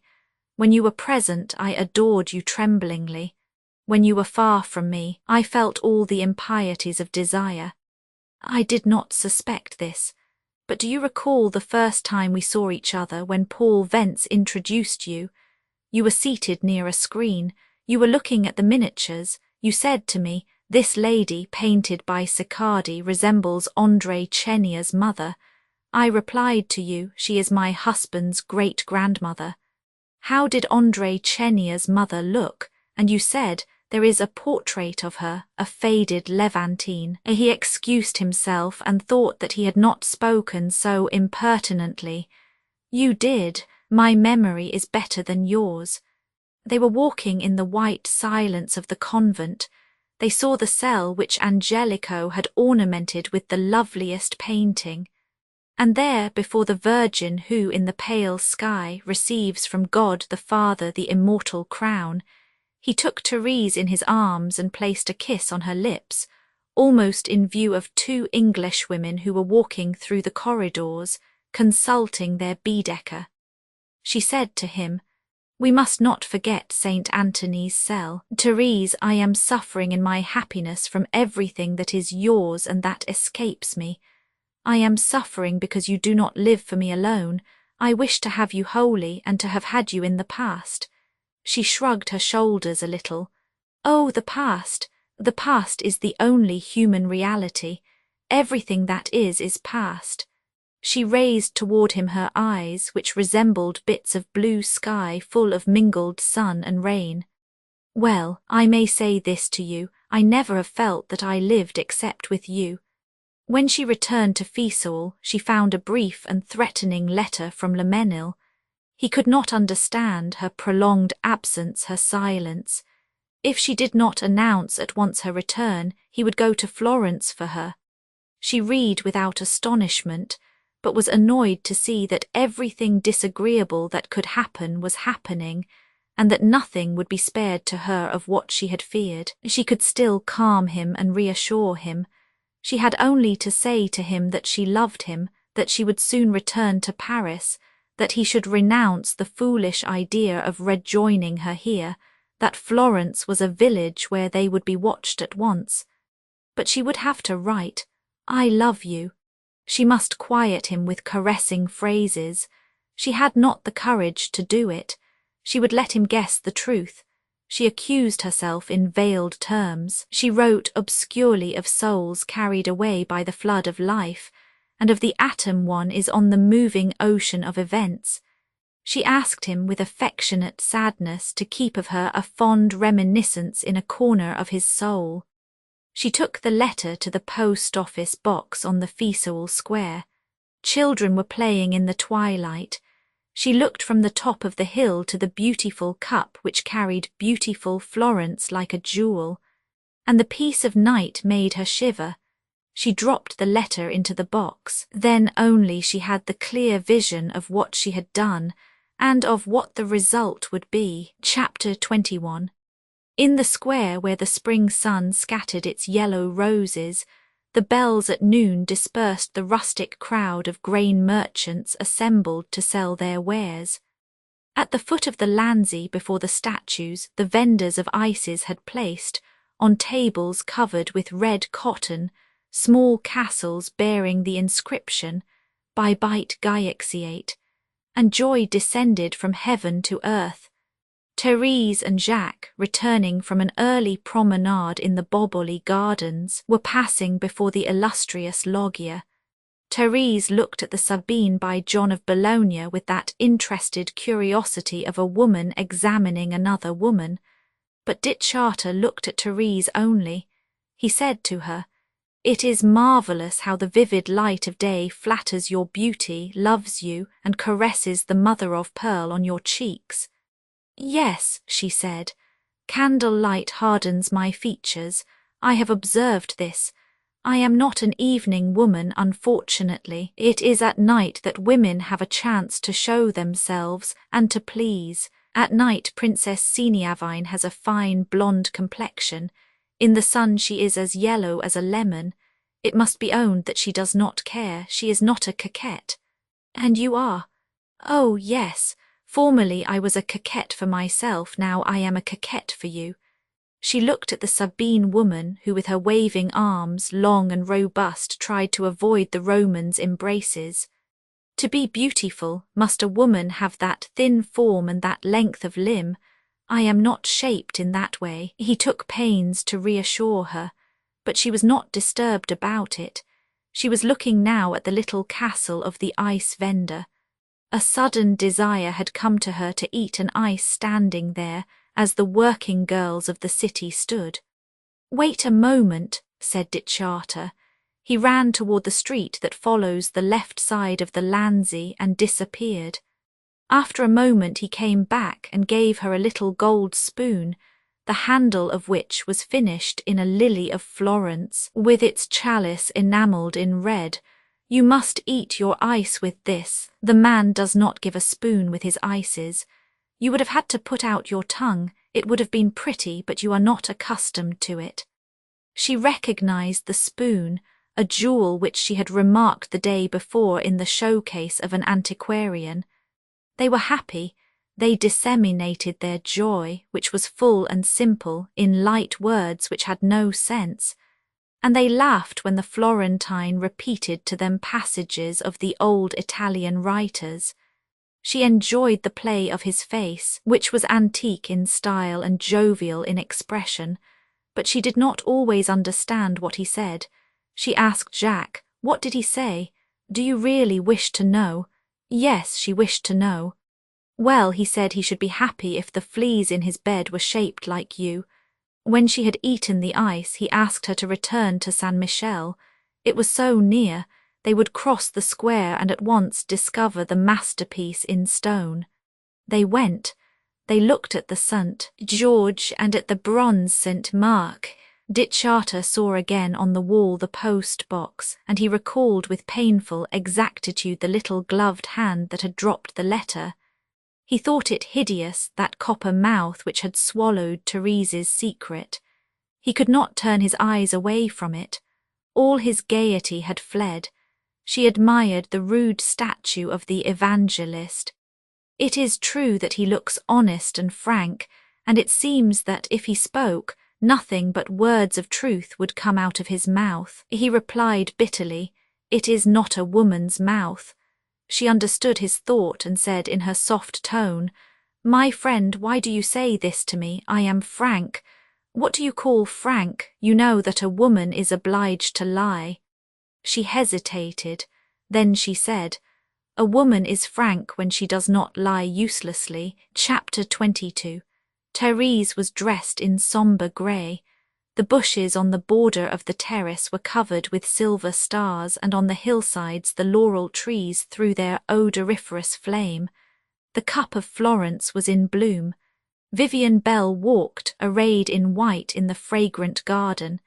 "You see, darling, Florence is truly the city of flowers, and it is not inappropriate that she should have a red lily for her emblem. It is a festival today, darling." "A festival today? Darling, do you not know this is the 1st day of May? You did not wake this morning in a charming fairy spectacle. Do you not celebrate the festival of flowers? Do you not feel joyful, you who love flowers?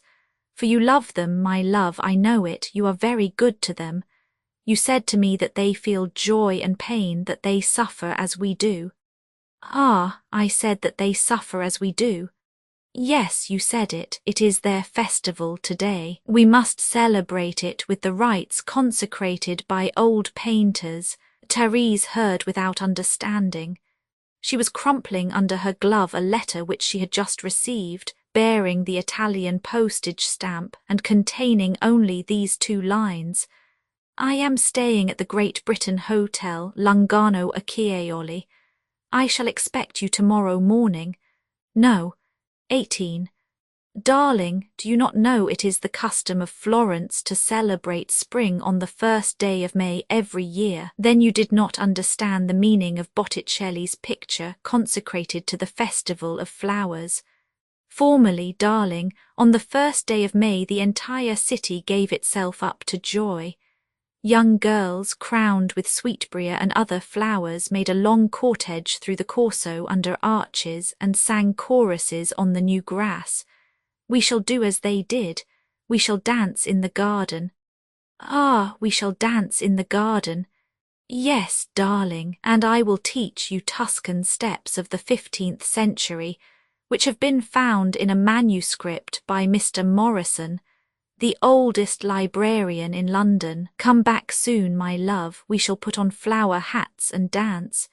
"Yes, dear, we shall dance," said Therese, and opening the gate she ran through the little pathway that hid its stones under rose bushes. She threw herself into the first carriage she found. The coachman wore forget-me-nots on his hat and on the handle of his whip.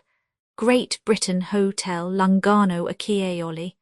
She knew where that was, Lungano Acciaioli.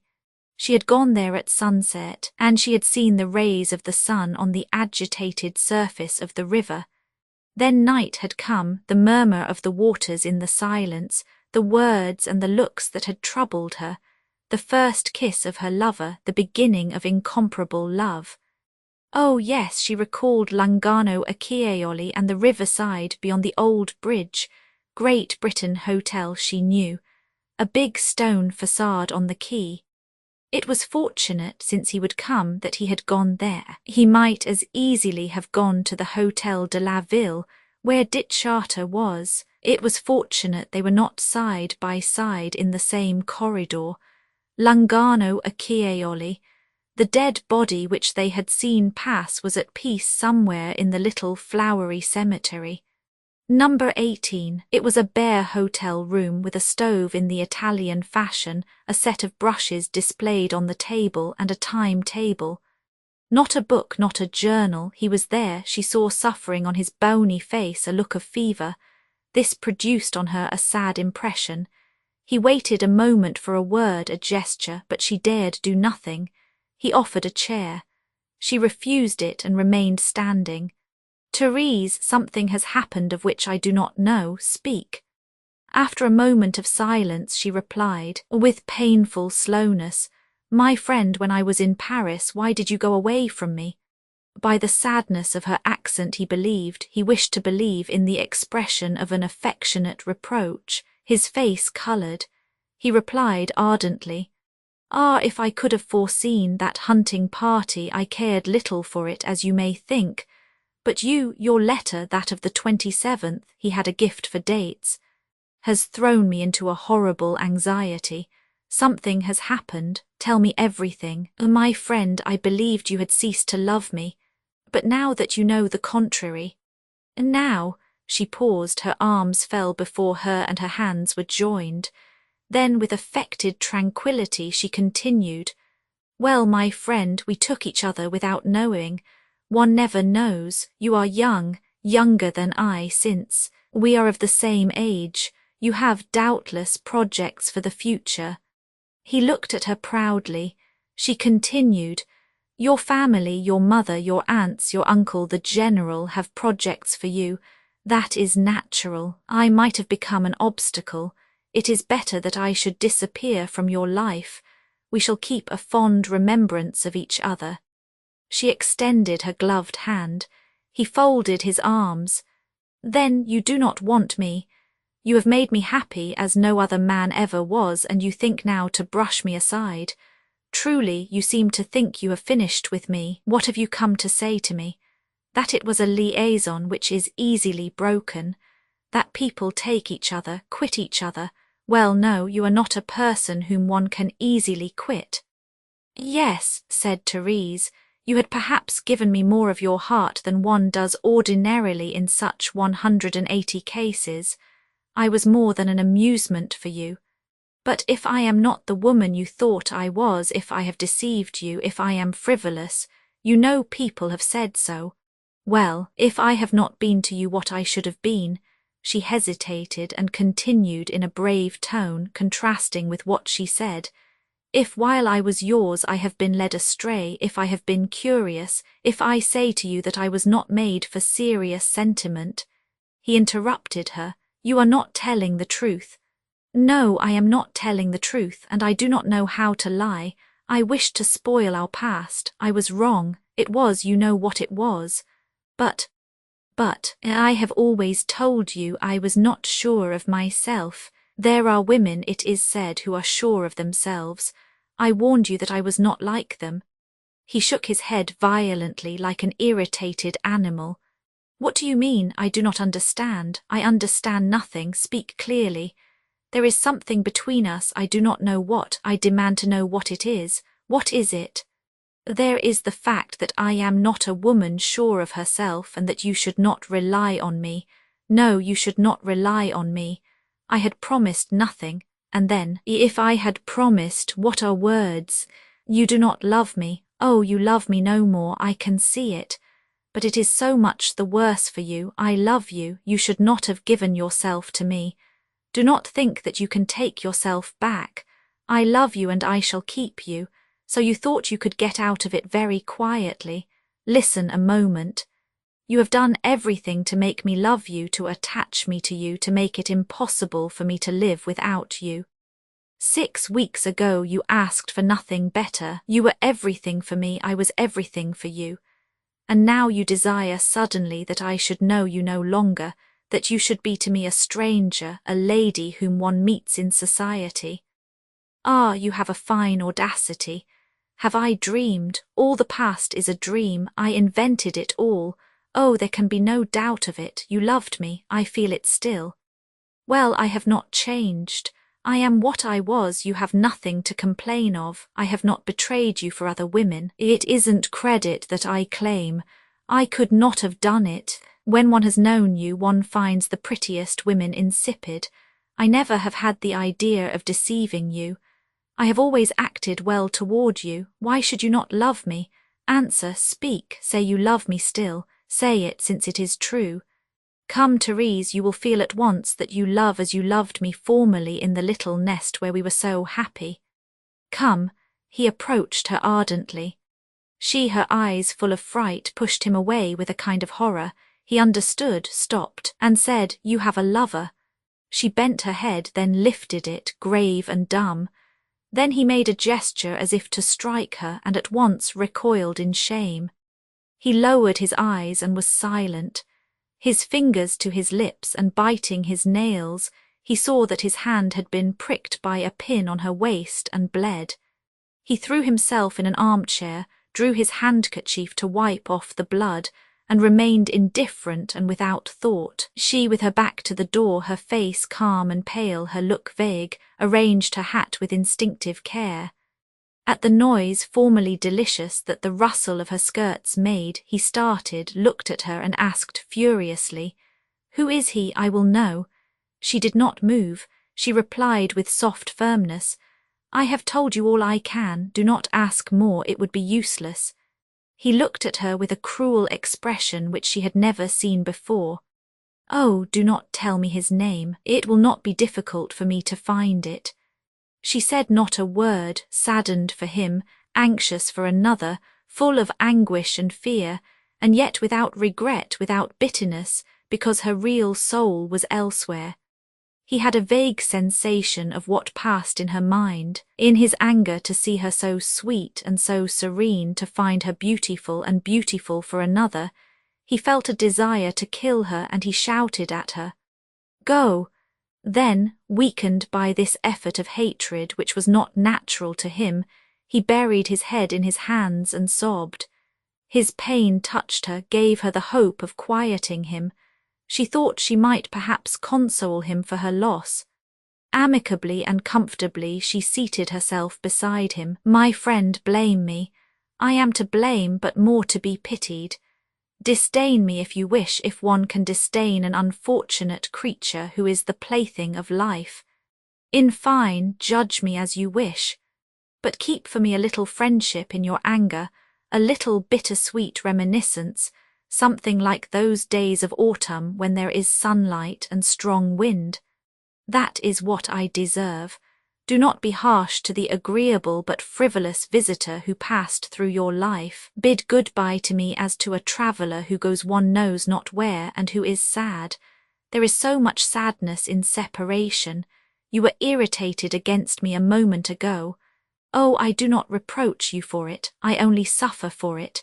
Reserve a little sympathy for me. Who knows? The future is always unknown. It is very grey and obscure before me. Let me say to myself that I have been kind, simple, frank with you, and that you have not forgotten it. In time you will understand. You will forgive. Today have a little pity." He was not listening to her words. He was appeased simply by the caress of her voice, of which the tone was limpid and clear. He exclaimed, "You do not love him. I am the one whom you love." Then she hesitated. Ah, to say whom one loves or loves not is not an easy thing for a woman, or at least for me. I do not know how other women do, but life is not good to me. I am tossed to and fro by force of circumstances. He looked at her calmly. An idea came to him. He had taken a resolution. He forgave, he forgot, provided she returned to him at once. "Therese, you do not love him. It was an error, a moment of forgetfulness, a horrible and stupid thing that you did through weakness, through surprise, perhaps in spite. Swear to me that you never will see him again." He took her arm. "Swear to me." She said not a word, her teeth were set, her face was sombre. He wrenched her wrist. She exclaimed, "You hurt me." However, he followed his idea. He led her to the table, on which near the brushes were an inkstand and several leaves of letter paper ornamented with a large blue vignette representing the facade of the hotel with innumerable windows. "Write what I am about to dictate to you. I will call somebody to take the letter." And as she resisted, he made her fall on her knees.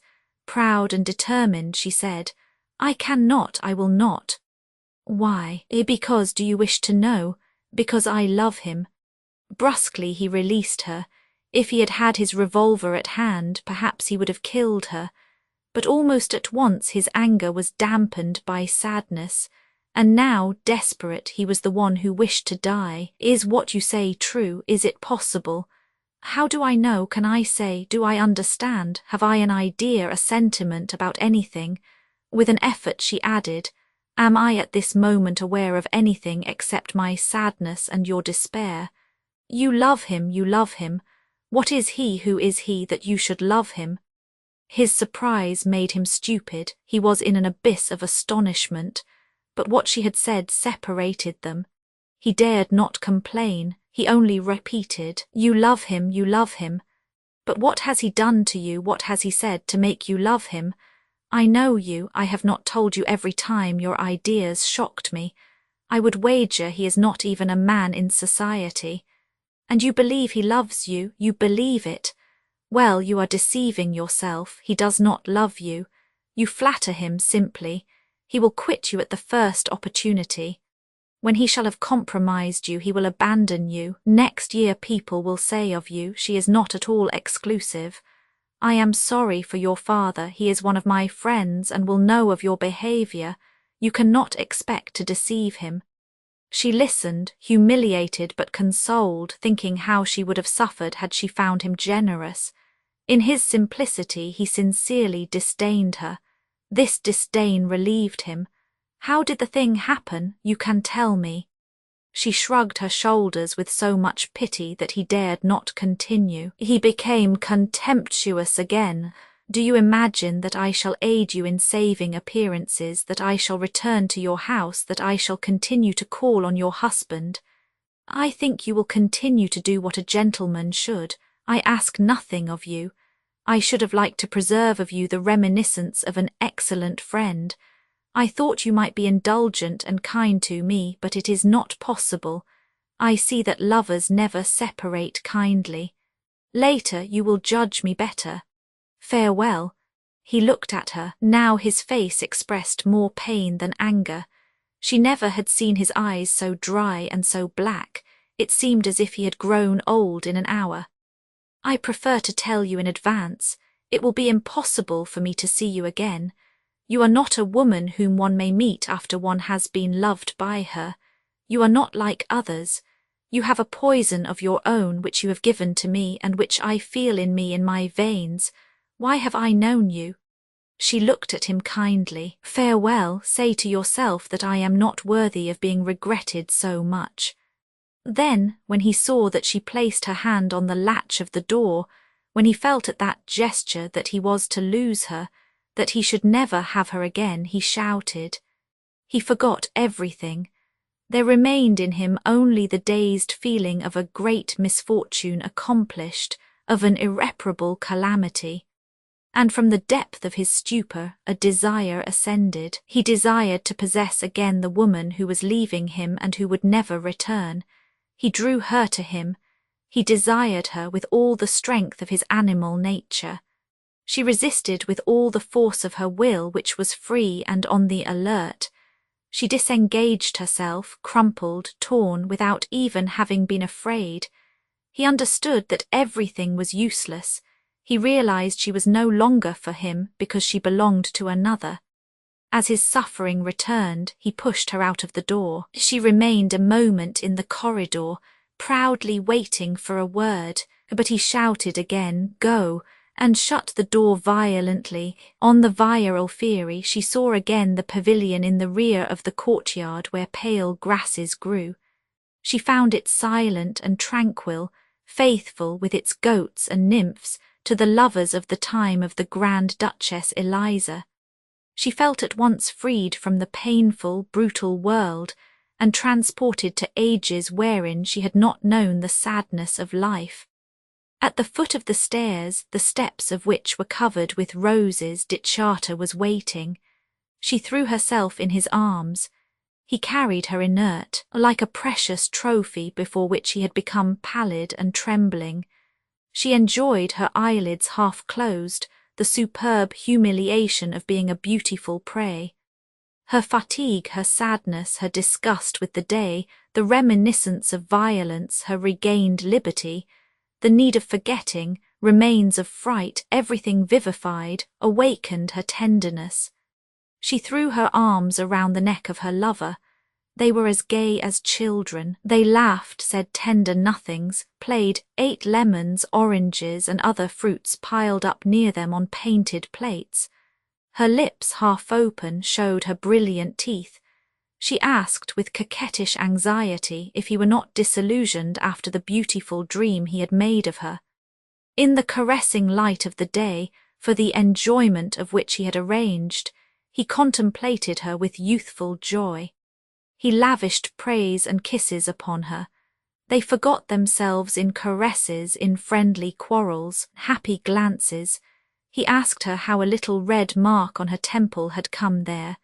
She replied that she had forgotten, that it was nothing. She hardly lied, she had really forgotten.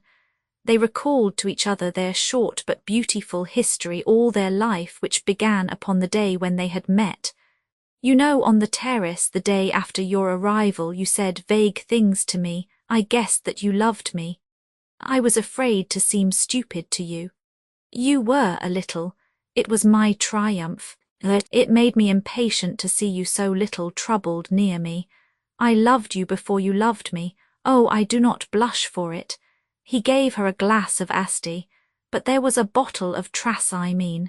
She wished to taste it in memory of the lake which she had seen silent and beautiful at night in its opal cup.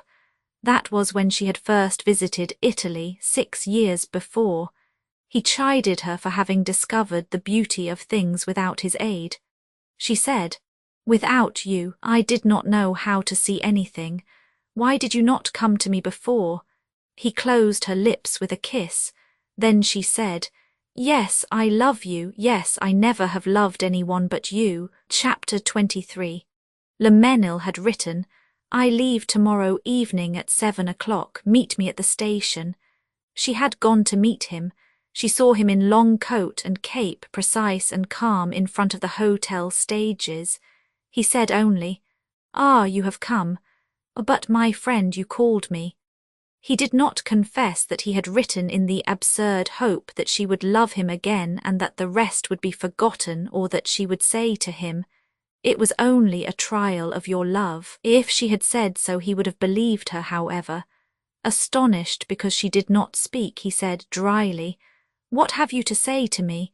It is not for me to speak, but for you. I have no explanations to give you. I have not to justify a betrayal. My friend, do not be cruel, do not be ungrateful. This is what I had to say to you, and I must repeat that I leave you with the sadness of a real friend. Is that all? Go and say this to the other man. It will interest him more than it interests me. You called me and I came. Do not make me regret it. I am sorry to have disturbed you. You could doubtless find a better employment for your time. I will not detain you. Rejoin him since you are longing to do so." At the thought that his unhappy words expressed a moment of eternal human pain, and that tragedy had illustrated many similar griefs, she felt all the sadness and irony of the situation which a curl of her lips betrayed. He thought she was laughing. "Do not laugh, listen to me. The other day at the hotel I wanted to kill you. I came so near doing it that now I know what I escaped. I will not do it. You may rest secure. What would be the use? As I wish to keep up appearances, I shall call on you in Paris. It will grieve me to learn that you cannot receive me. I shall see your husband, I shall see your father also. It will be to say goodbye to them, as I intend to go on a long voyage. Farewell, madam." At the moment when he turned his back to her, Therese saw Miss Bell and Prince Albertinelli coming out of the freight station toward her. The prince was very handsome. Vivian was walking by his side with the lightness of chaste joy. "Oh, darling, what a pleasant surprise to find you here.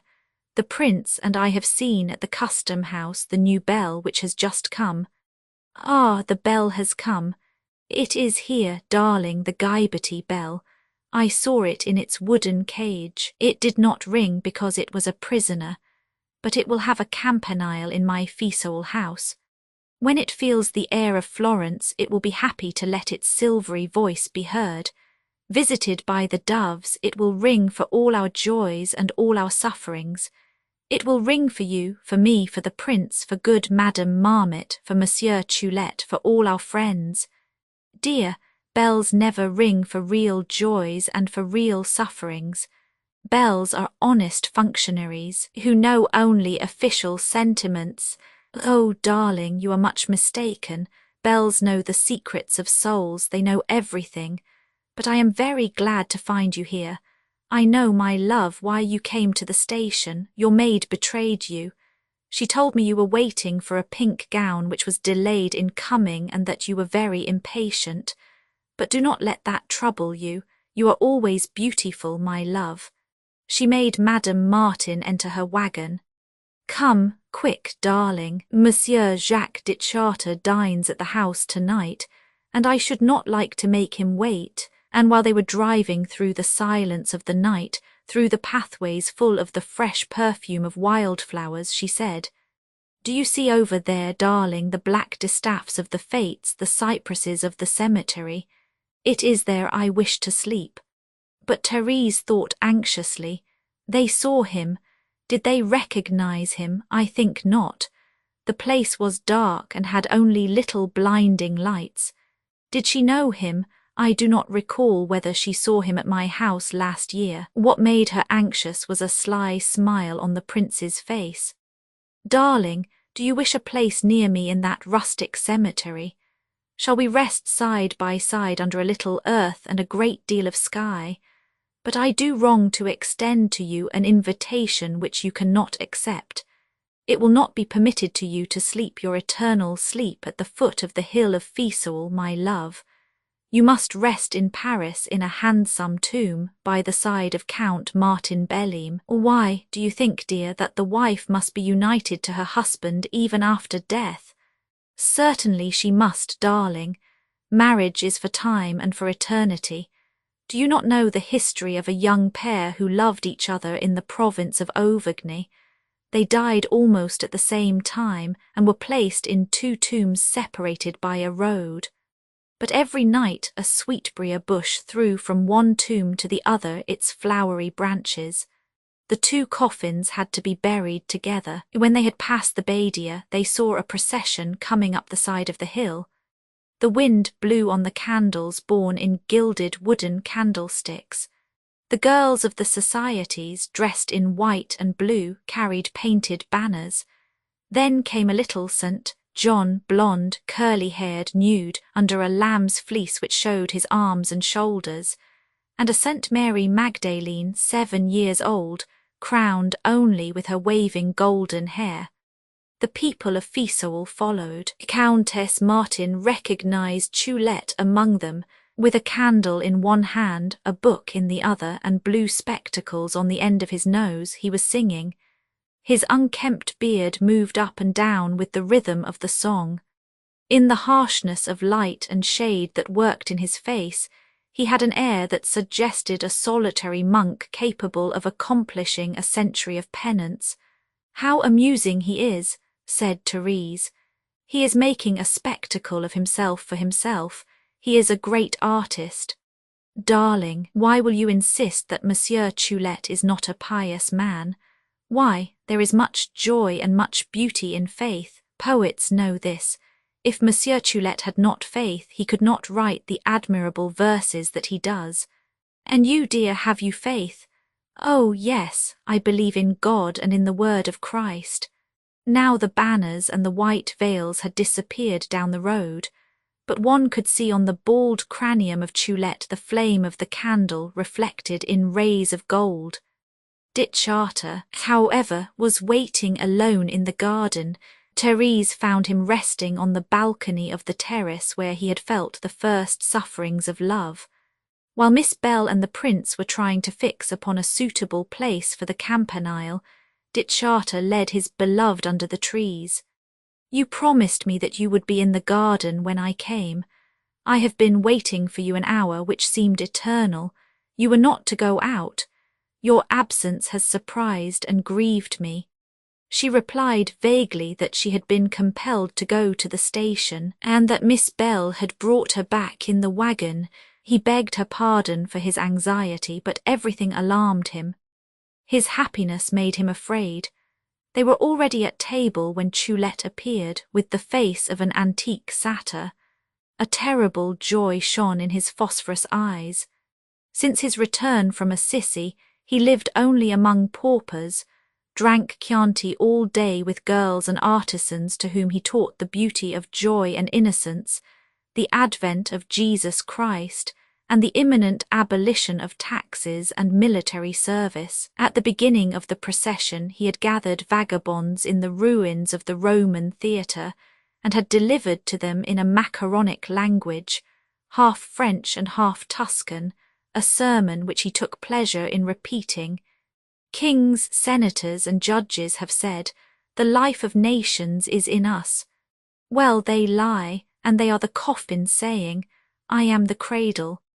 The life of nations is in the crops of the fields yellowing under the eye of the Lord. It is in the vines, and in the smiles and tears with which the sky bathes the fruits on the trees.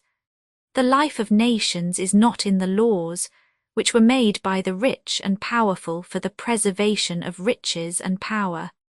The chiefs of kingdoms and of republics have said in their books that the right of peoples is the right of war, and they have glorified violence, and they render honours unto conquerors, and they raise in the public squares statues to the victorious man and horse. But one has not the right to kill.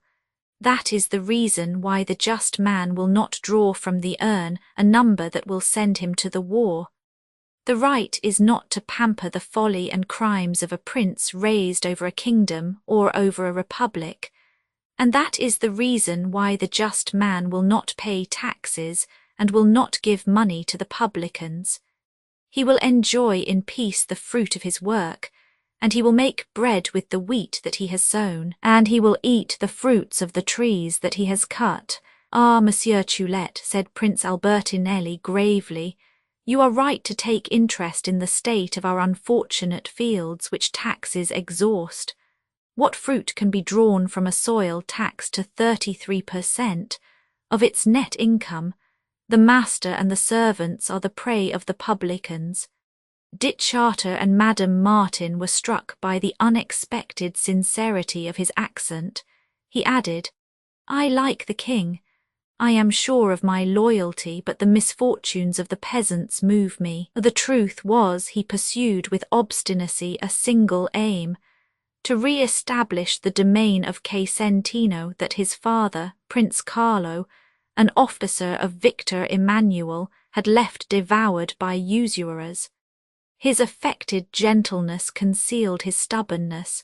He had only useful vices. It was to become a great Tuscan landowner that he had dealt in pictures, sold the famous ceilings of his palace, made love to rich old women, and finally sought the hand of Miss Bell, whom he knew to be skilful at earning money and practised in the art of housekeeping.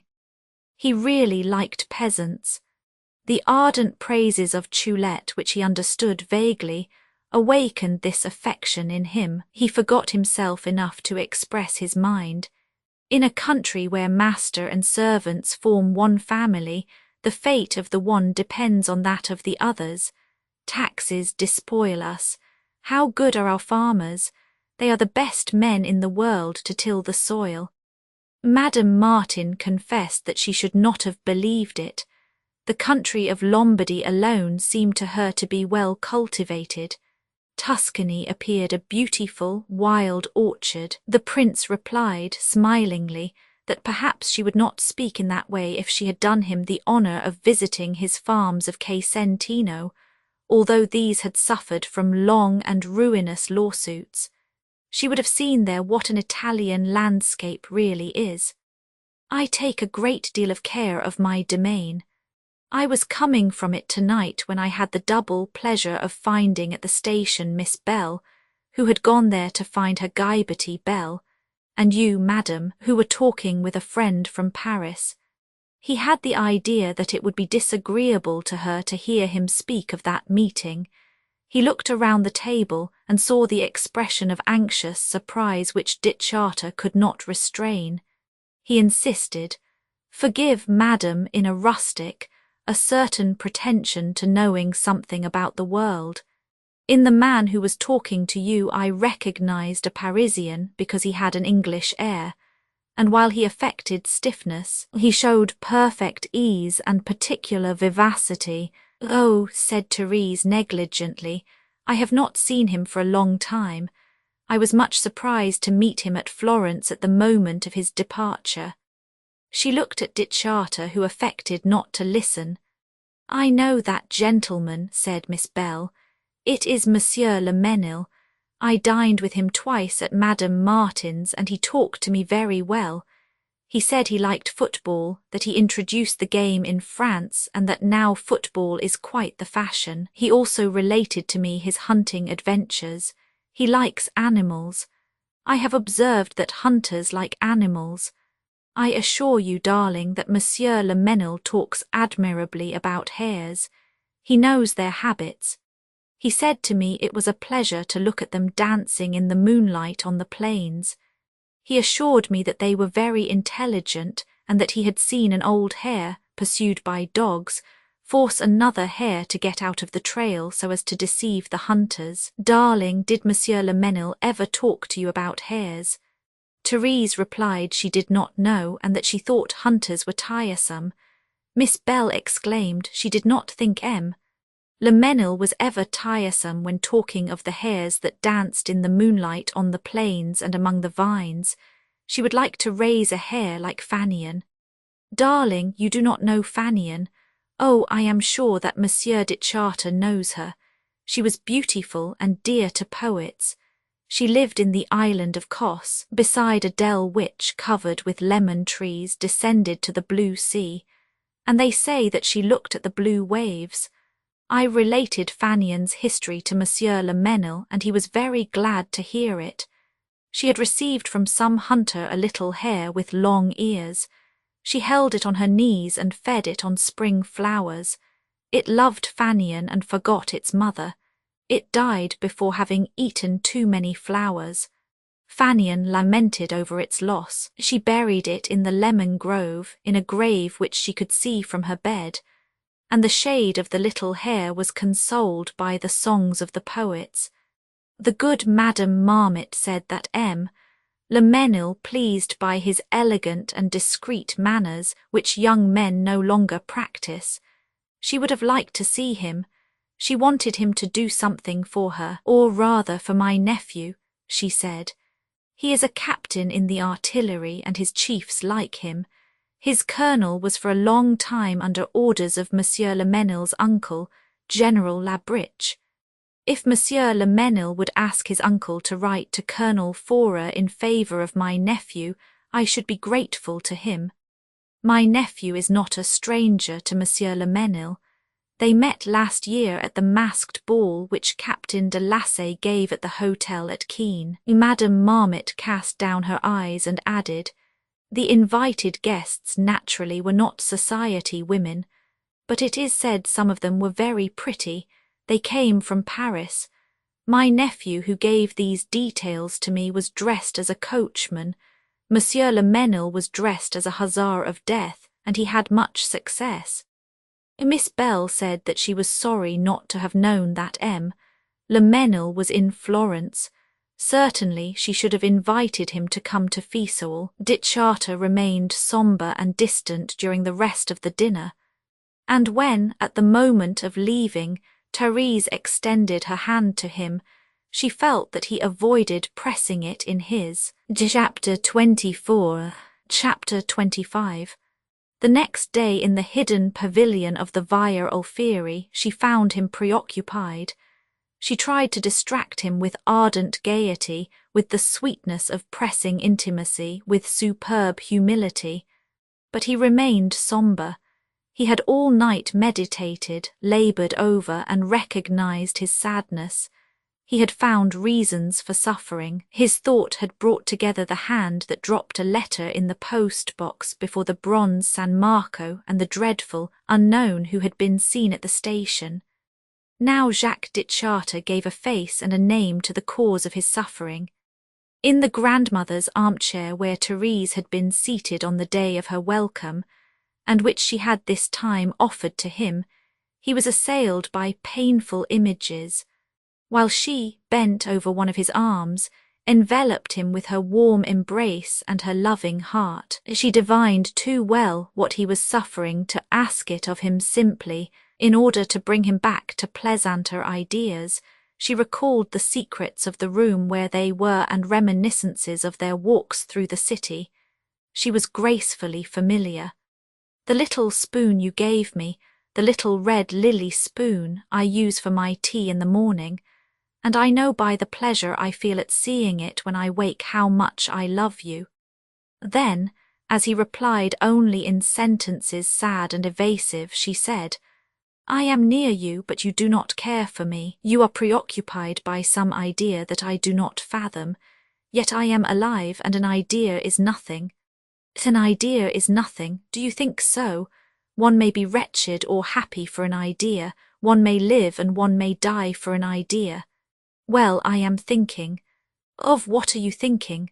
Why do you ask? You know very well I am thinking of what I heard last night which you had concealed from me. I am thinking of your meeting at the station, which was not due to chance but which a letter had caused, a letter dropped, remember, in the post-box of Saint Michel.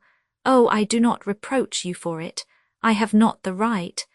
But why did you give yourself to me if you were not free? She thought she must tell an untruth. You mean someone whom I met at the station yesterday.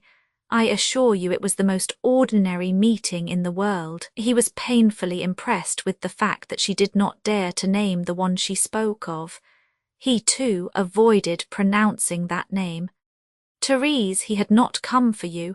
You did not know he was in Florence. He is nothing more to you than a man whom you meet socially. He is not the one who, when absent, made you say to me, I cannot. He is nothing to you. She replied resolutely. He comes to my house at times. He was introduced to me by General Lariviere. I have nothing more to say to you about him. I assure you he is of no interest to me, and I cannot conceive what may be in your mind about him. She felt a sort of satisfaction at repudiating the man who had insisted against her, with so much harshness and violence, upon his rights of ownership. But she was in haste to get out of her tortuous path. She rose and looked at her lover with beautiful, tender, and grave eyes. Listen to me. The day when I gave my heart to you, my life was yours wholly. If a doubt or a suspicion comes to you, question me. The present is yours, and you know well there is only you alone in it. As for my past, if you knew what nothingness it was, you would be glad. I do not think another woman made as I was to love would have brought to you a mind newer to love than is mine. That I swear to you. The years that were spent without you, I did not live. Let us not talk of them. There is nothing in them of which I should be ashamed. To regret them is another thing. I regret to have known you so late. Why did you not come sooner? You could have known me 5 years ago as easily as today. But believe me, we should not tire ourselves with speaking of time that has gone. Remember Lohengrin. If you love me, I am for you like the swan's knight. I have asked nothing of you. I have wanted to know nothing. I have not chided you about Mademoiselle Jean Tancred. I saw you loved me, that you were suffering, and it was enough, because I loved you. A woman cannot be jealous in the same manner as a man, nor feel what makes us suffer. I do not know that. Why cannot she? Why? Because there is not in the blood, in the flesh of a woman, that absurd and generous fury for ownership, that primitive instinct of which man has made a right. Man is the god who wants his mate to himself. Since time immemorial, woman is accustomed to sharing men's love. It is the past, the obscure past, that determines our passions. We are already so old when we are born. Jealousy for a woman is only a wound to her own self-love. For a man it is a torture as profound as moral suffering, as continuous as physical suffering. You ask the reason why. Because in spite of my submission and of my respect, in spite of the alarm you cause me, you are matter and I am the idea. You are the thing and I am the mind. You are the clay and I am the artisan. Do not complain of this. Near the perfect amphora surrounded with garlands, what is the rude and humble potter? The amphora is tranquil and beautiful. He is wretched, he is tormented, he wills, he suffers, for to will is to suffer. Yes, I am jealous. I know what there is in my jealousy.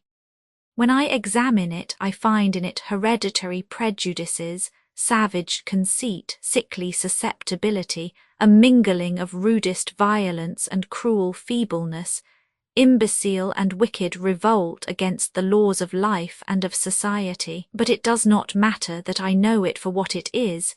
It exists and it torments me. I am the chemist who, studying the properties of an acid which he has drunk, knows how it was combined and what salts form it. Nevertheless the acid burns him and will burn him to the bone. My love, you are absurd. Yes, I am absurd. I feel it better than you feel it yourself. To desire a woman in all the brilliancy of her beauty and her wit, mistress of herself, who knows and who dares, more beautiful in that and more desirable, and whose choice is free, voluntary, deliberate, to desire her, to love her for what she is, and to suffer because she is not puerile candour nor pale innocence, which would be shocking in her if it were possible to find them there, to ask her at the same time that she be herself and not be herself, to adore her as life has made her, and regret bitterly that life which has made her so beautiful has touched her. Oh, this is absurd. I love you. I love you with all that you bring to me of sensations, of habits, with all that comes of your experiences, with all that comes from him perhaps, from them how do I know? These things are my delight and they are my torture. There must be a profound sense in the public idiocy, which says that love like ours is guilty. Joy is guilty when it is immense. That is the reason why I suffer, my beloved. She knelt before him, took his hands and drew him to her. I do not wish you to suffer. I will not have it. It would be folly. I love you and never have loved anyone but you. You may believe me, I do not lie. He kissed her forehead. If you deceived me, my dear, I should not reproach you for that. On the contrary, I should be grateful to you. Nothing is so legitimate, so human as to deceive pain. What would become of us if women had not for us the pity of untruth? Lie, my beloved, lie for the sake of charity. Give me the dream that colours black sorrow. Lie, have no scruples, you will only add another illusion to the illusion of love and beauty. He sighed. Oh, common sense, common wisdom. She asked him what he meant and what common wisdom was. He said it was a sensible proverb, but brutal, which it was better not to repeat. Repeat it all the same. You wish me to say it to you. Kissed lips do not lose their freshness. And he added, it is true that love preserves beauty, and that the beauty of women is fed on caresses as bees are fed on flowers. She placed on his lips a pledge in a kiss. I swear to you I never loved anyone but you. Oh no, it is not caresses that have preserved the few charms which I am happy to have in order to offer them to you. I love you. I love you. But he still remembered the letter dropped in the post box and the unknown person met at the station. If you loved me truly, you would love only me. She rose, indignant. Then you believe I love another. What you are saying is monstrous. Is that what you think of me? And you say you love me. I pity you because you are insane. True, I am insane. She, kneeling with the supple palms of her hands, enveloped his temples and his cheeks. He said again that he was mad to be anxious about a chance and commonplace meeting. She forced him to believe her, or rather to forget. He no longer saw or knew anything. His vanished bitterness and anger left him nothing but the harsh desire to forget everything, to make her forget everything. She asked him why he was sad. You were happy a moment ago, why are you not happy now? And as he shook his head and said nothing, speak, I like your complaints better than your silence. Then he said, you wish to know, do not be angry. I suffer now more than ever, because I know now what you are capable of giving. She withdrew brusquely from his arms and with eyes full of pain and reproach said, "You can believe that I ever was to another what I am to you. You wound me in my most susceptible sentiment in my love for you. I do not forgive you for this. I love you. I never have loved anyone except you. I never have suffered except through you. Be content. You do me a great deal of harm. How can you be so unkind?" Therese, one is never kind when one is in love. She remained for a long time immovable and dreamy. Her face flushed and a tear rose to her eyes. "Therese, you are weeping. Forgive me, my heart, it is the first time that I have loved and that I have been really loved. I am afraid." Chapter 26. While the rolling of arriving boxes filled the Belle Villa, while Pauline, loaded with parcels, lightly came down the steps, while good Madame Marmot with tranquil vigilance supervised everything, and while Miss Bell finished dressing in her room, Therese, dressed in grey, resting on the terrace, looked once again at the flower city. She had decided to return home. Her husband recalled her in every one of his letters. If, as he asked her to do, she returned to Paris in the first days of May, they might give 2 or 3 dinners, followed by receptions. His political group was supported by public opinion. The tide was pushing him along, and Garaine thought the Countess Martin's drawing-room might exercise an excellent influence on the future of the country. These reasons moved her not, but she felt a desire to be agreeable to her husband. She had received the day before a letter from her father, Monsieur Montesay, who, without sharing the political views of his son-in-law, and without giving any advice to his daughter, insinuated that society was beginning to gossip of the Countess Martin's mysterious sojourn at Florence among poets and artists. The Belle Villa took, from a distance, an air of sentimental fantasy. She felt herself that she was too closely observed at Risol. Madame Marmot annoyed her. Prince Albertinelli disquieted her. The meetings in the pavilion of the Via Alfieri had become difficult and dangerous. Professor Arrighi, whom the prince often met, had seen her one night as she was walking through the deserted streets leaning on Dichata. Professor Arrighi, author of a treatise on agriculture, was the most amiable of wise men. He had turned his beautiful, heroic face and said only the next day to the young woman formally, "I could discern from a long distance the coming of a beautiful woman. Now that I have gone beyond the age to be viewed favourably by women, Heaven has pity on me. Heaven prevents my seeing them. My eyes are very bad. The most charming face I can no longer recognise." She had understood and heeded the warning.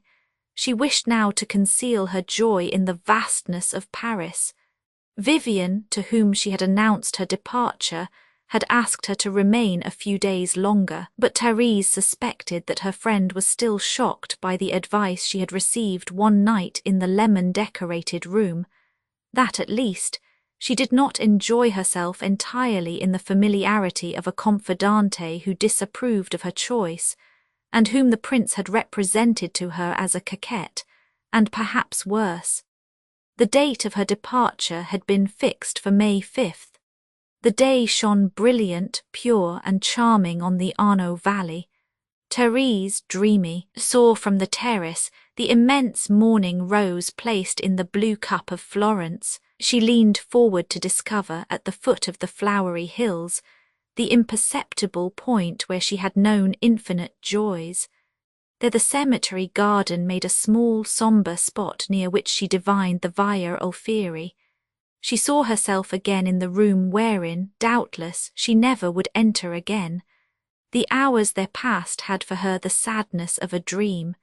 She felt her eyes becoming veiled, her knees weaken, and her soul shudder. It seemed to her that life was no longer in her, and that she had left it in that corner where she saw the black pines raise their immovable summits. She reproached herself for feeling anxiety without reason, when, on the contrary, she should be reassured and joyful. She knew she would meet Jacques de Chartres in Paris. They would have liked to arrive there at the same time, or, rather, to go there together. They had thought it indispensable that he should remain 3 or 4 days longer in Florence, but their meeting would not be retarded beyond that. They had appointed a rendezvous, and she rejoiced in the thought of it. She wore her love mingled with her being and running in her blood. Still, a part of herself remained in the pavilion decorated with goats and nymphs, a part of herself which never would return to her. In the full ardour of life, she was dying for things infinitely delicate and precious. She recalled that de Chartres had said to her, "Love likes charms.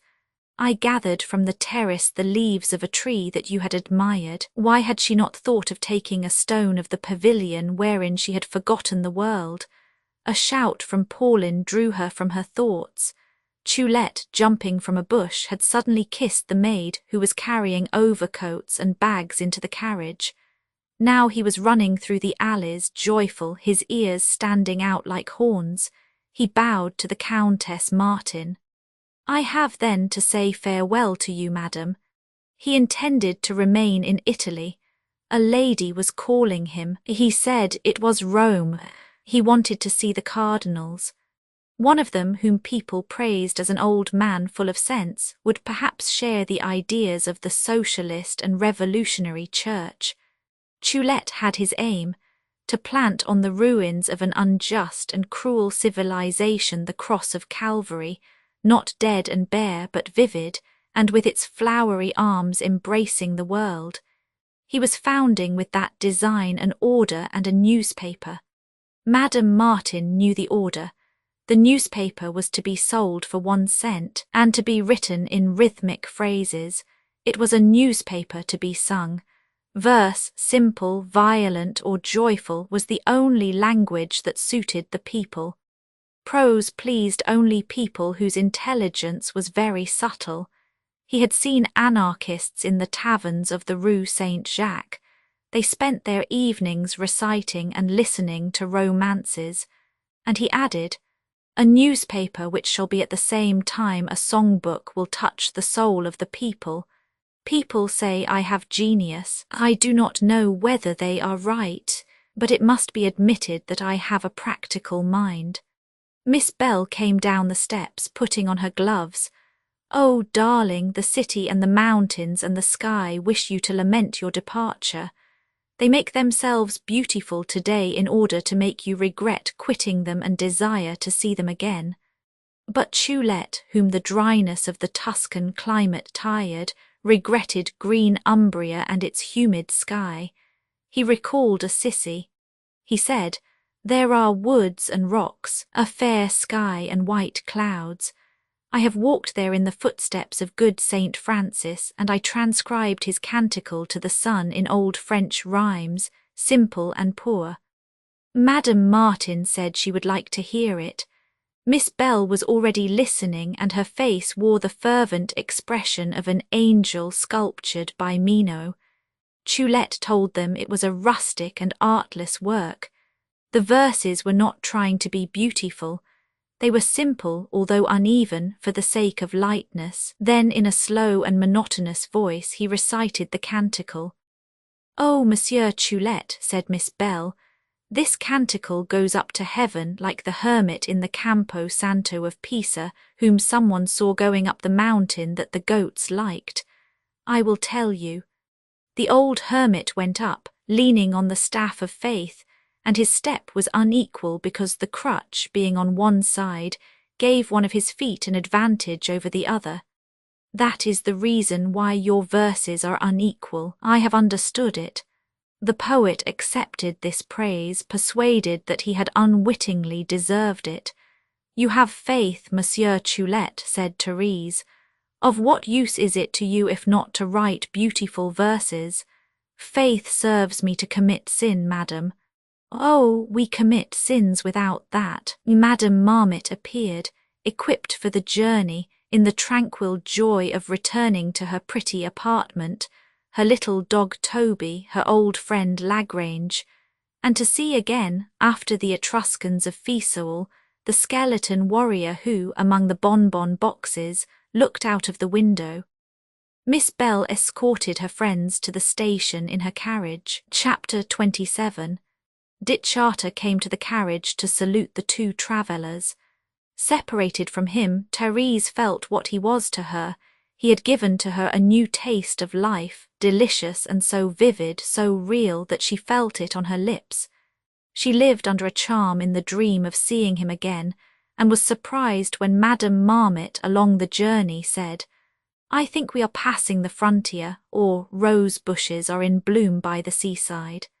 She was joyful when, after a night at the hotel in Marseille, she saw the grey olive trees in the stony fields, then the mulberry trees and the distant profile of Mount Pilate and the Rhône and Lyons, and then the familiar landscapes, the trees raising their summits into bouquets clothed in tender green, and the lines of poplars beside the rivers. She enjoyed the plenitude of the hours she lived, and the astonishment of profound joys, and it was with the smile of a sleeper suddenly awakened that, at the station in Paris, in the light of the station, she greeted her husband, who was glad to see her. When she kissed Madame Marmot, she told her that she thanked her with all her heart, and truly she was grateful to all things, like M. Choulette St. Francis. In the coupe which followed the quays in the luminous dust of the setting sun, she listened without impatience to her husband confiding to her his successes as an orator, the intentions of his parliamentary groups, his projects, his hopes, and the necessity to give 2 or 3 political dinners. She closed her eyes in order to think better. She said to herself, "I shall have a letter tomorrow and shall see him again within 8 days." When the coupe passed on the bridge, she looked at the water which seemed to roll flames, at the smoky arches, at the rows of trees, at the heads of the chestnut trees in bloom on the Cours Lariani. All these familiar aspects seemed to be clothed for her in novel magnificence. It seemed to her that her love had given a new colour to the universe, and she asked herself whether the trees and the stones recognized her. She was thinking, how is it that my silence, my eyes, and heaven and earth do not tell my dear secret? Martin Belleam, thinking she was a little tired, advised her to rest, and at night, closeted in her room, in the silence wherein she heard the palpitations of her heart, she wrote to the absent one a letter full of these words, which are similar to flowers in their perpetual novelty. "I love you, I am waiting for you, I am happy, I feel you are near me. There is nobody except you and me in the world. I see from my window a blue star which trembles, and I look at it, thinking that you see it in Florence. I have put on my table the little red lily spoon. Come, come," and she found thus fresh in her mind the eternal sensations and images. For a week she lived an inward life, feeling within her the soft warmth which remained of the days passed in the Via Alfieri, breathing the kisses which she had received, and loving herself for being loved. She took delicate care, and displayed attentive taste in new gowns. It was to herself, too, that she was pleasing. Madly anxious when there was nothing for her at the post office, trembling and joyful when she received through the small window a letter wherein she recognized the large handwriting of her beloved, she devoured her reminiscences, her desires, and her hopes. Thus the hours passed quickly. The morning of the day when he was to arrive seemed to her to be odiously long. She was at the station before the train arrived. A delay had been signalled. It weighed heavily upon her. Optimist in her projects and placing by force, like her father, faith on the side of her will, that delay which she had not foreseen seemed to her to be treason. The grey light, which the 3/4 of an hour filtered through the window panes of the station, fell on her like the rays of an immense hour-glass which measured for her the minutes of happiness lost. She was lamenting her fate, when in the red light of the sun, she saw the locomotive of the express stop, monstrous and docile on the quay, and in the crowd of travellers coming out of the carriages, Jacques approached her. He was looking at her with that sort of sombre and violent joy which she had often observed in him. He said, "At last here you are. I feared to die before seeing you again. You do not know, I did not know myself, what torture it is to live a week away from you. I have returned to the little pavilion of the Via Alfieri. In the room you know, in front of the old pastel, I have wept for love and rage." She looked at him tenderly. "And do you not think that I called you, that I wanted you, that when alone I extended my arms toward you? I had hidden your letters in the chiffonier where my jewels are. I read them at night. It was delicious, but it was imprudent.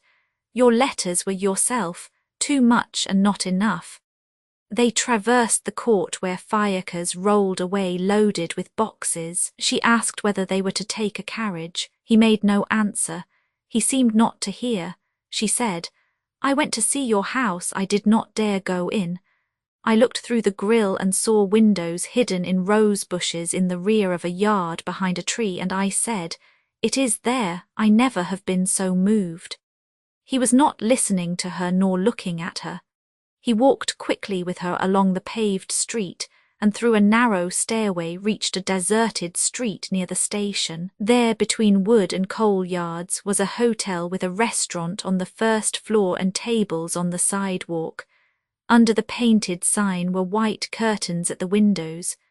Ditcharter stopped before the small door and pushed Therese into the obscure alley. She asked, "Where are you leading me? What is the time? I must be home at 7:30. We are mad." When they left the house, she said, "Jacques, my darling, we are too happy. We are robbing life." Chapter 28. A fiacre brought her the next day to a populous street, half sad, half gay, with walls of gardens in the intervals of new houses, and stopped at the point where the sidewalk passes under the arcade of a mansion of the Regency, covered now with dust and oblivion, and fantastically placed across the street. Here and there green branches lent gaiety to that city corner. Therese, while ringing at the door, saw in the limited perspective of the houses a pulley at a window and a gilt key, the sign of a locksmith. Her eyes were full of this picture, which was new to her. Pigeons flew above her head. She heard chickens cackle. A servant with a military look opened the door. She found herself in a yard covered with sand, shaded by a tree, where at the left was the janitor's box with bird cages at the windows.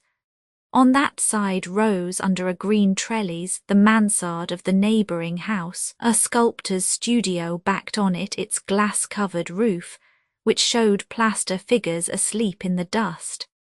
At the right, the wall that closed the yard bore debris of monuments, broken bases of columnettes. In the rear, the house, not very large, showed the 6 windows of its facade, half hidden by vines and rose bushes. Philippe Ditcharter, infatuated with the architecture of the 15th century in France, had reproduced there very cleverly the characteristics of a private house of the time of Louis Roman XII. That house, begun in the middle of the Second Empire, had not been finished. The builder of so many castles died without being able to finish his own house. It was better thus, conceived in a manner which had then its distinction and its value, but which seems today banal and outlandish, having lost little by little its large frame of gardens, cramped now between the walls of the tall buildings. Philippe Ditcharter's little house, by the roughness of its stones, by the naive heaviness of its windows, by the simplicity of the roof, which the architect's widow had caused to be covered with little expense, by all the lucky accidents of the unfinished and unpremeditated, corrected the lack of grace of its new and affected antiquity and archaeologic romanticism, and harmonized with the humbleness of a district made ugly by progress of population. In fine, notwithstanding its appearance of ruin and its green drapery, that little house had its charm. Suddenly and instinctively, Therese discovered in it other harmonies. In the elegant negligence which extended from the walls covered with vines to the darkened panes of the studio, and even in the bent tree, the bark of which studded with its shells the wild grass of the courtyard, she divined the mind of the master, nonchalant, not skilful in preserving, living in the long solitude of passionate men. She had in her joy a sort of grief at observing this careless state in which her lover left things around him. She found in it a sort of grace and nobility, but also a spirit of indifference contrary to her own nature, opposite to the interested and careful mind of the Montesies. At once she thought that without spoiling the pensive softness of that rough corner, she would bring to it her well-ordered activity. She would have sand thrown in the alley, and in the angle wherein a little sunlight came she would put the gaiety of flowers. She looked sympathetically at a statue which had come there from some park, a Flora lying on the earth, eaten by black moss, her 2 arms lying by her sides. She thought of raising her soon, of making of her a centrepiece for a fountain. Ditchata, who for an hour had been watching for her coming, joyful, anxious, trembling in his agitated happiness, descended the steps. In the fresh shade of the vestibule, wherein she divined confusedly the severe splendour of bronze and marble statues, she stopped, troubled by the beatings of her heart, which throbbed with all its might in her chest. He pressed her in his arms and kissed her. She heard him through the tumult of her temples, recalling to her the short delights of the day before. She saw again the lion of the Atlas on the carpet, and returned to Jacques his kisses with delicious slowness.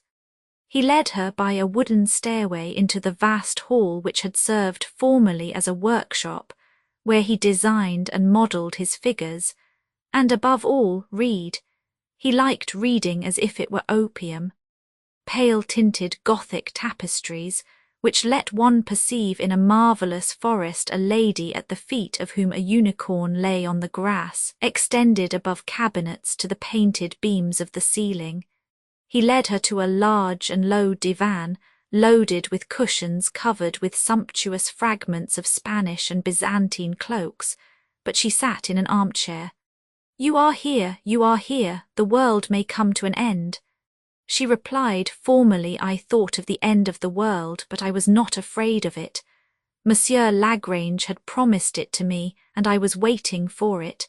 When I did not know you, I felt so lonely. As she looked at the tables loaded with vases and statuettes, the tapestries, the confused and splendid mass of weapons, the animals, the marbles, the paintings, the ancient books.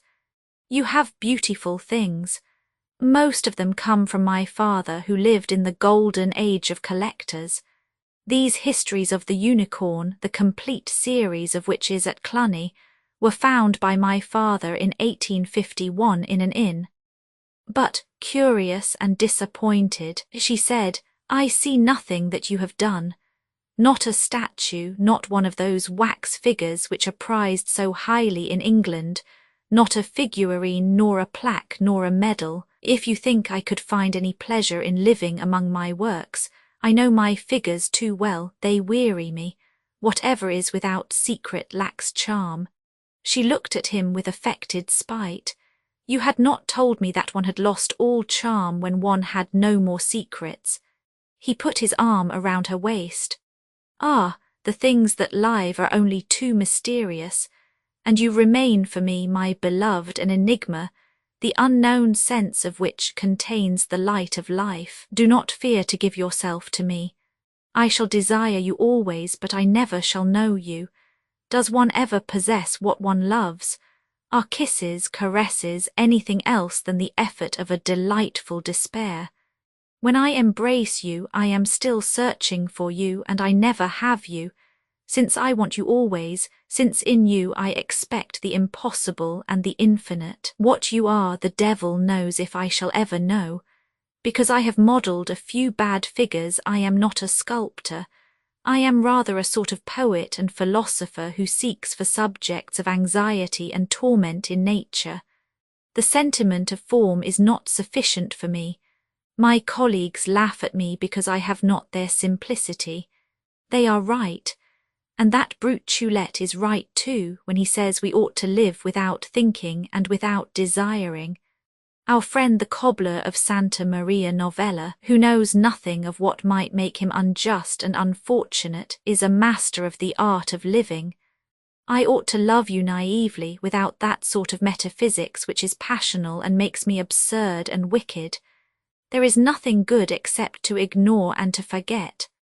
Come, come, I have thought of you too cruelly in the tortures of your absence. Come, my beloved, I must forget you with you. It is with you only that I can forget you and lose myself. He took her in his arms and, lifting her veil, kissed her on the lips. A little frightened in that vast, unknown hall, embarrassed by the look of strange things, she drew the black tulle to her chin. Here you cannot think of it. He said they were alone. Alone, and the man with terrible moustaches who opened the door. He smiled. That is Fuselier, my father's former servant. He and his wife take charge of the house.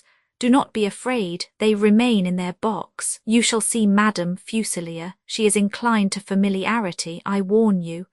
My friend, why has Monsieur Fuselier a janitor, moustaches like a Tartar? My dear, nature gave them to him.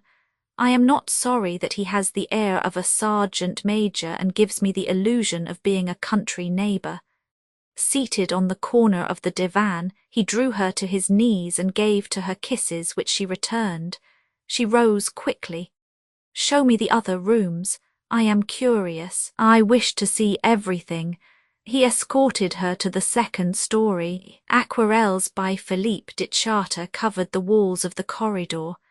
He opened the door and made her enter a room furnished with white mahogany. It was his mother's room. He kept it intact in its past. Uninhabited for 9 years, the room had not the air of being resigned to its solitude. The mirror waited for the old lady's glance, and on the onyx clock a pensive Sappho was lonely because she did not hear the noise of the pendulum. There were 2 portraits on the walls. One by Ricard represented Philippe de Chartres, very pale with rumpled hair, and eyes lost in a romantic dream. The other showed a middle-aged woman, almost beautiful in her ardent slightness. It was Madame Philippe de Chartres. My poor mother's room is like me, said Jacques. It remembers. You resemble your mother, said Therese. You have her eyes. Paul Vence told me she adored you. Yes, he replied smilingly. My mother was excellent, intelligent, exquisite, marvellously absurd. Her madness was maternal love. She did not give me a moment of rest. She tormented herself and tormented me. Therese looked at a bronze figure by Carpeaux placed on the chiffonier. You recognize, said de Chartres, the Prince Imperial by his ears, which are like the wings of a zephyr and which enliven his cold visage. This bronze is a gift of Napoleon Roman III. My parents went to Campigny. My father, while the court was at Fontainebleau, made the plan of the castle and designed the gallery. In the morning the emperor would come in his frock coat and smoking his meerschaum pipe to sit near him like a penguin on a rock. At that time I went to day school. I listened to his stories at table, and I have not forgotten them. The emperor stayed there, peaceful and quiet, interrupting his long silence with few words smothered under his big moustache. Then he roused himself a little and explained his ideas of machinery. He was an inventor. He would draw a pencil from his pocket and make drawings on my father's designs. He spoiled in that way 2 or 3 studies a week. He liked my father a great deal and promised works and honours to him which never came. The emperor was kind, but he had no influence, as Mamma said. At that time I was a little boy. Since then a vague sympathy has remained in me for that man who was lacking in genius, but whose mind was affectionate and beautiful, and who carried through great adventures a simple courage and a gentle fatalism.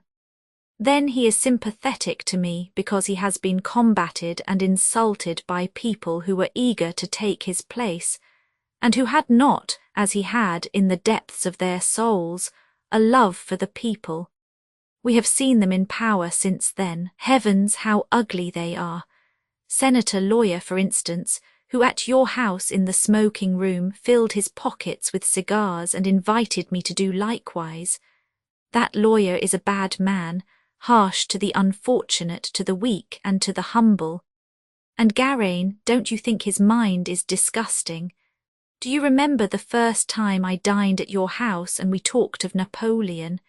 Your hair, twisted above your neck and shot through by a diamond arrow, was adorable. Paul Vence said subtle things. Garaine did not understand. You asked for my opinion. It was to make you shine. I was already conceited for you. Oh, I never could say a single phrase before people who are so serious. Yet I had a great desire to say that Napoleon Roman III pleased me more than Napoleon I, that I thought him more touching, but perhaps that idea would have produced a bad effect. But I am not so destitute of talent as to care about politics. He looked around the room, and at the furniture with familiar tenderness. He opened a drawer.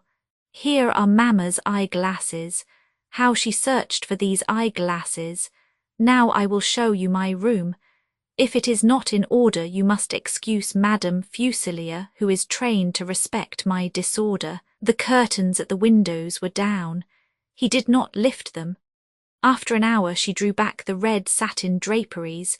Rays of light dazzled her eyes and fell on her floating hair. She looked for a mirror and found only a looking-glass of Venice, dull in its wide ebony border. Rising on the tips of her toes to see herself in it, she said, "Is that sombre and far-away spectre I? The women who have looked at themselves in this glass cannot have complimented you on it." As she was taking pins from the table, she noticed a little bronze figure which she had not yet seen.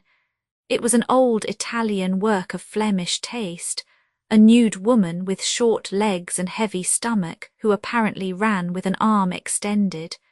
She thought the figure had a droll air. She asked what she was doing. "She is doing what Madame Mundanity does on the portal of the cathedral at Basel." But Therese, who had been at Basel, did not know Madame Mundanity. She looked at the figure again, did not understand, and asked, "Is it something very bad? How can a thing shown on the portal of a church be so difficult to tell here?" Suddenly an anxiety came to her. What will Monsieur and Madame Fuselier think of me? Then, discovering on the wall a medallion wherein de Chartres had modelled the profile of a girl, amusing and vicious. "What is that?" "That is Clara, a newspaper girl.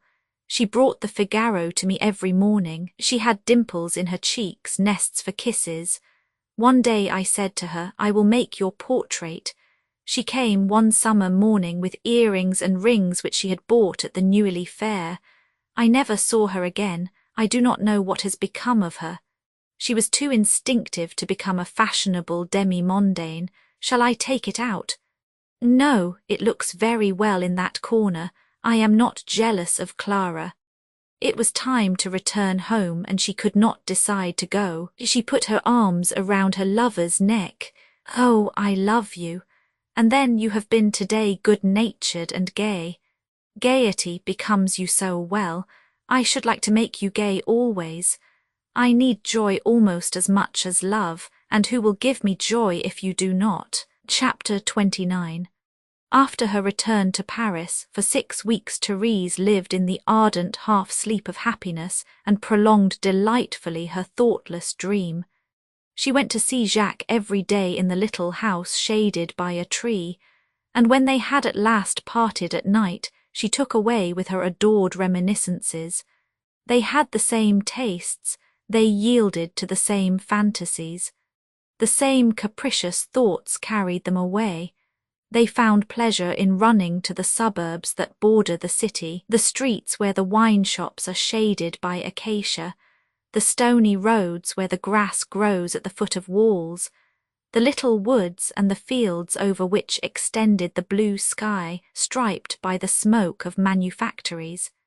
She was happy to feel him near her in this region where she did not know herself, and where she gave to herself the illusion of being lost with him. One day they had taken the boat that she had seen pass so often under her windows. She was not afraid of being recognized. Her danger was not great, and since she was in love she had lost prudence. They saw shores which little by little grew gay, escaping the dusty aridity of the suburbs. They went by islands with bouquets of trees shading taverns and innumerable boats tied under willows. They debarked at Bass Meudon.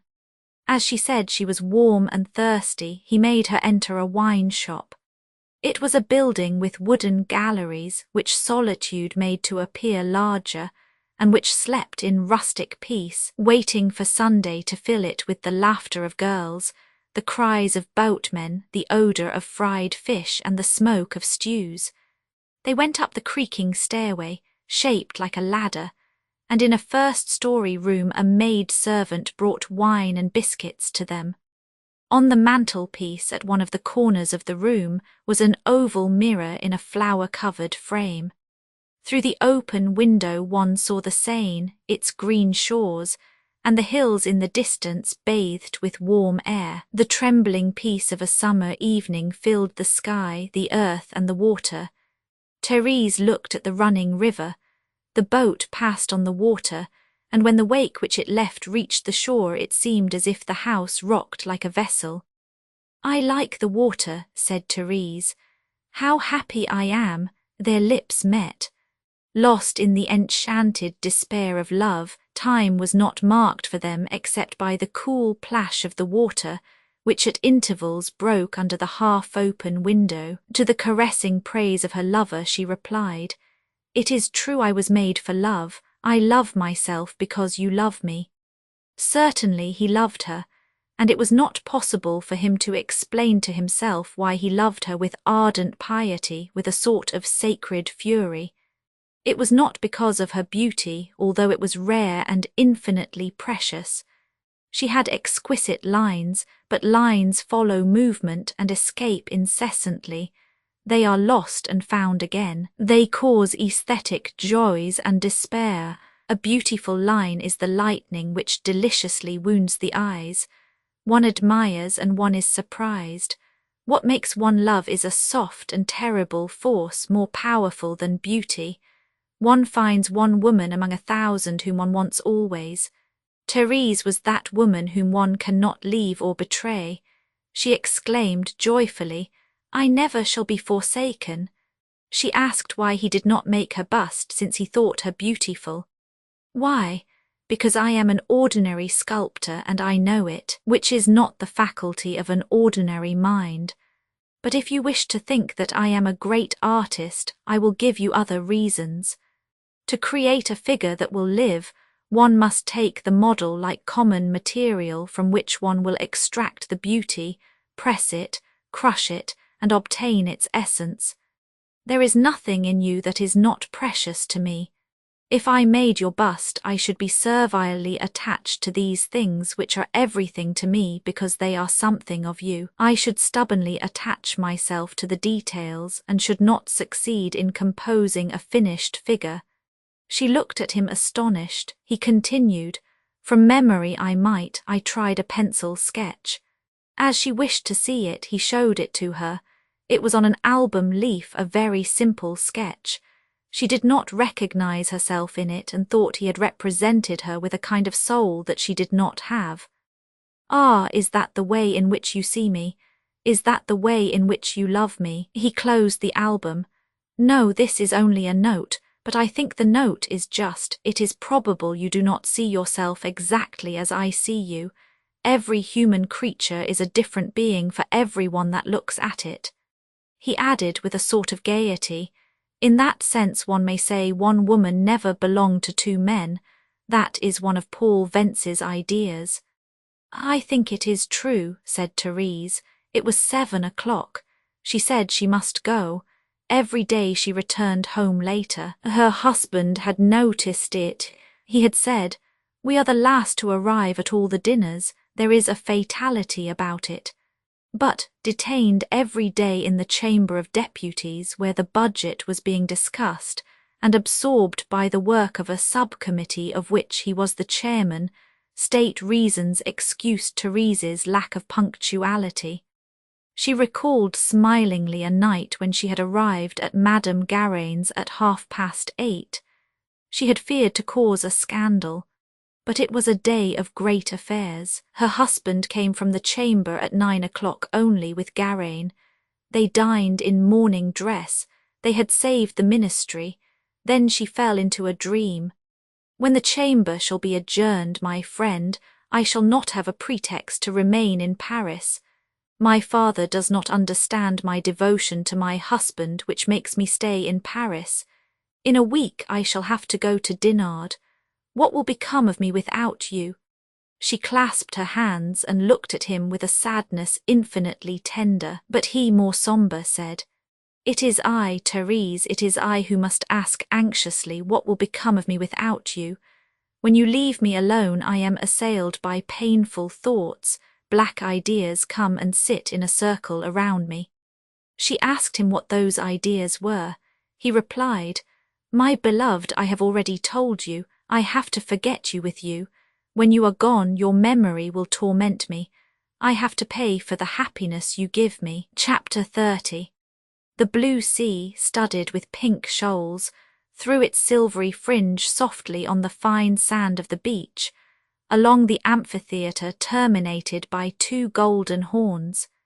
The beauty of the day threw a ray of sunlight on the tomb of Chateaubriand. In a room where a balcony looked out upon the beach, the ocean, the islands, and the promontories, Therese was reading the letters which she had found in the morning at the St. Malo post office, and which she had not opened in the boat, loaded with passengers. At once after breakfast she had closeted herself in her room, and there, her letters unfolded on her knees, she relished hastily her furtive joy. She was to drive at 2 o'clock on the Mall with her father, her husband, the Princess Seniavine, Madame Berthier d'Isels, the wife of the deputy, and Madame Raymond, the wife of the academician. She had 2 letters that day. The first one she read exhaled a tender aroma of love. Jacques had never displayed more simplicity, more happiness, and more charm. Since he had been in love with her, he said, he had walked so lightly and was supported by such joy that his feet did not touch the earth. He had only one fear, which was that he might be dreaming and might awake unknown to her. Doubtless he was only dreaming, and what a dream! He was like one intoxicated and singing. He had not his reason, happily. Absent, he saw her continually. "Yes, I see you near me. I see your lashes shading eyes, the grey of which is more delicious than all the blue of the sky and the flowers. Your lips, which have the taste of a marvellous fruit. Your cheeks, where laughter puts 2 adorable dimples. I see you beautiful and desired, but fleeing and gliding away. And when I open my arms, you have gone, and I see you afar on the long, long beach, not taller than a fairy in your pink gown under your parasol. Oh, so small, small as you were one day when I saw you from the height of the Campanile in the square at Florence, and I say to myself, as I said that day, a bit of grass would suffice to hide her from me, yet she is for me the infinite of joy and of pain. He complained of the torments of absence, and he mingled with his complaints the smiles of fortunate love. He threatened jokingly to surprise her at Dinard. "Do not be afraid. They will not recognize me. I shall be disguised as a vendor of plaster images. It will not be a lie. Dressed in grey tunic and trousers, my beard and face covered with white dust, I shall ring the bell of the Montesay villa. You may recognize me, Therese, by the statuettes on the plank placed on my head. They will all be Cupids. There will be faithful love, jealous love, tender love, vivid love. There will be many vivid loves, and I shall shout in the rude and sonorous language of the artisans of Pisa or of Florence, Tutti glai amori per la Signora Tiercinal. The last page of this letter was tender and grave. There were pious effusions in it which reminded Therese of the prayer books she read when a child. I love you, and I love everything in you, the earth that carries you, on which you weigh so lightly and which you embellish, the light that allows me to see you, the air you breathe. I like the bent tree of my yard because you have seen it. I have walked tonight on the avenue where I met you one winter night. I have culled a branch of the boxwood at which you looked. In this city where you are not, I see only you. He said at the end of his letter that he was to dine out. In the absence of Madame Fusilia, who had gone to the country, he should go to a wine shop of the Rue Royale where he was known. And there, in the indistinct crowd, he should be alone with her. Therese, made languid by the softness of invisible caresses, closed her eyes and threw back her head on the armchair. When she heard the noise of the carriage coming near the house, she opened the second letter. As soon as she saw the altered handwriting of it, the lines precipitate and uneven, the distracted look of the address, she was troubled. Its obscure beginning indicated sudden anguish and black suspicion. Therese, Therese, why did you give yourself to me if you were not giving yourself to me wholly? How does it serve me that you have deceived me, now that I know what I did not wish to know? She stopped. A veil came over her eyes. She thought, we were so happy a moment ago. What has happened? And I was so pleased at his joy when it had already gone. It would be better not to write, since letters show only vanished sentiments and effaced ideas. She read further, and seeing that he was full of jealousy, she felt discouraged. If I have not proved to him that I love him with all my strength, that I love him with all there is in me, how am I ever to persuade him of it? And she was impatient to discover the cause of his folly. Jacques told it. While taking breakfast in the Rue Royale, he had met a former companion who had just returned from the seaside. They had talked together. Chance made that man speak of the Countess Martin, whom he knew. And at once, interrupting the narration, Jacques exclaimed, Therese, Therese, why did you lie to me, since I was sure to learn some day that of which I alone was ignorant? But the error is mine more than yours. The letter which you put into the San Michel post box, your meeting at the Florence station, would have enlightened me if I had not obstinately retained my illusions and disdained evidence. I did not know. I wished to remain ignorant. I did not ask you anything from fear that you might not be able to continue to lie. I was prudent. And it has happened that an idiot suddenly, brutally, at a restaurant table, has opened my eyes and forced me to know. Oh, now that I know, now that I cannot doubt, it seems to me that to doubt would be delicious.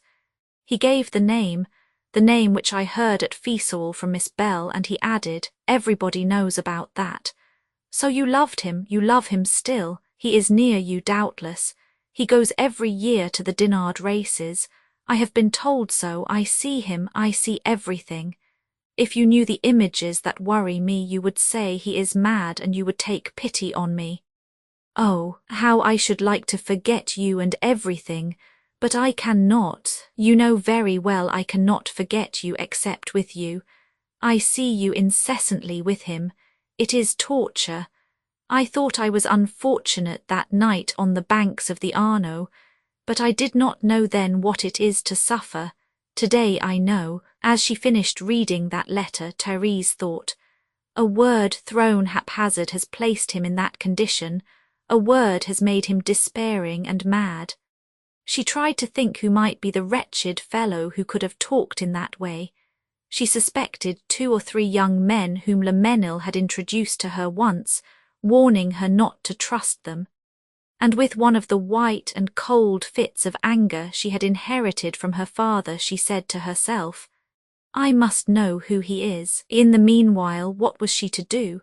Her lover in despair, mad, ill, she could not run to him, embrace him, and throw herself on him with such an abandonment that he would feel how entirely she was his and be forced to believe in her. Should she write? How much better it would be to go to him, to fall upon his heart and say to him, "Dare to believe I am not yours only." But she could only write. She had hardly begun her letter when she heard voices and laughter in the garden. Therese went down, tranquil and smiling. Her large straw hat threw on her face a transparent shadow wherein her grey eyes shone. "How beautiful she is!" exclaimed Princess Seniavine. "What a pity it is we never see her. In the morning she is promenading in the alleys of St. Malo. In the afternoon she is closeted in her room. She runs away from us." The coach turned around the large circle of the beach at the foot of the villas and gardens on the hillside, and they saw at the left the ramparts and the steeple of St. Malo rise from the blue sea. Then the coach went into a road bordered by hedges, along which walked Dinard women, erect under their wide headdresses. "Unfortunately," said Madame Raymond, seated on the box by Montessai's side, "old costumes are dying out. The fault is with the railways." "It is true," said Montessai, "that if it were not for the railways the peasants would still wear their picturesque costumes of other times. But we should not see them." "What does it matter?" replied Madame Raymond. "We could imagine them. But," asked the Princess Seniavine, "do you ever see interesting things? I never do." Madame Raymond, who had taken from her husband's books a vague tint of philosophy, declared that things were nothing and that the idea was everything. Without looking at Madame Berthier d'Isels, seated at her right, the Countess Martin murmured, "Oh yes, people see only their ideas, they follow only their ideas. They go along, blind and deaf. One cannot stop them." "But, my dear," said Count Martin, placed in front of her by the princess's side, "without leading ideas one would go haphazard. Have you read Montessai, the speech delivered by Lawyer at the unveiling of the Cadet Gassicourt statue? The beginning is remarkable. Lawyer is not lacking in political sense. The carriage, having traversed the fields bordered with willows, went up a hill and advanced on a vast wooded plateau. For a long time it skirted the walls of the park. "Is it the Gerrick?" asked the Princess Seniavine. Suddenly, between two stone pillars surmounted by lions, appeared the closed gate. At the end of a long alley stood the grey stones of a castle. "Yes," said Montessai, "it is the Gerrick." And, addressing Therese, "You knew the Marquis de Ries." At 65 he had retained his strength and his youth. He set the fashion and was loved. Young men copied his frock-coat, his monocle, his gestures, his exquisite insolence, his amusing fads. Suddenly he abandoned society, closed his house, sold his stable, ceased to show himself. Do you remember, Therese, his sudden disappearance? You had been married a short time. He called on you often. One fine day people learned that he had quitted Paris. This is the place where he had come in winter. People tried to find a reason for his sudden retreat. Some thought he had run away under the influence of sorrow or humiliation, or from fear that the world might see him grow old. He was afraid of old age more than of anything else. For 7 years he has lived in retirement from society. He has not gone out of the castle once. He receives at the Gerrick 2 or 3 old men who were his companions in youth. This gate is opened for them only. Since his retirement no one has seen him. No one ever will see him. He shows the same care to conceal himself that he had formerly to show himself. He has not suffered from his decline. He exists in a sort of living death. And Therese, recalling the amiable old man who had wished to finish gloriously with her his life of gallantry, turned her head and looked at the Gerrick lifting its 4 towers above the grey summits of oaks. On their return she said she had a headache and that she would not take dinner. She locked herself in her room and drew from her jewel casket the lamentable letter. She read over the last page. "The thought that you belong to another burns me, and then I did not wish that man to be the one." It was a fixed idea. He had written 3 times on the same leaf these words, "I did not wish that man to be the one." She, too, had only one idea, not to lose him, not to lose him. She would have said anything, she would have done anything. She went to her table and wrote under the spur of a tender and plaintive violence a letter wherein she repeated like a groan, "I love you, I love you. I never have loved anyone but you. You are alone, alone, do you hear? In my mind, in me, do not think of what that wretched man said. Listen to me. I never loved anyone, I swear, anyone before you." As she was writing, the soft sigh of the sea accompanied her own sigh. She wished to say she believed she was saying real things, and all that she was saying was true of the truth of her love. She heard the heavy step of her father on the stairway. She hid her letter and opened the door. Montesai asked her whether she felt better. "I came," he said, "to say good night to you and to ask you something. It is probable that I shall meet Lemenil at the races. He goes there every year. If I meet him, darling, would you have any objection to my inviting him to come here for a few days? Your husband thinks he would be agreeable company for you. We might give him the blue room."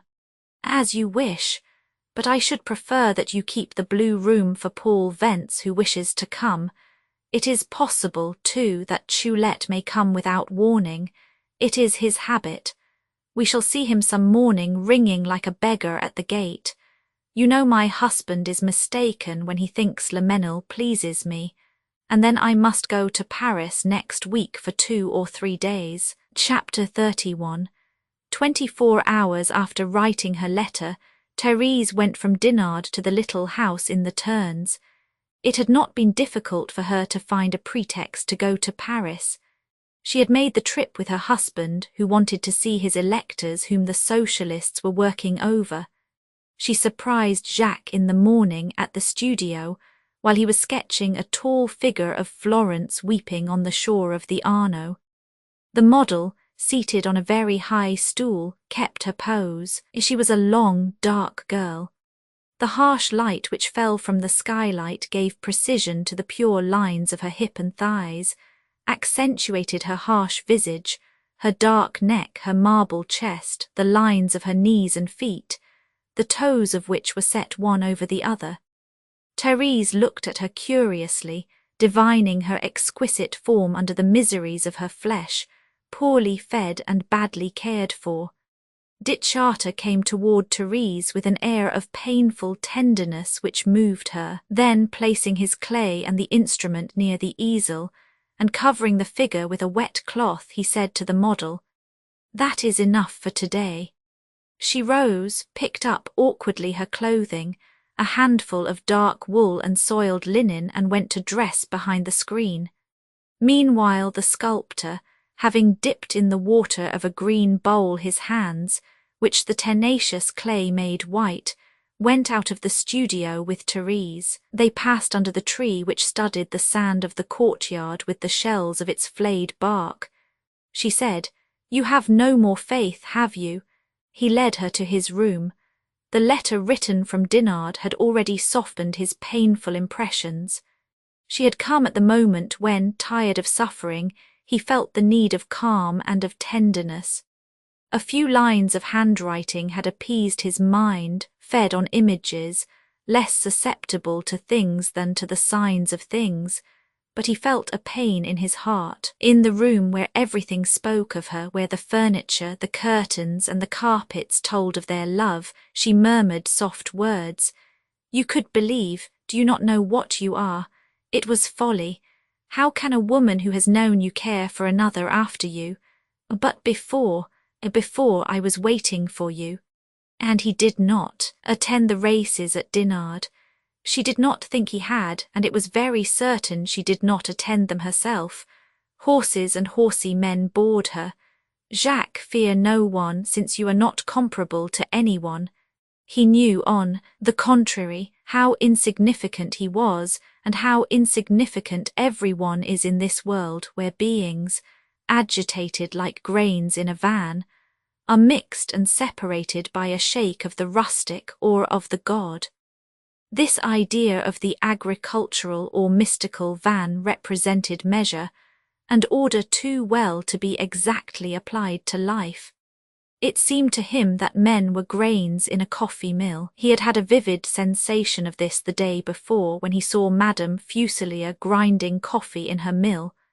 Therese said to him, "Why are you not conceited?" She added few words, but she spoke with her eyes, her arms, the breath that made her bosom rise. In the happy surprise of seeing and hearing her, he permitted himself to be convinced. She asked who had said so odious a thing. He had no reason to conceal his name from her. It was Daniel Salomon. She was not surprised. Daniel Salomon, who passed for not having been the lover of any woman, wished at least to be in the confidence of all and know their secrets. She guessed the reason why he had talked. "Jacques, do not be cross at what I say to you. You are not skilful in concealing your sentiments. He suspected you were in love with me, and he wished to be sure of it. I am persuaded that now he has no doubt of our relations, but that is indifferent to me. On the contrary, if you knew better how to dissimulate, I should be less happy. I should think you did not love me enough." For fear of disquieting him, she turned to other thoughts. "I have not told you how much I like your sketch. It is Florence on the Arno, then it is we. Yes, I have placed in that figure the emotion of my love. It is sad, and I wish it were beautiful. You see, Therese, beauty is painful. That is why, since life is beautiful, I suffer." He took out of his flannel coat his cigarette holder, but she told him to dress. She would take him to breakfast with her. They would not quit each other that day. It would be delightful. She looked at him with childish joy. Then she became sad, thinking she would have to return to Dinard at the end of the week, later go to Joinville, and that during that time they would be separated. At Joinville, at her father's, she would cause him to be invited for a few days. But they would not be free and alone there as they were in Paris. "It is true," he said, "that Paris is good to us in its confused immensity." And he added, "Even in your absence I cannot quit Paris. It would be terrible for me to live in countries that do not know you. A sky, mountains, trees, fountains, statues which do not know how to talk of you would have nothing to say to me." While he was dressing, she turned the leaves of a book which she had found on the table. It was the Arabian Nights, romantic engravings displayed here and there in the text, grand viziers, sultanas, black tunics, bazaars and caravans. She asked, "The Arabian Nights does that amuse you?" "A great deal," he replied, tying his cravat. "I believe as much as I wish in these Arabian princes whose legs become black marble, and in these women of the harem who wander at night in cemeteries.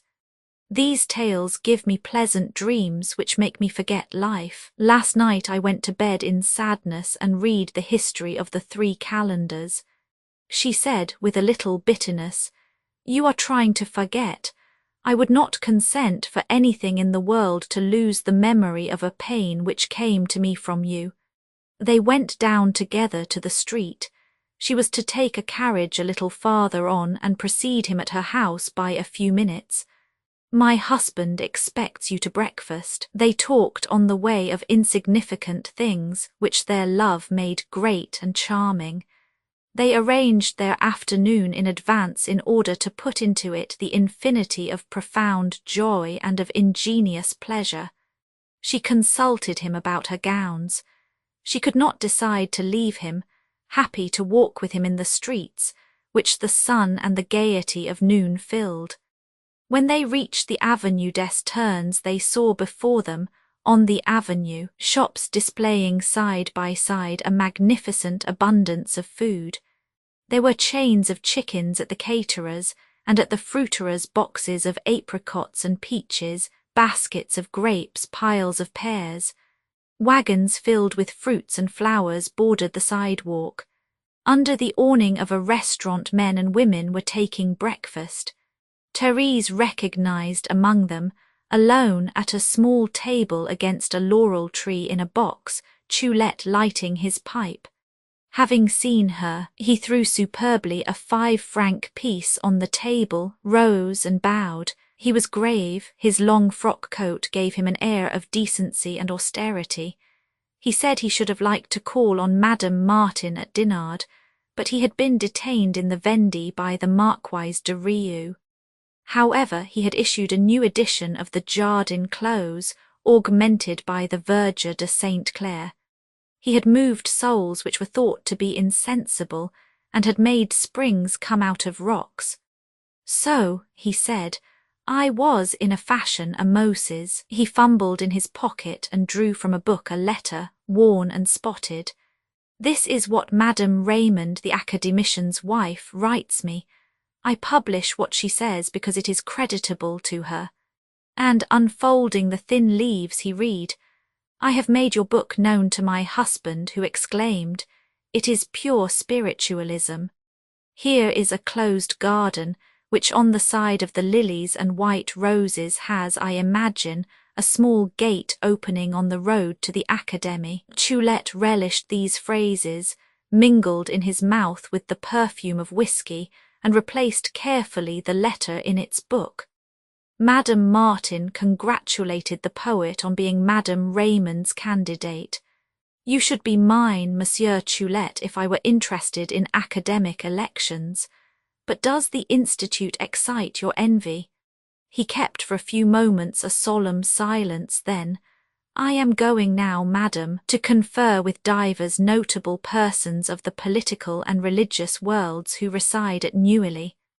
The Marquise de Rieux wishes me to be a candidate in her country for a senatorial seat which has become vacant by the death of an old man, who was, they say, a general during his illusory life. I shall consult with priests, women and children, O eternal wisdom, of the Binot Boulevard, the constituency whose suffrages I shall attempt to obtain inhabits an undulated and wooded land wherein willows frame the fields, and it is not a rare thing to find in the hollow of one of these old willows the skeleton of a Chouan pressing his gun against his breast and holding his beads in his fleshless fingers. I shall have my programme posted on the bark of oaks. I shall say peace to presbyteries. Let the day come when bishops, holding in their hands the wooden crook, shall make themselves similar to the poorest servant of the poorest parish. It was the bishops who crucified Jesus Christ. Their names were Anne and Caiph, and they still retain these names before the Son of God. While they were nailing him to the cross, I was the good thief hanged by his side. He lifted his stick and pointed toward Neuilly. Dit Charter, my friend, do you not think the Binot Boulevard is the dusty one over there at the right? Farewell, Monsieur Choulette, said Therese. Remember me when you are a senator. Madam, I do not forget you in any of my prayers morning and evening. And I say to God, since in your anger you gave to her riches and beauty, regard her, Lord, with kindness, and treat her in accordance with your sovereign mercy. And he went erect, and dragging his leg along the populous avenue. The Red Lily by Anatole, France, Chapter 32. Enveloped in a mantle of pink broadcloth, Therese went down the steps with Dit Charter. He had come in the morning to Joinville. She had made him join the circle of her intimate friends before the hunting party to which she feared Le Mesnil had been invited, as was the custom. The light air of September agitated the curls of her hair, and the sun made golden darts shine in the profound grey of her eyes. Behind them, the facade of the palace displayed above the 3 arcades of the first story. In the intervals of the windows, on long tables, busts of Roman emperors. The house was placed between 2 tall pavilions which their great slate roofs made higher, over pillars of the Ionic order.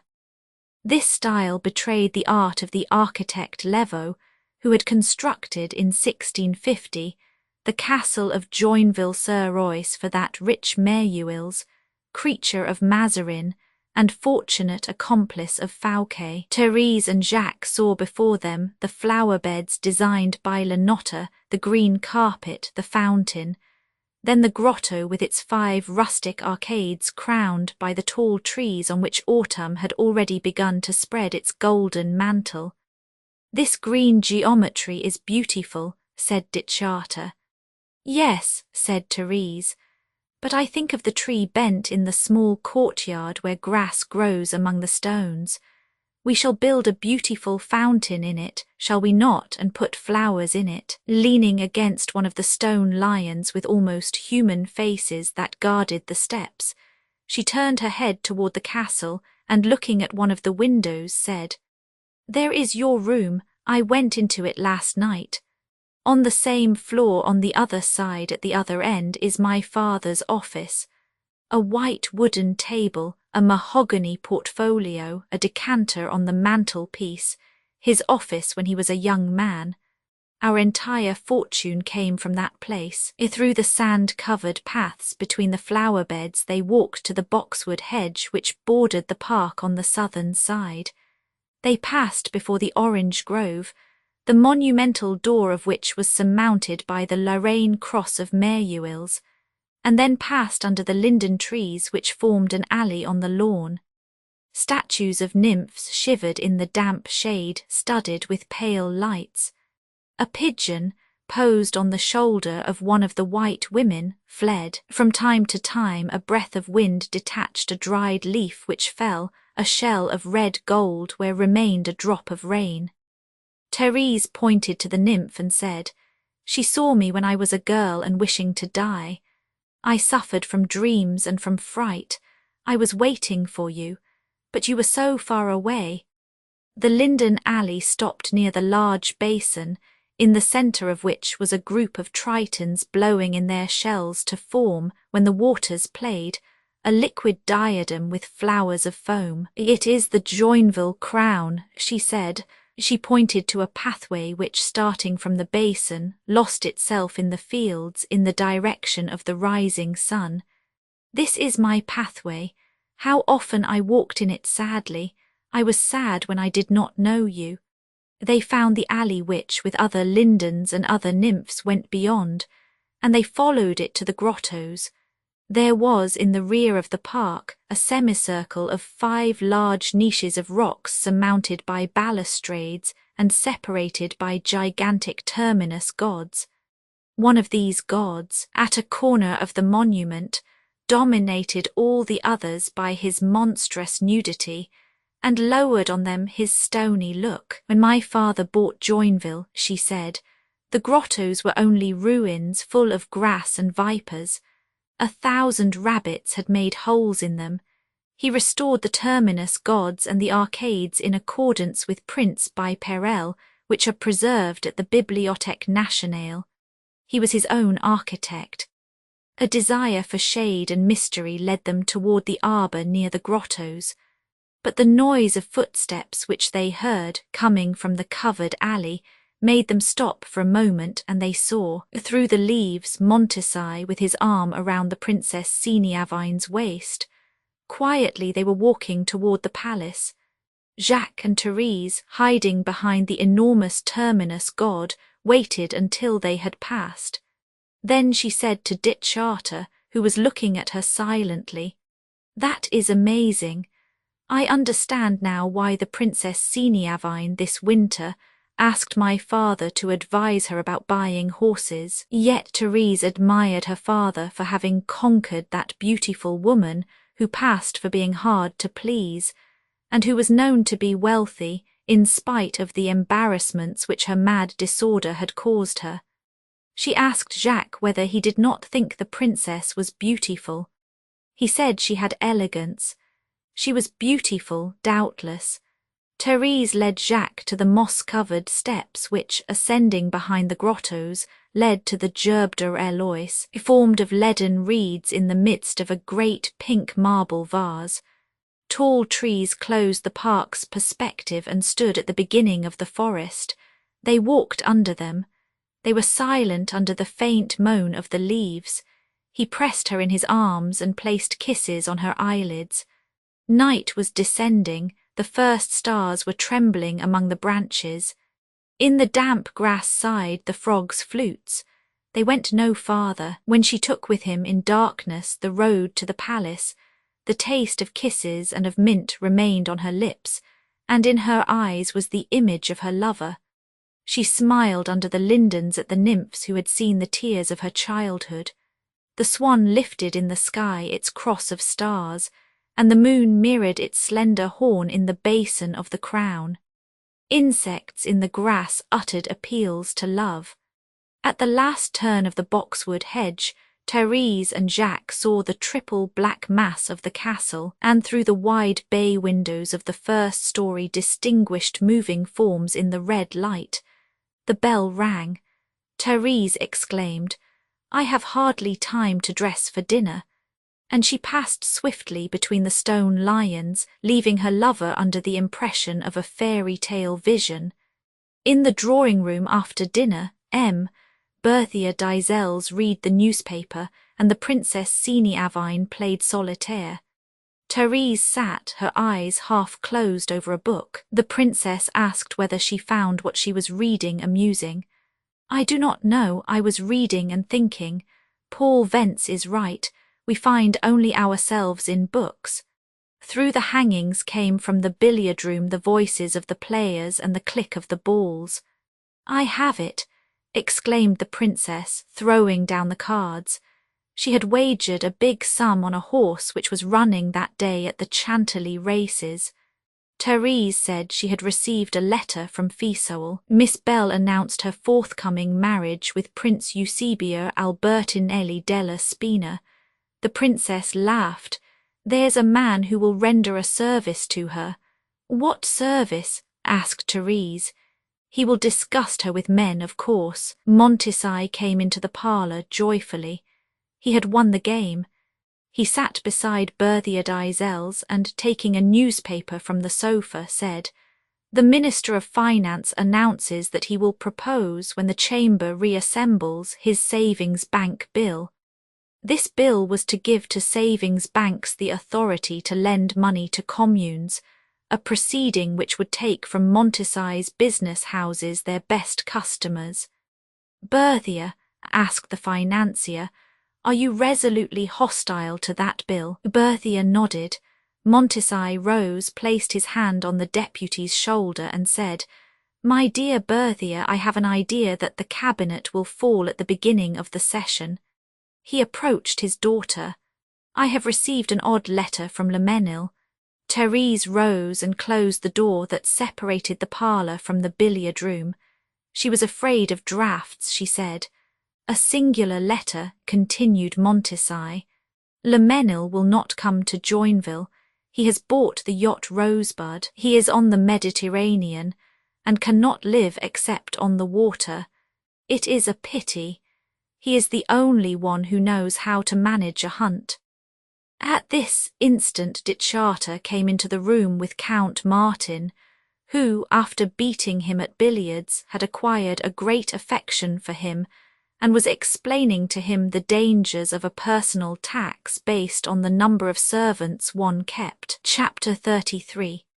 A pale winter sun piercing the mists of the Seine illuminated the dogs painted by Audry on the doors of the dining room. Madame Martin had at her right Garaine the deputy, formerly Chancellor, also President of the Council, and at her left Senator Lawyer. At Count Martin Bellime's right was Monsieur Berthia Diesels.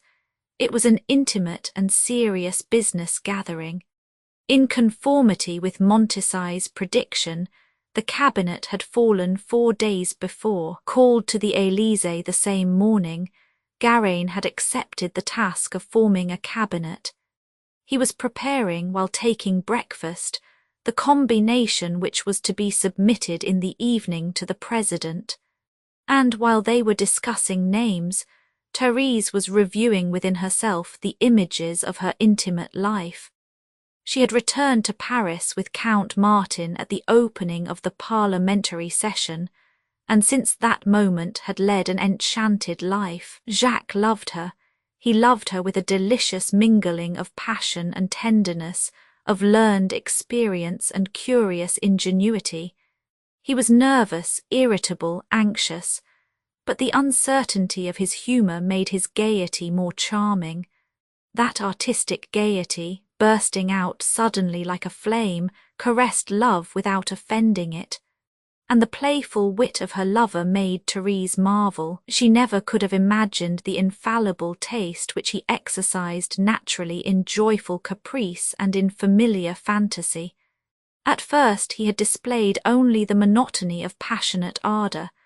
That alone had captured her. But since then she had discovered in him a gay mind, well stored and diverse, as well as the gift of agreeable flattery.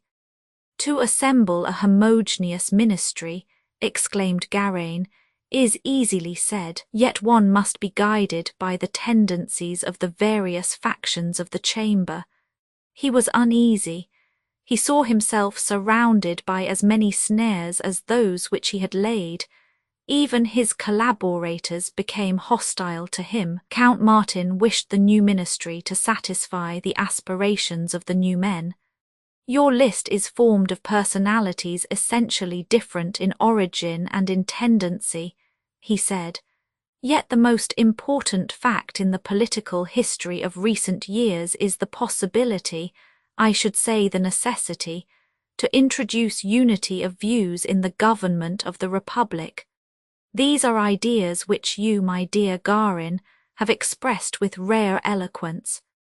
M. Berthier d'Isels kept silence. Senator Lawyer rolled crumbs with his fingers. He had been formerly a frequenter of beer halls, and while moulding crumbs or cutting corks he found ideas. He raised his red face, and looking at Garain with wrinkled eyes wherein red fire sparkled, he said, I said it and nobody would believe it. The annihilation of the monarchical right was for the chiefs of the Republican party an irreparable misfortune. We governed formally against it.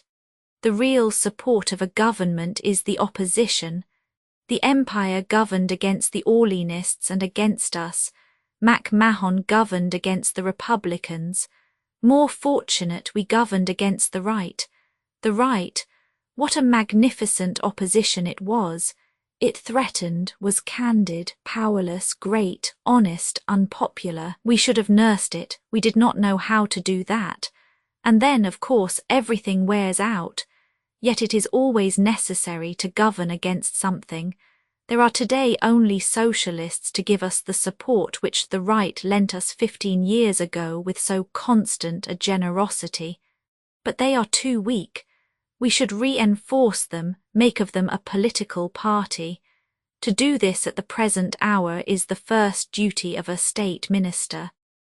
Garain, who was not cynical, made no answer. Garain, do you not yet know, asked Count Martin, whether with the premiership you are to take the seals or the interior? Garain replied that his decision would depend on the choice which someone else would make.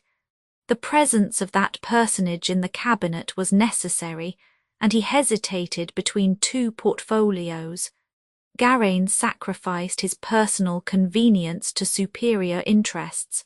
Senator Lawyer made a wry face. He wanted the seals.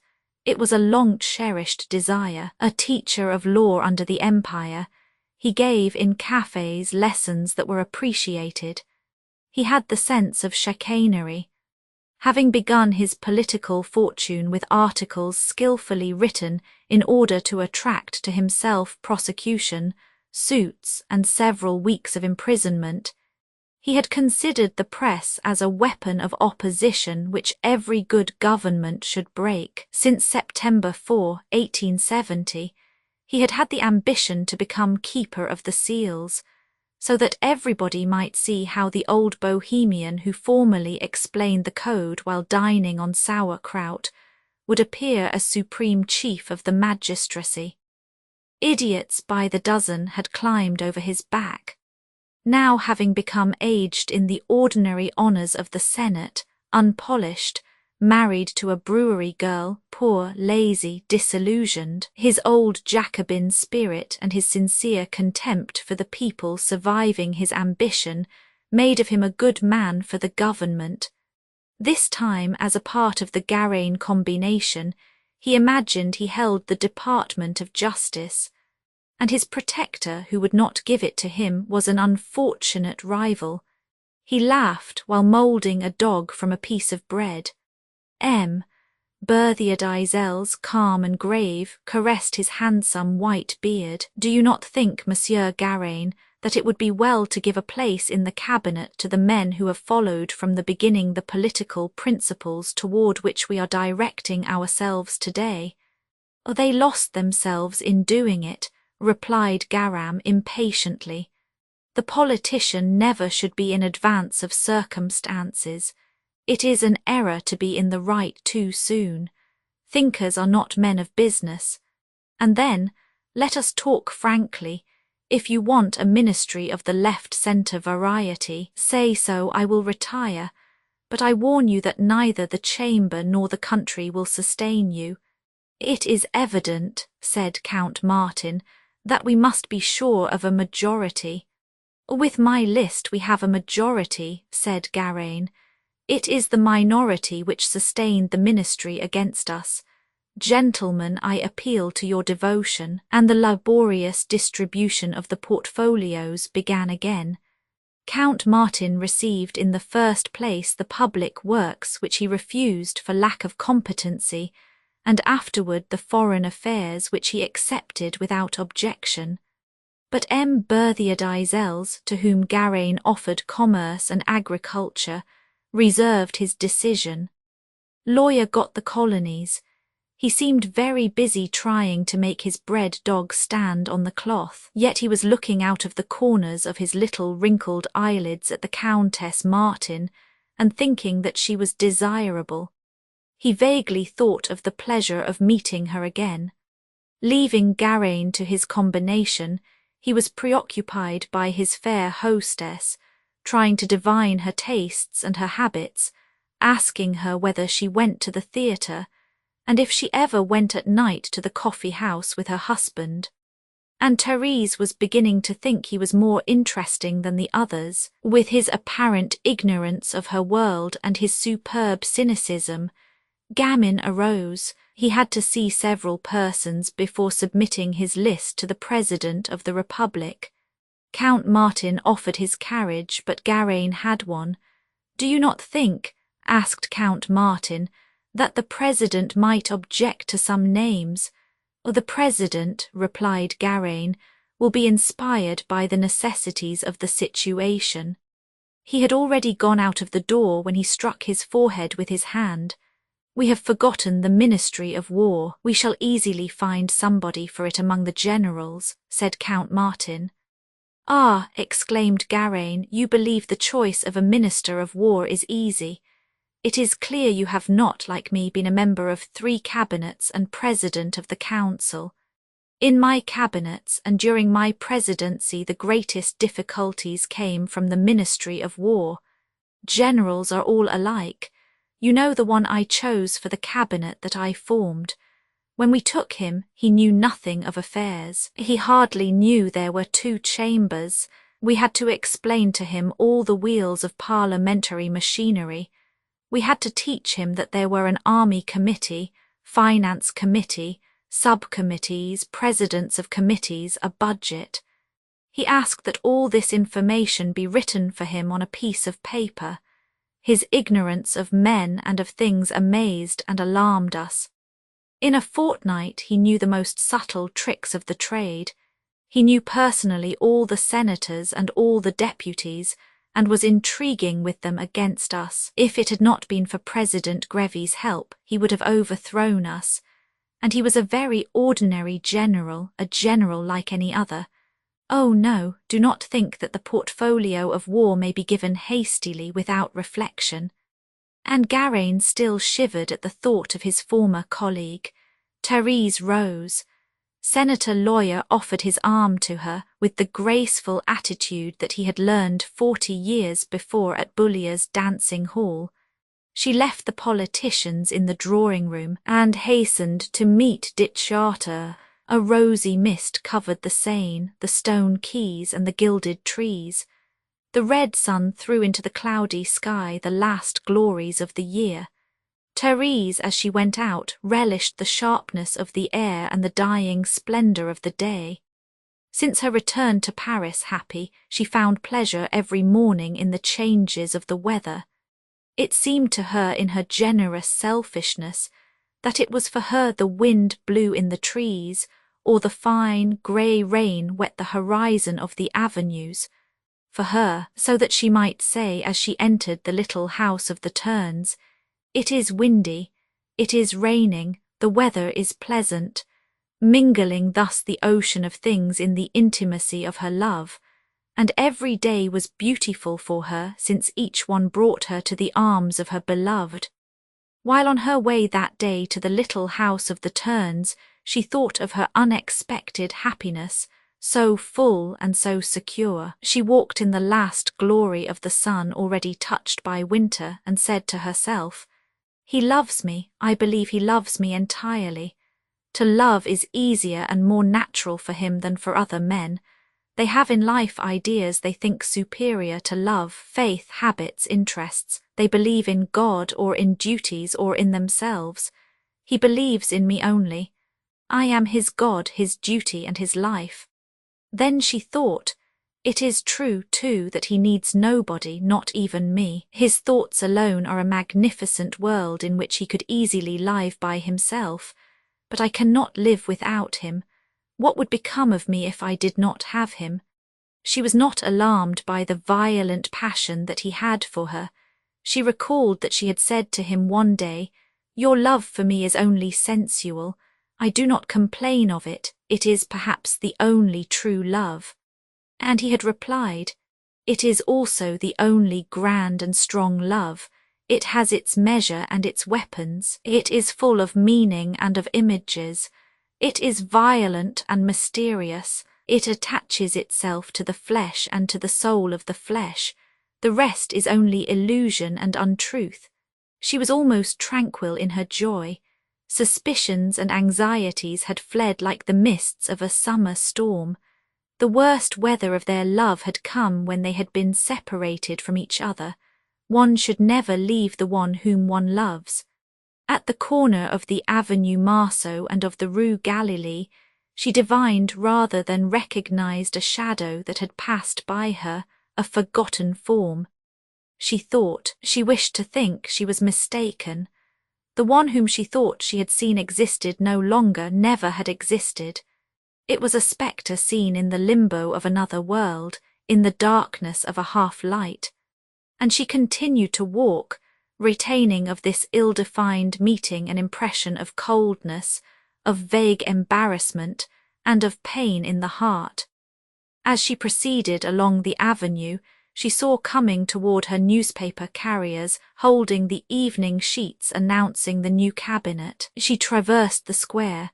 Her steps followed the happy impatience of her desire. She had visions of Jacques waiting for her at the foot of the stairway, among the marble figures, taking her in his arms and carrying her, trembling from kisses, to that room full of shadows and of delights, where the sweetness of life made her forget life. But in the solitude of the Avenue Mac-Mahon, the shadow which she had seen at the corner of the Rue Galilee came near her with a directness that was unmistakable. She recognized Robert Lemenil, who, having followed her from the quay, was stopping her at the most quiet and secure place. His air, his attitude expressed the simplicity of motive which had formerly pleased Therese. His face, naturally harsh, darkened by sunburn, somewhat hollowed but calm, expressed profound suffering. "I must speak to you." She slackened her pace. He walked by her side. "I have tried to forget you. After what had happened, it was natural, was it not? I have done all I could. It was better to forget you, surely, but I could not. So I bought a boat and I have been travelling for 6 months. You know, perhaps." She made a sign that she knew. He continued, "The Rosebud, a beautiful yacht. There were 6 men in the crew. I manoeuvred with them. It was a pastime." He paused. She was walking slowly, saddened and above all annoyed. It seemed to her an absurd and painful thing beyond all expression to have to listen to such words from a stranger. He continued, "What I suffered on that boat I should be ashamed to tell you." She felt he spoke the truth. "Oh, I forgive you. I have reflected alone a great deal. I passed many nights and days on the divan of the deck-house, turning always the same ideas in my mind. For 6 months I have thought more than I ever did in my life. Do not laugh. There is nothing like suffering to enlarge the mind. I understand that if I have lost you, the fault is mine. I should have known how to keep you, and I said to myself, I did not know. Oh, if I could only begin again. By dint of thinking and of suffering, I understand. I know now that I did not sufficiently share your tastes and your ideas. You are a superior woman. I did not notice it before because it was not for that I loved you. Without suspecting it, I irritated you." She shook her head. He insisted. Yes, I often wounded your feelings.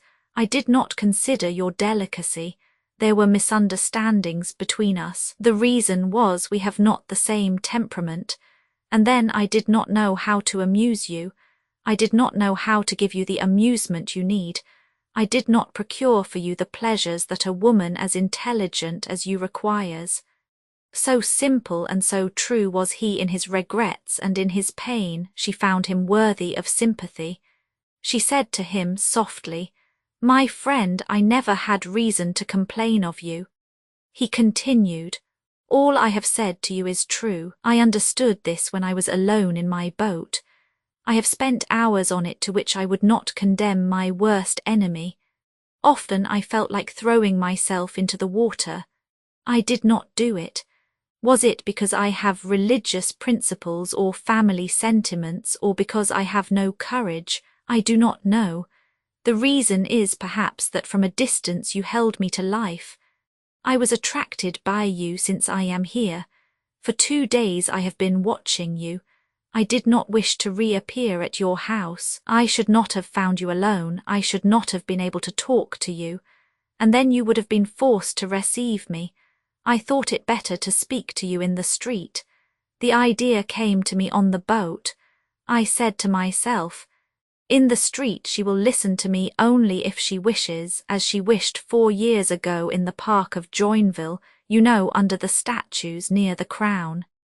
He continued with a sigh, "Yes, as at Joinville, since all is to be begun again. For 2 days I have been watching you. Yesterday it was raining, you went out in a carriage. I might have followed you and learned where you were going if I wished to do it. I did not do it. I do not wish to do what would displease you." She extended her hand to him. "I thank you. I knew I should not regret the trust I have placed in you."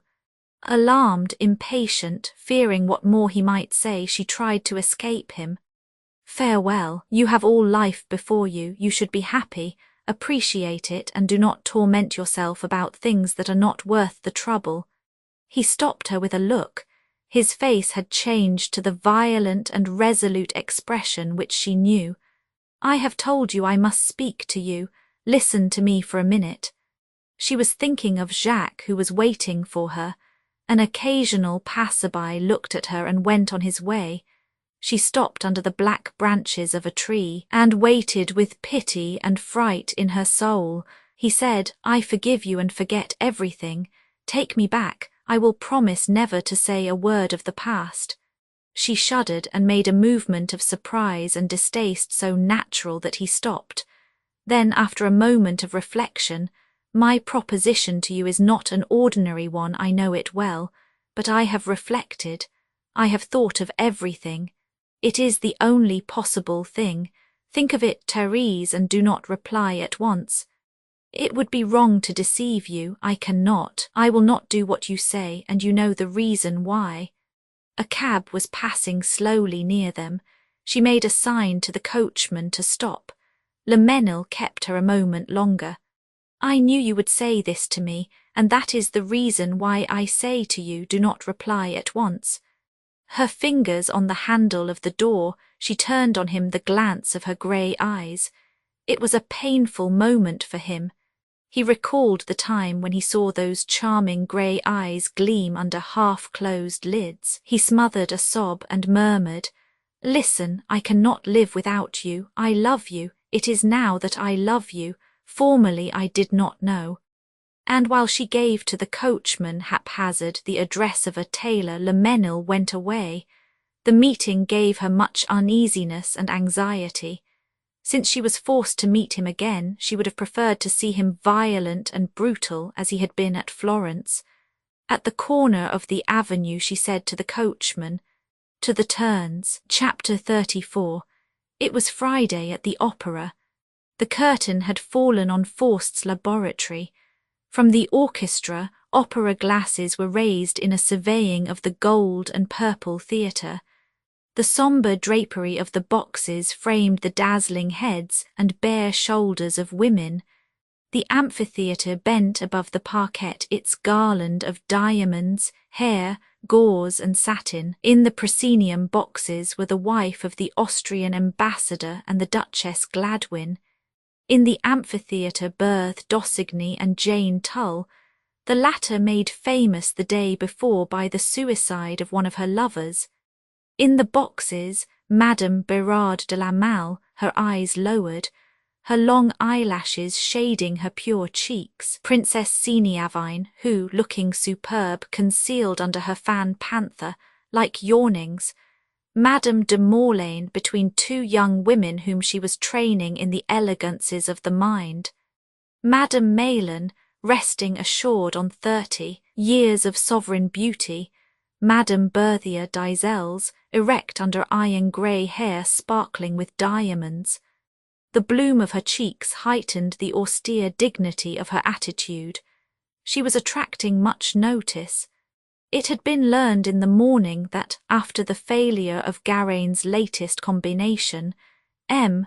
Berthier d'Isels had undertaken the task of forming a ministry. The papers published lists with the name of Martin Belleam for the Treasury, and the opera glasses were turned toward the still empty box of the Countess Martin.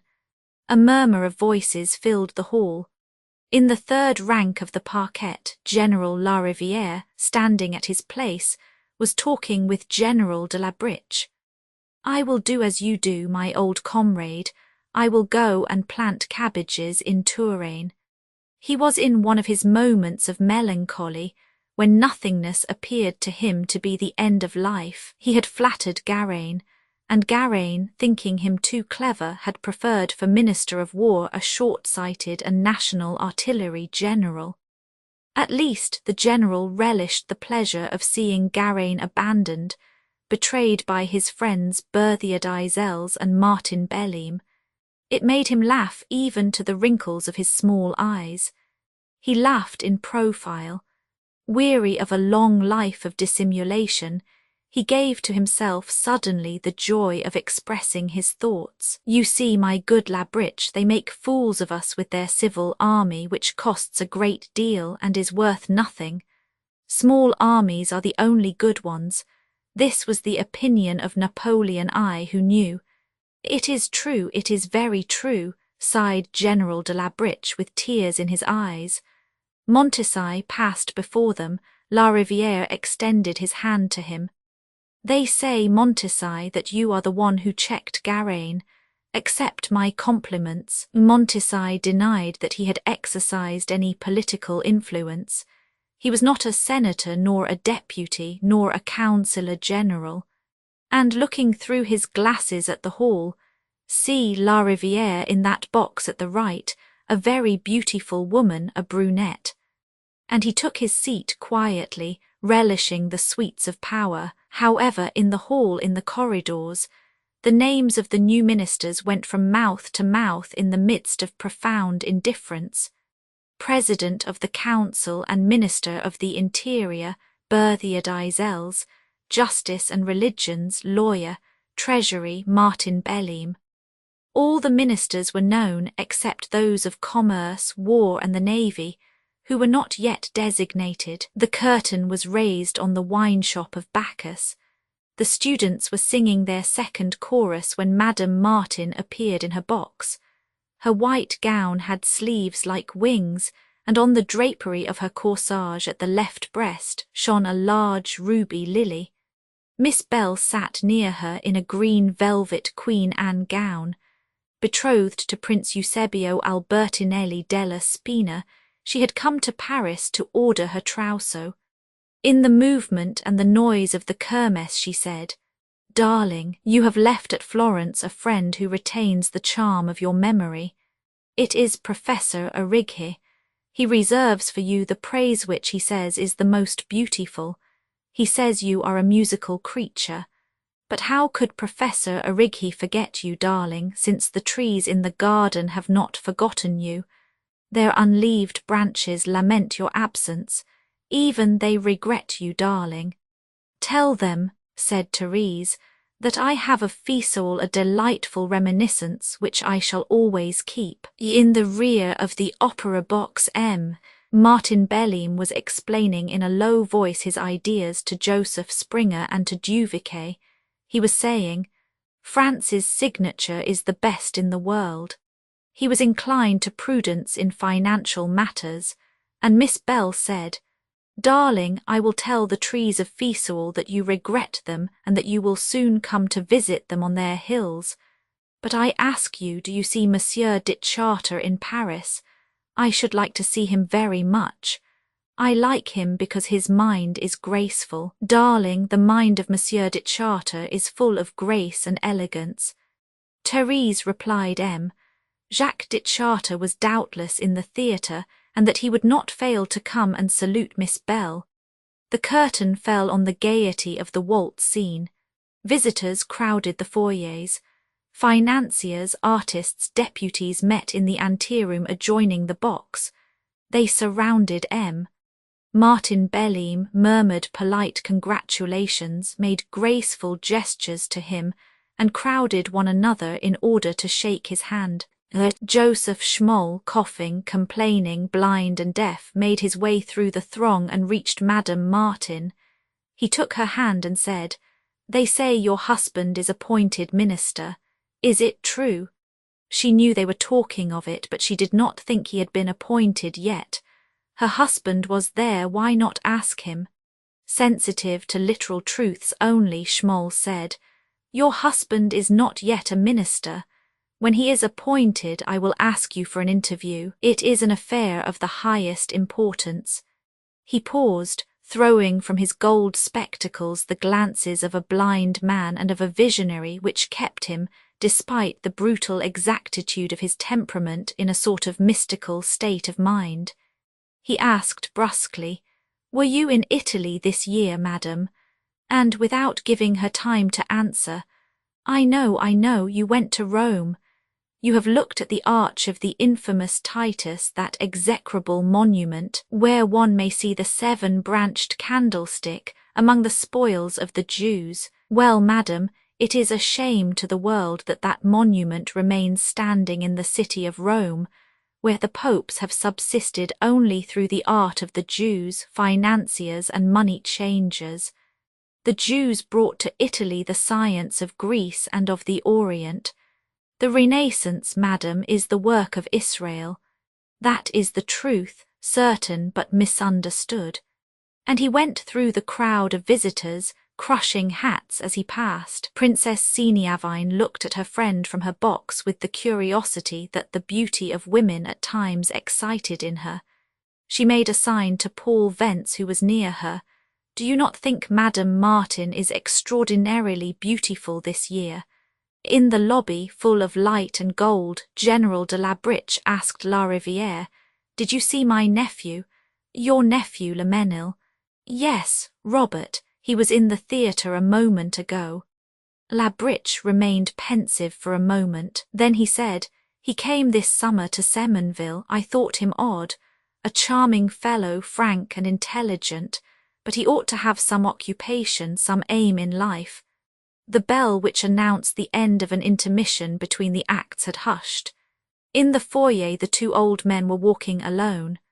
"An aim in life," repeated La Briche, tall, thin and bent, while his companion, lightened and rejuvenated, hastened within, fearing to miss a scene.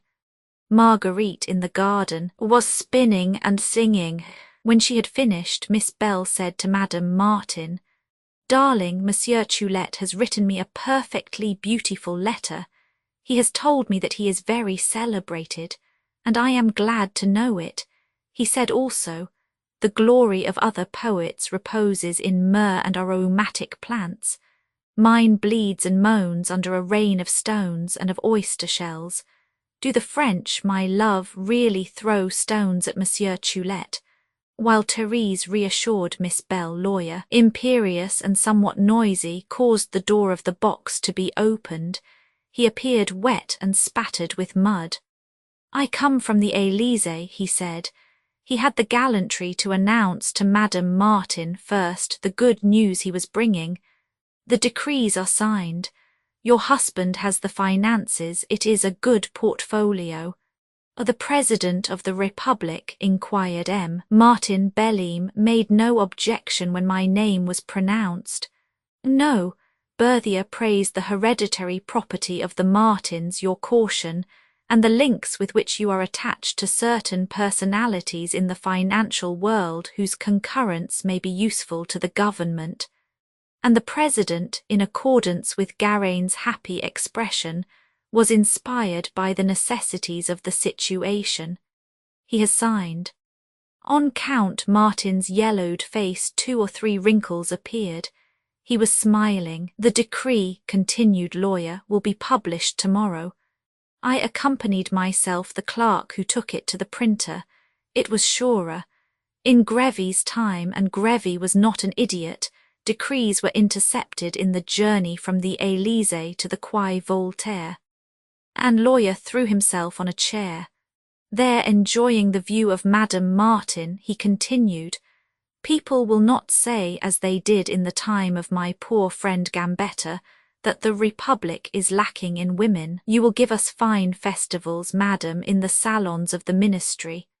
Marguerite, looking at herself in the mirror with her necklace and earrings, was singing the jewel song. "We shall have to compose the declaration," said Count Martin. "I have thought of it. For my department I have found, I think, a fine formula." Lawyer shrugged his shoulders.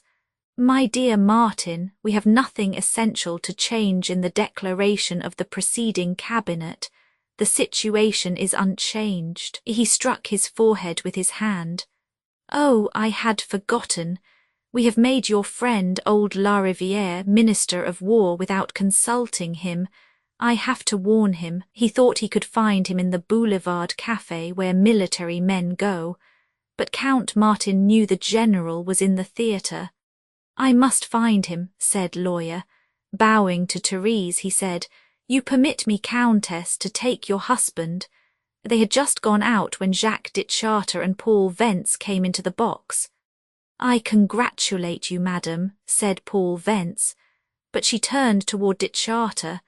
"I hope you have not come to congratulate me too." Paul Vence asked her if she would move into the apartments of the ministry. "Oh, no," she replied. "At least, madam," said Paul Vence, "you will go to the balls at the Élysées, and we shall admire the art with which you retain your mysterious charm." "Changes in cabinets," said Madame Martin, "inspire you, Monsieur Vence, with very frivolous reflections." "Madam," continued Paul Vence, "I shall not say like Renan, my beloved master, 'What does Sirius care?' Because somebody would reply with reason, 'What does little earth care for big Sirius?' But I am always surprised when people who are adult, and even old, let themselves be deluded by the illusion of power, as if hunger, love, and death, all the ignoble or sublime necessities of life, did not exercise on men an empire too sovereign to leave them anything other than power written on paper and an empire of words. And what is still more marvellous, people imagine they have other chiefs of state and other ministers than their miseries, their desires, and their imbecility. He was a wise man who said, "Let us give to men irony and pity as witnesses and judges." "But, Monsieur Vence," said Madame Martin laughingly, "you are the man who wrote that. I read it." The two ministers looked vainly in the theatre and in the corridors for the general. On the advice of the ushers, they went behind the scenes. Two ballet dancers were standing sadly, with a foot on the bar placed against the wall. Here and there men in evening dress and women in gauze formed groups almost silent. Lawyer and Martin Belline, when they entered, took off their hats.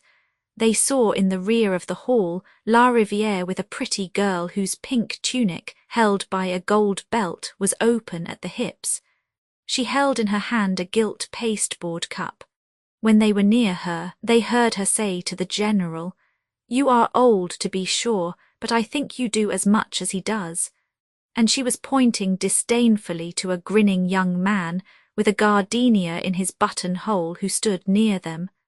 Lawyer motioned to the general that he wished to speak to him, and pushing him against the bar, said, "I have the pleasure to announce to you that you have been appointed Minister of War." La Rivière, distrustful, said nothing. That badly dressed man with long hair, who under his dusty coat resembled a clown, inspired so little confidence in him that he suspected a snare, perhaps a bad joke. "Monsieur Lawyer is keeper of the seals," said Count Martin. "General, you cannot refuse," Lawyer said. "I have said you will accept. If you hesitate, it will be favouring the offensive return of Garaine. He is a traitor." "My dear colleague, you exaggerate," said Count Martin. "But Garaine, perhaps, is lacking a little in frankness, and the general's support is urgent." "The fatherland before everything," replied La Rivière with emotion. "You know, General," continued Lawyer, "the existing laws are to be applied with moderation." He looked at the two dancers who were extending their short and muscular legs on the bar. La Rivière murmured, "The army's patriotism is excellent. The goodwill of the chiefs is at the height of the most critical circumstances." Lawyer tapped his shoulder. "My dear colleague, there is some use in having big armies." "I believe as you do," replied La Rivière. "The present army fills the superior necessities of national defence. The use of big armies," continued Lawyer, "is to make war impossible. One would be crazy to engage in a war these immeasurable forces, the management of which surpasses all human faculty. Is not this your opinion, General?" General La Rivière winked. "The situation," he said, "exacts circumspection. We are facing a perilous unknown." Then Lawyer, looking at his war colleague with cynical contempt, said, "In the very improbable case of a war, don't you think, my dear colleague, that the real generals would be the station masters?" The three ministers went out by the private stairway. The president of the council was waiting for them. The last act had begun. Madame Martin had in her box only Ditcharter and Miss Bell. Miss Bell was saying, "I rejoice, darling, I am exalted, at the thought that you wear on your heart the red lily of Florence. Monsieur Ditcharter, whose soul is artistic, must be very glad, too, to see at your corsage that charming jewel. I should like to know the jeweller that made it, darling. This lily is lithe and supple like an iris. Oh, it is elegant, magnificent, and cruel. Have you noticed, my love, that beautiful jewels have an air of magnificent cruelty?" "My jeweller," said Therese, "is here, and you have named him. It is Monsieur Ditcharter who designed this jewel. The door of the box was opened. Therese half turned her head and saw in the shadow Le Mesnil, who was bowing to her with his brusque suppleness. "Transmit, I pray you, madam, my congratulations to your husband."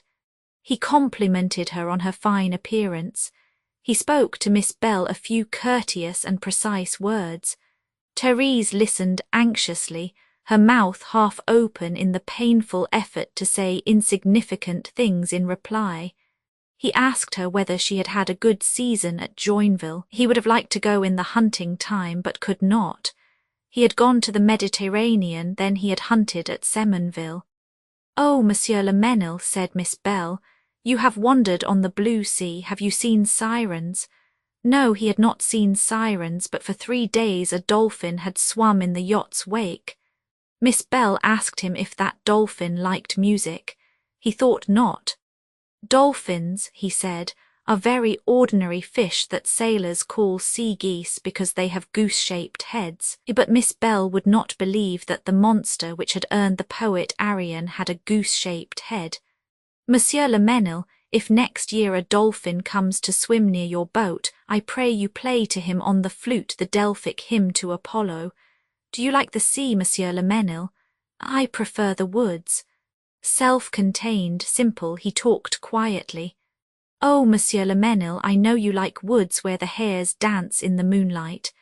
Dittscharter, pale, rose and went out. The church scene was on. Marguerite, kneeling, was wringing her hands, and her head drooped with the weight of her long tresses. The voices of the organ and the chorus sang the death song. "Oh, darling, do you know that that death song, which is sung only in the Catholic churches, comes from a Franciscan hermitage? It sounds like the wind which blows in winter in the trees on the summit of the Alverno." Therese did not hear. Her soul had followed Dittscharter through the door of her box. In the anteroom was a noise of overthrown chairs. It was Schmoll coming back. He had learned that Martin Belleam had recently been appointed minister. At once he claimed the cross of Commander of the Legion of Honor and a larger apartment at the Institute. His apartment was small, narrow, insufficient for his wife and his 5 daughters. He had been forced to put his workshop under the roof. He made long complaints, and consented to go only after Madame Martin had promised that she would speak to her husband. "Monsieur Le Mesnil," asked Miss Bell, "shall you go yachting next year?" Le Mesnil thought not. He did not intend to keep the Rosebud. The water was tiresome, and calm, energetic, determined, he looked at Therese. On the stage in Marguerite's prison Mephistopheles sang, and the orchestra imitated the gallop of horses. Therese murmured, "I have a headache, it is too warm here." Le Mesnil opened the door. The clear phrase of Marguerite calling the angels ascended to heaven in white sparks. "Darling, I will tell you that poor Marguerite does not wish to be saved according to the flesh, and for that reason she is saved in spirit and in truth. I believe one thing, darling, I believe firmly we shall all be saved. Oh yes, I believe in the final purification of sinners." Therese rose, tall and white, with the red flower at her breast. Miss Bell, immovable, listened to the music. Le Mesnil in the anteroom took Madame Martin's cloak, and while he held it unfolded, she traversed the box, the anteroom, and stopped before the mirror of the half-open door. He placed on her bare shoulders the cape of red velvet embroidered with gold and lined with ermine, and said in a low tone but distinctly, "Therese, I love you. Remember what I asked you the day before yesterday. I shall be every day at 3 o'clock at our home in the Rue Spontini." At this moment, as she made a motion with her head to receive the cloak, she saw Dittscharter with his hand on the knob of the door. He had heard. He looked at her with all the reproach and suffering that human eyes can contain. Then he went into the dim corridor. She felt hammers of fire beating in her chest and remained immovable on the threshold. "You were waiting for me," said Montesai. "You are left alone today. I will escort you and Miss Bell. Chapter 35. In the carriage and in her room she saw again the look of her lover, that cruel and dolorous look. She knew with what facility he fell into despair, the promptness of his will not to will. She had seen him run away thus on the shore of the Arno. Happy then in her sadness and in her anguish she could run after him and say, "Come." Now, again surrounded, watched, she should have found something to say and not have let him go from her dumb and desolate. She had remained surprised, stunned. The accident had been so absurd and so rapid. She had against Lemenil the sentiment of simple anger which malicious things cause. She reproached herself bitterly for having permitted her lover to go without a word, without a glance, wherein she could have placed her soul. While Pauline waited to undress her, Therese walked to and fro impatiently. Then she stopped suddenly. In the obscure mirrors, wherein the reflections of the candles were drowned, she saw the corridor of the playhouse and her beloved flying from her through it. Where was he now? What was he saying to himself alone? It was torture for her not to be able to rejoin him and see him again at once. She pressed her heart with her hands. She was smothering. Pauline uttered a cry. She saw drops of blood on the white corsage of her mistress. Therese, without knowing it, had pricked her hand with the red lily. She detached the emblematic jewel which she had worn before all as the dazzling secret of her heart, and, holding it in her fingers, contemplated it for a long time. Then she saw again the days of Florence, the cell of San Marco where her lover's kiss weighed delicately on her mouth, while through her lowered lashes she vaguely perceived again the angels and the sky painted on the wall, and the dazzling fountain of the ice vendor against the bright cloth, the pavilion of the Via Alfieri, its nymphs, its goats, and the room where the shepherds and the masks on the screens listened to her sighs and noted her long silences.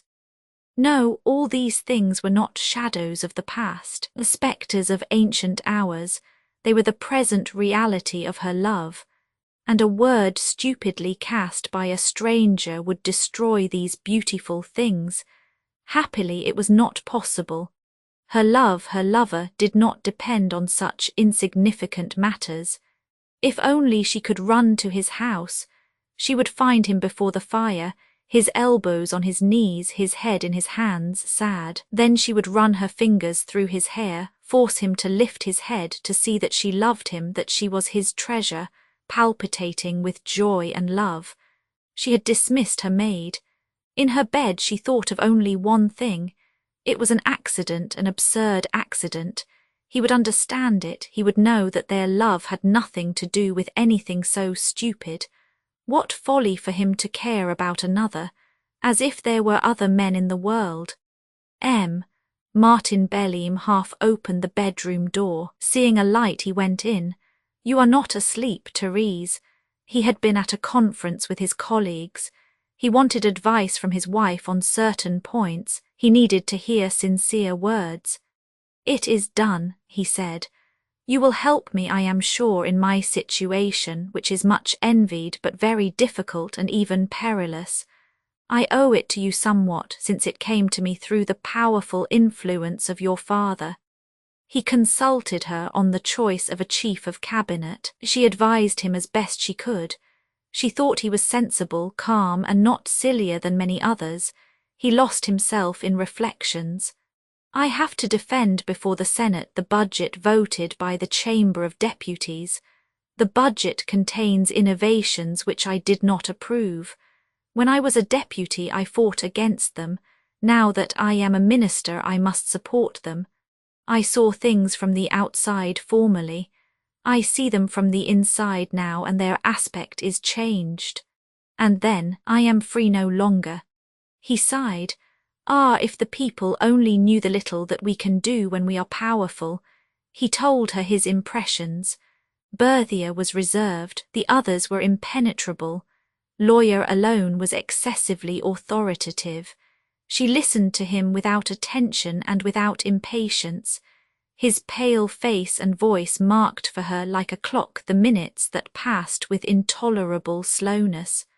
Lawyer had odd sallies of wit. Immediately after he had declared his strict adhesion to the Concordat, he said, "Bishops are spiritual prefects. I will protect them since they belong to me, and through them I shall hold the guardians of souls curates." He recalled to her that she would have to meet people who were not of her class and who would shock her by their vulgarity, but his situation demanded that he should not disdain anybody. At all events, he counted on her tact and on her devotion. She looked at him a little astonished.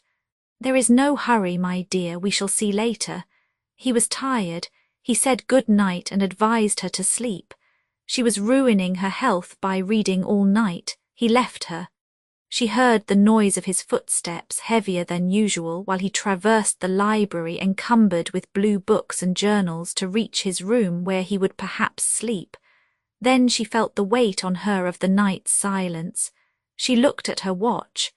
It was 1:30. She said to herself, "He too is suffering. He looked at me with so much despair and anger." She was courageous and ardent. She was impatient at being a prisoner. When daylight came, she would go, she would see him, she would explain everything to him. It was so clear. In the painful monotony of her thought, she listened to the rolling of wagons which at long intervals passed on the quay. That noise preoccupied, almost interested her. She listened to the rumble, at first faint and distant, then louder, in which she could distinguish the rolling of the wheels, the creaking of the axles, the shock of horses' shoes, which, decreasing little by little, ended in an imperceptible murmur. And when silence returned, she fell again into her reverie. He would understand that she loved him, that she had never loved anyone except him. It was unfortunate that the night was so long. She did not dare to look at her watch for fear of seeing in it the immobility of time. She rose, went to the window, and drew the curtains. There was a pale light in the clouded sky. She thought it might be the beginning of dawn. She looked at her watch. It was 3:30. She returned to the window. The sombre infinity outdoors attracted her. She looked. The sidewalks shone under the gas jets. A gentle rain was falling. Suddenly a voice ascended in the silence, acute and then grave. It seemed to be made of several voices replying to one another.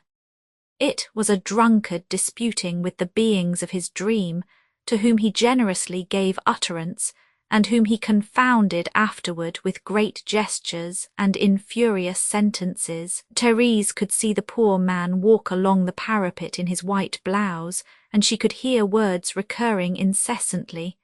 "That is what I say to the government."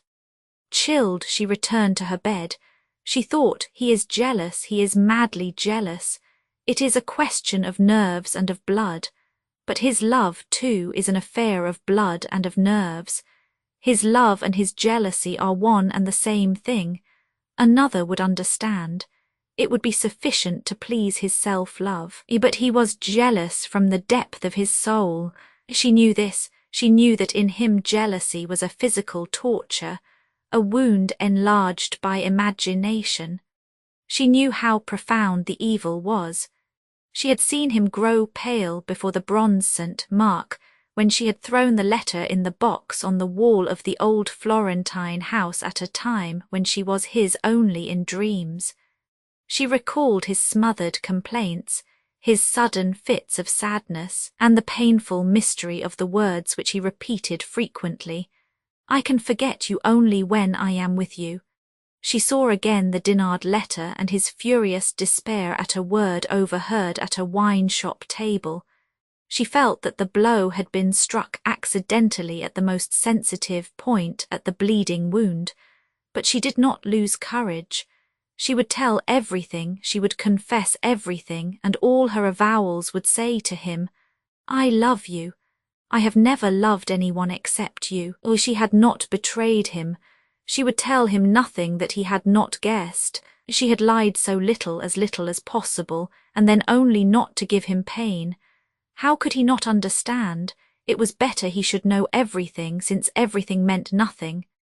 She represented to herself incessantly the same ideas, repeated to herself the same words. Her lamp gave only a smoky light. She lighted candles. It was 6 o'clock. She realized that she had slept. She ran to the window. The sky was black and mingled with the earth in a chaos of thick darkness. Then she was curious to know exactly at what hour the sun would rise. She had had no idea of this. She thought only that nights were long in December. She did not think of looking at the calendar. The heavy step of workmen walking in squads, the noise of wagons of milkmen and marketmen, came to her ear like sounds of good augury. She shuddered at this first awakening of the city. Chapter 36. At 9 o'clock in the yard of the little house she observed M. Fusilier sweeping in the rain while smoking his pipe. Madame Fusilier came out of her box.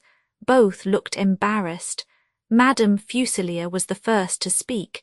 Monsieur Jacques is not at home. And as Therese remained silent, immovable, Fusilier came near her with his broom, hiding with his left hand his pipe behind his back. Monsieur Jacques has not yet come home. I will wait for him, said Therese. Madame Fusilier led her to the parlour where she lighted the fire. As the wood smoked and would not flame, she remained bent with her hands on her knees. It is the rain, she said, which causes the smoke. Madame Martin said it was not worth while to make a fire, that she did not feel cold. She saw herself in the glass. She was livid with glowing spots on her cheeks. Then only she felt that her feet were frozen. She approached the fire. Madame Fusilier, seeing her anxious, spoke softly to her. Monsieur Jacques will come soon. Let Madame warm herself while waiting for him. A dim light fell with the rain on the glass ceiling. Upon the wall the lady with the unicorn was not beautiful among the cavaliers in a forest full of flowers and birds. Therese was repeating to herself the words, "He has not yet come home." And by dint of saying this she lost the meaning of it. With burning eyes she looked at the door. She remained thus without a movement, without a thought, for a time the duration of which she did not know, perhaps half an hour. The noise of a footstep came to her, the door was opened. He came in. She saw that he was wet with rain and mud and burning with fever. She fixed on him a look so sincere and so frank that it struck him. But almost at once he recalled within himself all his sufferings. He said to her, "What do you want of me? You have done me all the harm you could do me." Fatigue gave him an air of gentleness. It frightened her. Jacques listened to me. He motioned to her that he wished to hear nothing from her. Jacques, listen to me. I have not deceived you. Oh no, I have not deceived you. Was it possible, was it? He interrupted her. Have some pity for me. Do not make me suffer again. Leave me, I pray you. If you knew the night I have passed, you would not have the courage to torment me again. He let himself fall on the divan. He had walked all night. Not to suffer too much, he had tried to find diversions. On the Bercy quay he had looked at the moon floating in the clouds. For an hour he had seen it veil itself and reappear. Then he had counted the windows of houses with minute care. The rain began to fall. He had gone to the market and had drunk whiskey in a wine room. A big girl who squinted had said to him, "You don't look happy." He had fallen half asleep on the leather bench. It had been a moment of oblivion. The images of that painful night passed before his eyes. He said, "I recalled the night of the Arno. You have spoiled for me all the joy and beauty in the world." He asked her to leave him alone. In his lassitude he had a great pity for himself. He would have liked to sleep, not to die. He held death in horror, but to sleep and never to wake again. Yet before him, as desirable as formerly, despite the painful fixity of her dry eyes, and more mysterious than ever, he saw her. His hatred was vivified by suffering. She extended her arms to him. Listen to me, Jacques. He motioned to her that it was useless for her to speak, yet he wished to listen to her, and already he was listening with avidity. He detested and rejected in advance what she would say, but nothing else in the world interested him. She said, "You may have believed I was betraying you, that I was not living for you alone. But can you not understand anything? You do not see that if that man were my lover it would not have been necessary for him to talk to me at the playhouse in that box. He would have 1,000 other ways of meeting me. Oh no, my friend, I assure you that since the day when I had the happiness to meet you, I have been yours entirely. Could I have been another's? What you imagine is monstrous. But I love you, I love you, I love only you. I never have loved anyone except you." He replied slowly, with cruel heaviness, "I shall be every day at 3 o'clock at our home in the Rue Spontini. It was not a lover, your lover, who said these things. No, it was a stranger, an unknown person." She straightened herself and with painful gravity said, "Yes, I had been his, you knew it. I have denied it, I have told an untruth not to irritate or grieve you. I saw you so anxious. But I lied so little and so badly. You knew, do not reproach me for it. You knew, you often spoke to me of the past, and then one day somebody told you at the restaurant, and you imagined much more than ever happened. While telling an untruth, I was not deceiving you. If you knew the little that he was in my life, there, I did not know you, I did not know you were to come, I was lonely." She fell on her knees. "I was wrong. I should have waited for you. But if you knew how slight a matter that was in my life," and with her voice modulated to a soft and singing complaint, she said, "Why did you not come sooner, why?" She dragged herself to him, tried to take his hands. He repelled her. "I was stupid. I did not think. I did not know. I did not wish to know." He rose and exclaimed in an explosion of hatred, "I did not wish him to be that man." She sat in the place which he had left, and there, plaintively, in a low voice, she explained the past. In that time she lived in a world horribly commonplace. She had yielded, but she had regretted at once. If he but knew the sadness of her life, he would not be jealous. He would pity her. She shook her head and said, looking at him through the falling locks of her hair, "I am talking to you of another woman. There is nothing in common between that woman and me. I exist only since I have known you, since I have belonged to you." He walked about the room madly. He laughed painfully. "Yes, but while you loved me, the other woman, the one who was not you." She looked at him indignantly. "Can you believe? Did you not see him again at Florence? Did you not accompany him to the station?"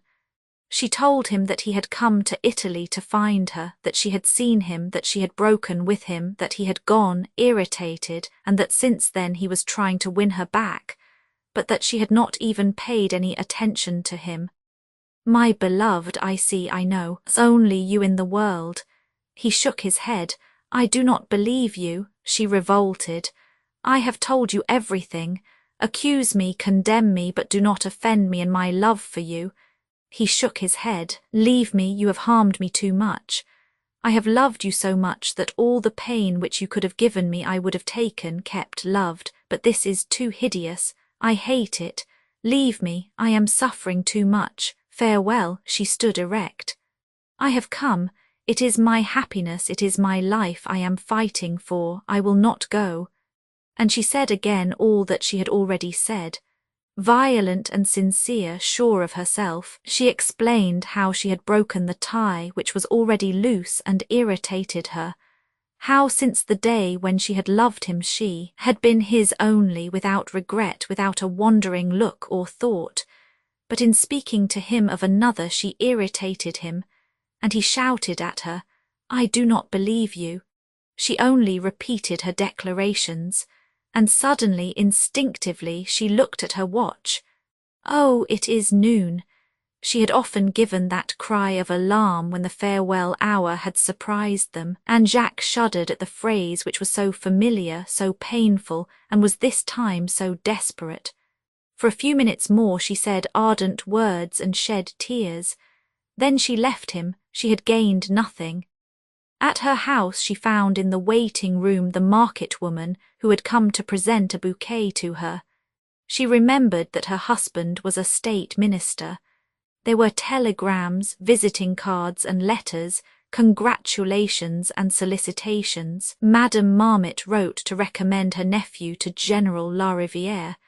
She went into the dining room and fell in a chair. Martin Belleam was just finishing his breakfast. He was expected at the Cabinet Council and at the former finance minister's to whom he owed a call. "Do not forget, my dear friend, to call on Madame Berthier d'Isels. You know how sensitive she is." She made no answer. While he was dipping his fingers in the glass bowl, he saw she was so tired that he dared not say any more. He found himself in the presence of a secret which he did not wish to know, in presence of an intimate suffering which one word would reveal. He felt anxiety, fear, and a certain respect. He threw down his napkin. "Excuse me, dear." He went out. She tried to eat but could swallow nothing. At 2 o'clock she returned to the little house of the Turns. She found Jacques in his room. He was smoking a wooden pipe. A cup of coffee almost empty was on the table. He looked at her with a harshness that chilled her. She dared not talk, feeling that everything that she could say would offend and irritate him, and yet she knew that in remaining discreet and dumb she intensified his anger. He knew that she would return. He had waited for her with impatience. A sudden light came to her, and she saw that she had done wrong to come, that if she had been absent he would have desired, wanted, called for her perhaps. But it was too late, and at all events, she was not trying to be crafty. She said to him, "You see I have returned, I could not do otherwise. And then it was natural, since I love you, and you know it." She knew very well that all she could say would only irritate him. He asked her whether that was the way she spoke in the Rue Spontini. She looked at him with sadness. "Jacques, you have often told me that there were hatred and anger in your heart against me. You like to make me suffer. I can see it." With ardent patience at length she told him her entire life, the little that she had put into it, the sadness of the past, and how, since he had known her, she had lived only through him and in him. The words fell as limpid as her look. She sat near him. He listened to her with bitter avidity. Cruel with himself, he wished to know everything about her last meetings with the other. She reported faithfully the events of the Great Britain Hotel, but she changed the scene to the outside, in an alley of the casino, from fear that the image of their sad interview in a closed room should irritate her lover. Then she explained the meeting at the station. She had not wished to cause despair to a suffering man who was so violent, but since then she had had no news from him until the day when he spoke to her on the street. She repeated what she had replied to him.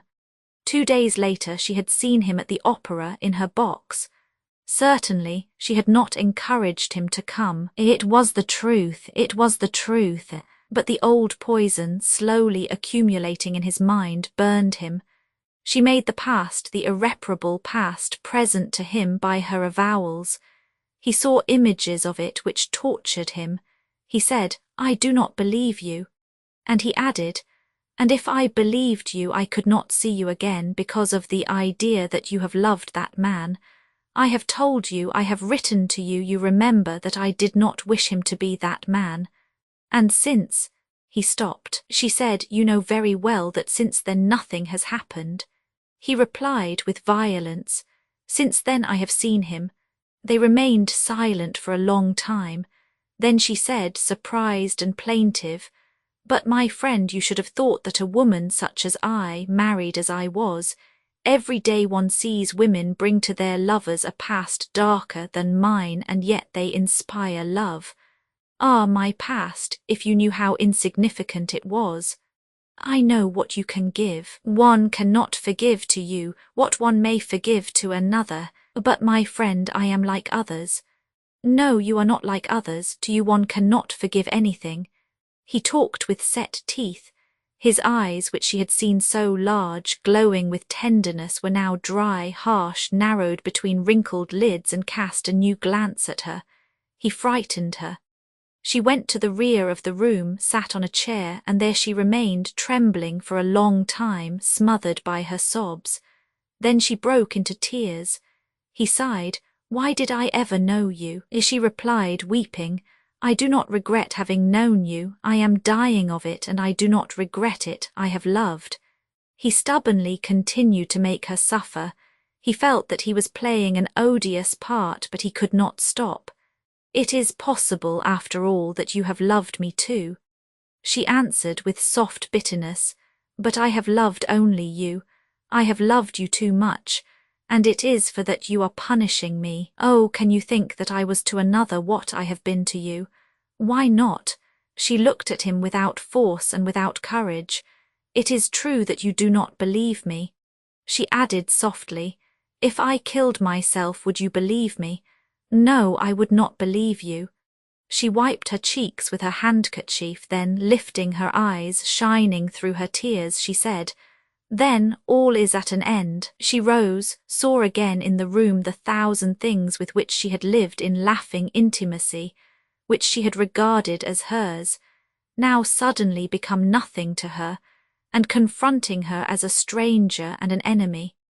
She saw again the nude woman who made, while running, the gesture which had not been explained to her, the Florentine models which recalled to her Fiesole and the enchanted hours of Italy, the profile sketch by Dicharte of the girl who laughed in her pretty pathetic thinness. She stopped a moment sympathetically in front of that little newspaper girl who had come there too and had disappeared, carried away in the irresistible current of life and of events. She repeated, "Then all is at an end." He remained silent. The twilight made the room dim. "What will become of me?" she asked. "And what will become of me?" he replied. They looked at each other with sympathy because each was moved with self-pity. Therese said again, "And I, who feared to grow old in your eyes for fear our beautiful love should end. It would have been better if it had never come. Yes, it would be better if I had not been born. What a presentiment was that which came to me when a child under the lindens of Joinville before the marble nymphs. I wished to die then." Her arms fell, and clasping her hands she lifted her eyes. Her wet glance threw a light in the shadows. "Is there not a way of my making you feel that what I am saying to you is true? That never since I have been yours, never, but how could I? The very idea of it seems horrible, absurd. Do you know me so little?" He shook his head sadly. "I do not know you." She questioned once more with her eyes all the objects in the room. "But then, what we have been to each other was vain, useless. Men and women break themselves against one another, they do not mingle." She revolted. It was not possible that he should not feel what he was to her, and in the ardour of her love she threw herself on him and smothered him with kisses and tears. He forgot everything and took her in his arms, sobbing, weak yet happy, and clasped her close with the fierceness of desire. With her head leaning back against the pillow, she smiled through her tears. Then, brusquely, he disengaged himself. "I do not see you alone. I see the other with you always." She looked at him, dumb, indignant, desperate. Then, feeling that all was indeed at an end, she cast around her a surprised glance of her unseeing eyes, and went slowly away. Etext editor's bookmarks. A woman is frank when she does not lie uselessly. A hero must be human. Napoleon was human anti-Semitism. Is making fearful progress everywhere. Brilliancy of a fortune too new curious to know her face of that day. Disappointed her, to escape the danger she had feared. Do you think that people have not talked about us? Does not wish one to treat it with either timidity or brutality. Does one ever possess what one loves? Each had regained freedom. But he did not like to be alone. Each was moved with self-pity.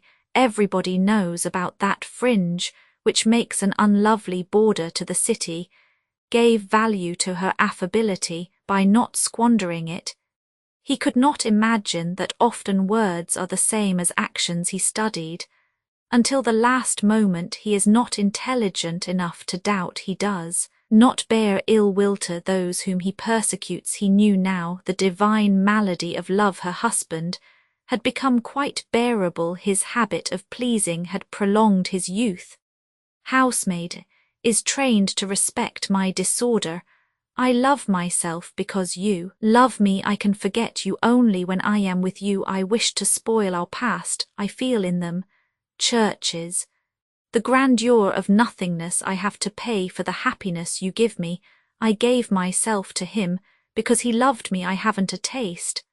I have tastes. I have known things which I know no more. I do not desire your friendship ideas. They think superior to love. Faith, habits, interests, immobility of time, impatient at praise, which was not destined for himself, incapable of conceiving that one might talk without an object. It was torture for her not to be able to rejoin him. It is an error to be in the right too soon. It was too late. She did not wish to win jealous without having the right to be jealous. Kisses and caresses are the effort of a delightful despair. Knew that life is not worth so much anxiety, nor so much hope. Laughing in every wrinkle of his face, learned to live without desire. Let us give to men irony and pity as witnesses and judges. Life, as a whole, is too vast and too remote. Life is made up of just such trifles. Life is not a great thing. Little that we can do when we are powerful. Love is a soft and terrible force. More powerful than beauty. Love was only a brief intoxication. Lovers never separate. Kindly made life give all it could yield. Magnificent air of those beggars, of whom small towns are proud, miserable beings, who contribute to the grandeur of the past. Nobody troubled himself about that originality. None but fools resisted the current. Not everything is known, but everything is said. Nothing is so legitimate, so human, as to deceive pain. One would think that the wind would put them out. The stars. One who first thought of pasting a canvas on a panel. One is never kind. When one is in love, one should never leave the one whom one loves. Picturesquely ugly recesses of her mind, which she preferred not to open. Relatives whom she did not know, and who irritated her, seemed to him that men were grains in a coffee mill. She pleased society. By appearing to find pleasure in it, she is happy. Since she likes to remember, should like better to do an immoral thing than a cruel one. Simple people who doubt neither themselves nor others. Since she was in love, she had lost prudence. So well satisfied with his reply that he repeated it twice. Superior men sometimes lack cleverness, that sort of cold charity which is called altruism, that if we live the reason is that we hope. That absurd and generous fury for ownership, the most radical breviary of skepticism. Since Montaigne, the door of one's room opens on the infinite. The past is the only human reality. Everything that is past. The one whom you will love and who will love you will harm you. The violent pleasure of losing, the discouragement which the irreparable gives, the real support of a government, is the opposition. The politician never should be in advance of circumstances.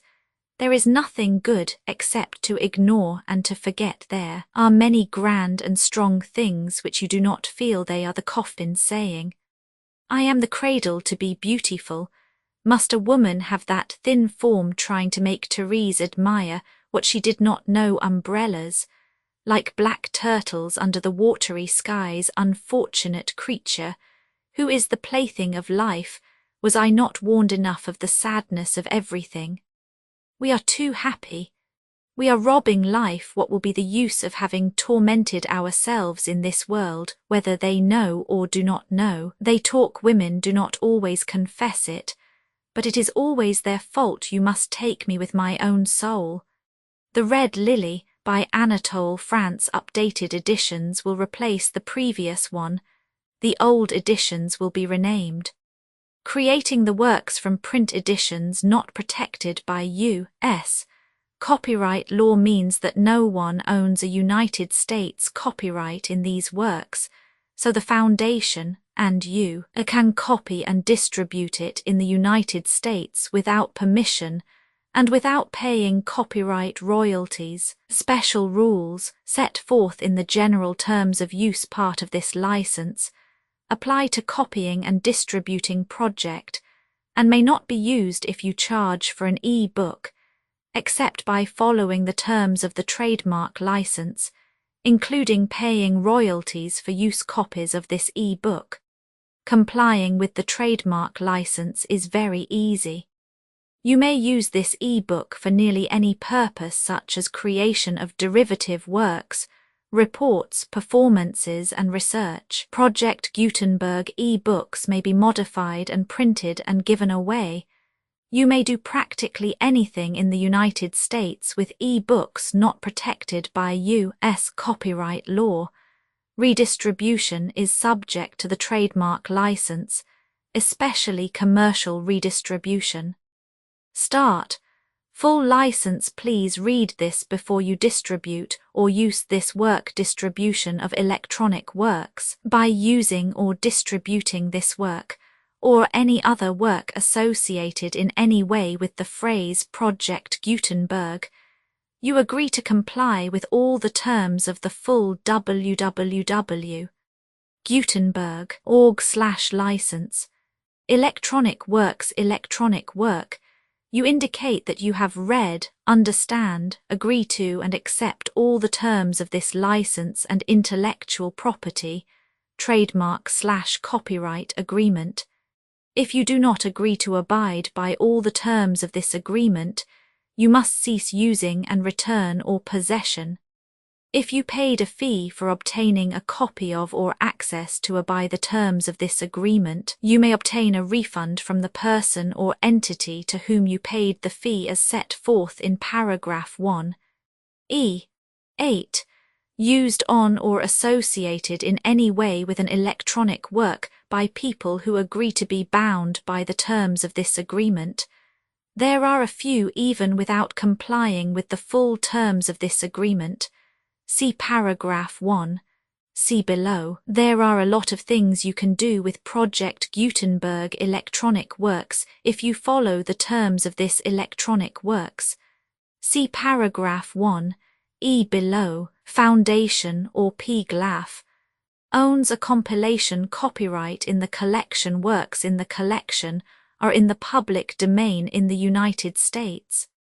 If an individual work is unprotected by copyright law in the United States, and you are located in the United States, we do not claim a right to prevent you from copying, distributing, performing, displaying, or creating derivative works based on the work as long as works in compliance with the terms of this agreement.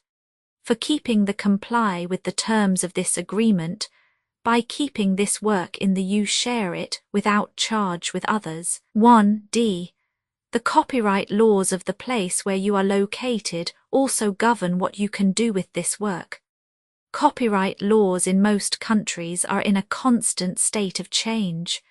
If you are outside the United States, check the laws of your country in addition to the terms of this agreement before downloading, copying, displaying, performing, distributing or creating derivative works based on this work or any representations concerning the copyright status of any work in any country other than the United States. 1. E1. The following sentence with active links to or other performed, viewed, copied or distributed. This e-book is for the use of anyone anywhere in the United States and most other parts of the world at no cost and with almost no restrictions whatsoever. You may copy it, give it away or reuse it under the terms at www.gutenberg.org. If you are not located in the United States, you will have to check the laws of the country where you are located before using this e-book, derived from texts not protected by U.S. copyright law, does not contain a notice indicating that it is posted with permission of the copyright holder. The work can be copied and distributed to anyone in the United States without paying any fees or charges. If you are redistributing or providing access to a work with the phrase Project Gutenberg associated with or appearing on the work, you must comply either with the requirements of paragraphs 1(e)(1 through 1(e)(7) or trademark as set forth in paragraphs 1(e)(8) or 1(e)(9). With the permission of the copyright holder, your use and distribution must comply with both paragraphs 1(e)(1 through 1(e)(7) and any additional terms imposed by the copyright holder. Additional terms posted with the permission of the copyright holder found at the beginning of this work. License terms from this work, or any files containing a part of this one. E5. Do not copy, display, perform, distribute or redistribute this electronic work, or any part of this electronic work, without prominently displaying the sentence set forth in paragraph 1(e)(1) with active links or immediate access to the full terms of the Project Gutenberg license. 1(e)(6). You may convert to and distribute this work in any binary, compressed, marked up, non-proprietary or proprietary form, including any word processing or hypertext form. However, if you provide access other than plain vanilla ASCII or other format used in the official www.gutenberg.org, you must at no additional cost, fee or expense to the user provide a copy, a means of exporting a copy, or a means of obtaining a copy upon request, of the work in its original plain vanilla ASCII or other form. Any alternate format must include the 1(e)(7). Do not charge a fee for access to viewing displaying unless you comply with paragraph 1(e)(8) or 1(e)(9). 1(e)(8). You may charge a reasonable fee for copies of or provided that you pay a royalty fee of 20% of the gross profits you derive from you, already used to calculate your applicable taxes.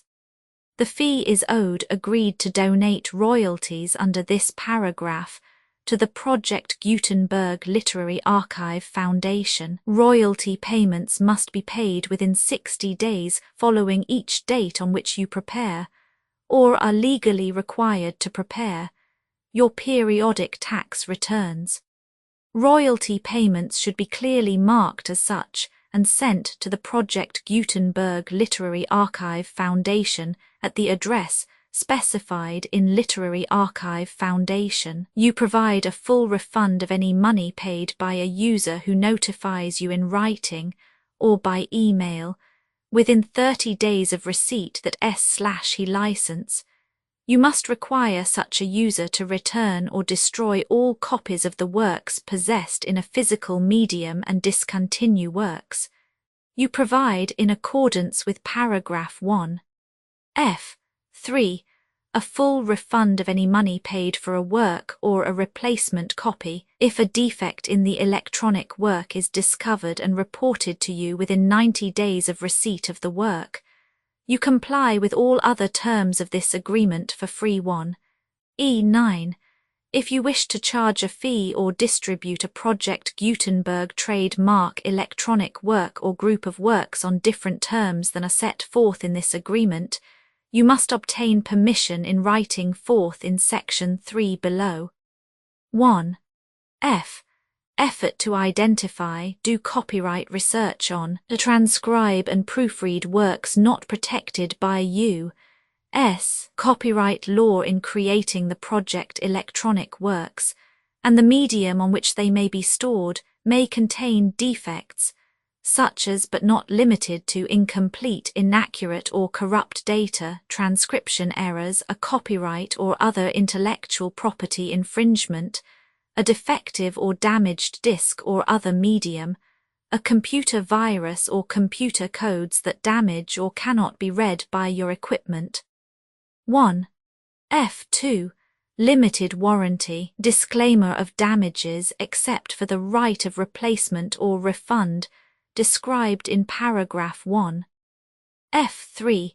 The Project Gutenberg Literary Archive Foundation, the owner of the Project Gutenberg trademark, and any other party distributing a Project Gutenberg trademark electronic work under this agreement, disclaim all liability to you for damages, costs and expenses, including legal fees. You agree that you have no remedies for negligence, strict liability, breach of warranty or breach of contract, except those provided in paragraph 1. F3. You agree that the foundation, the trademark owner, and any distributor under this agreement will not be liable to you for actual, direct, indirect, consequential, punitive, or incidental damages, even if you give notice of the possibility of such damage. 1. F3. Limited right of replacement or refund if you discover a defect in this electronic work within 90 days of receiving it. You can receive a refund of the money, if any, you paid for it by sending a written explanation to the person you received the work from. If you received the work on a physical medium, you must return the medium with your written explanation. The person or entity that provided you with the defective work may elect to provide a replacement copy in lieu of a refund. If you received the work electronically, the person or entity providing it to you may choose to give you a second opportunity to receive the work electronically in lieu of a refund. If the second copy is also defective, you may demand a refund in writing without further opportunities to fix the problem. 1.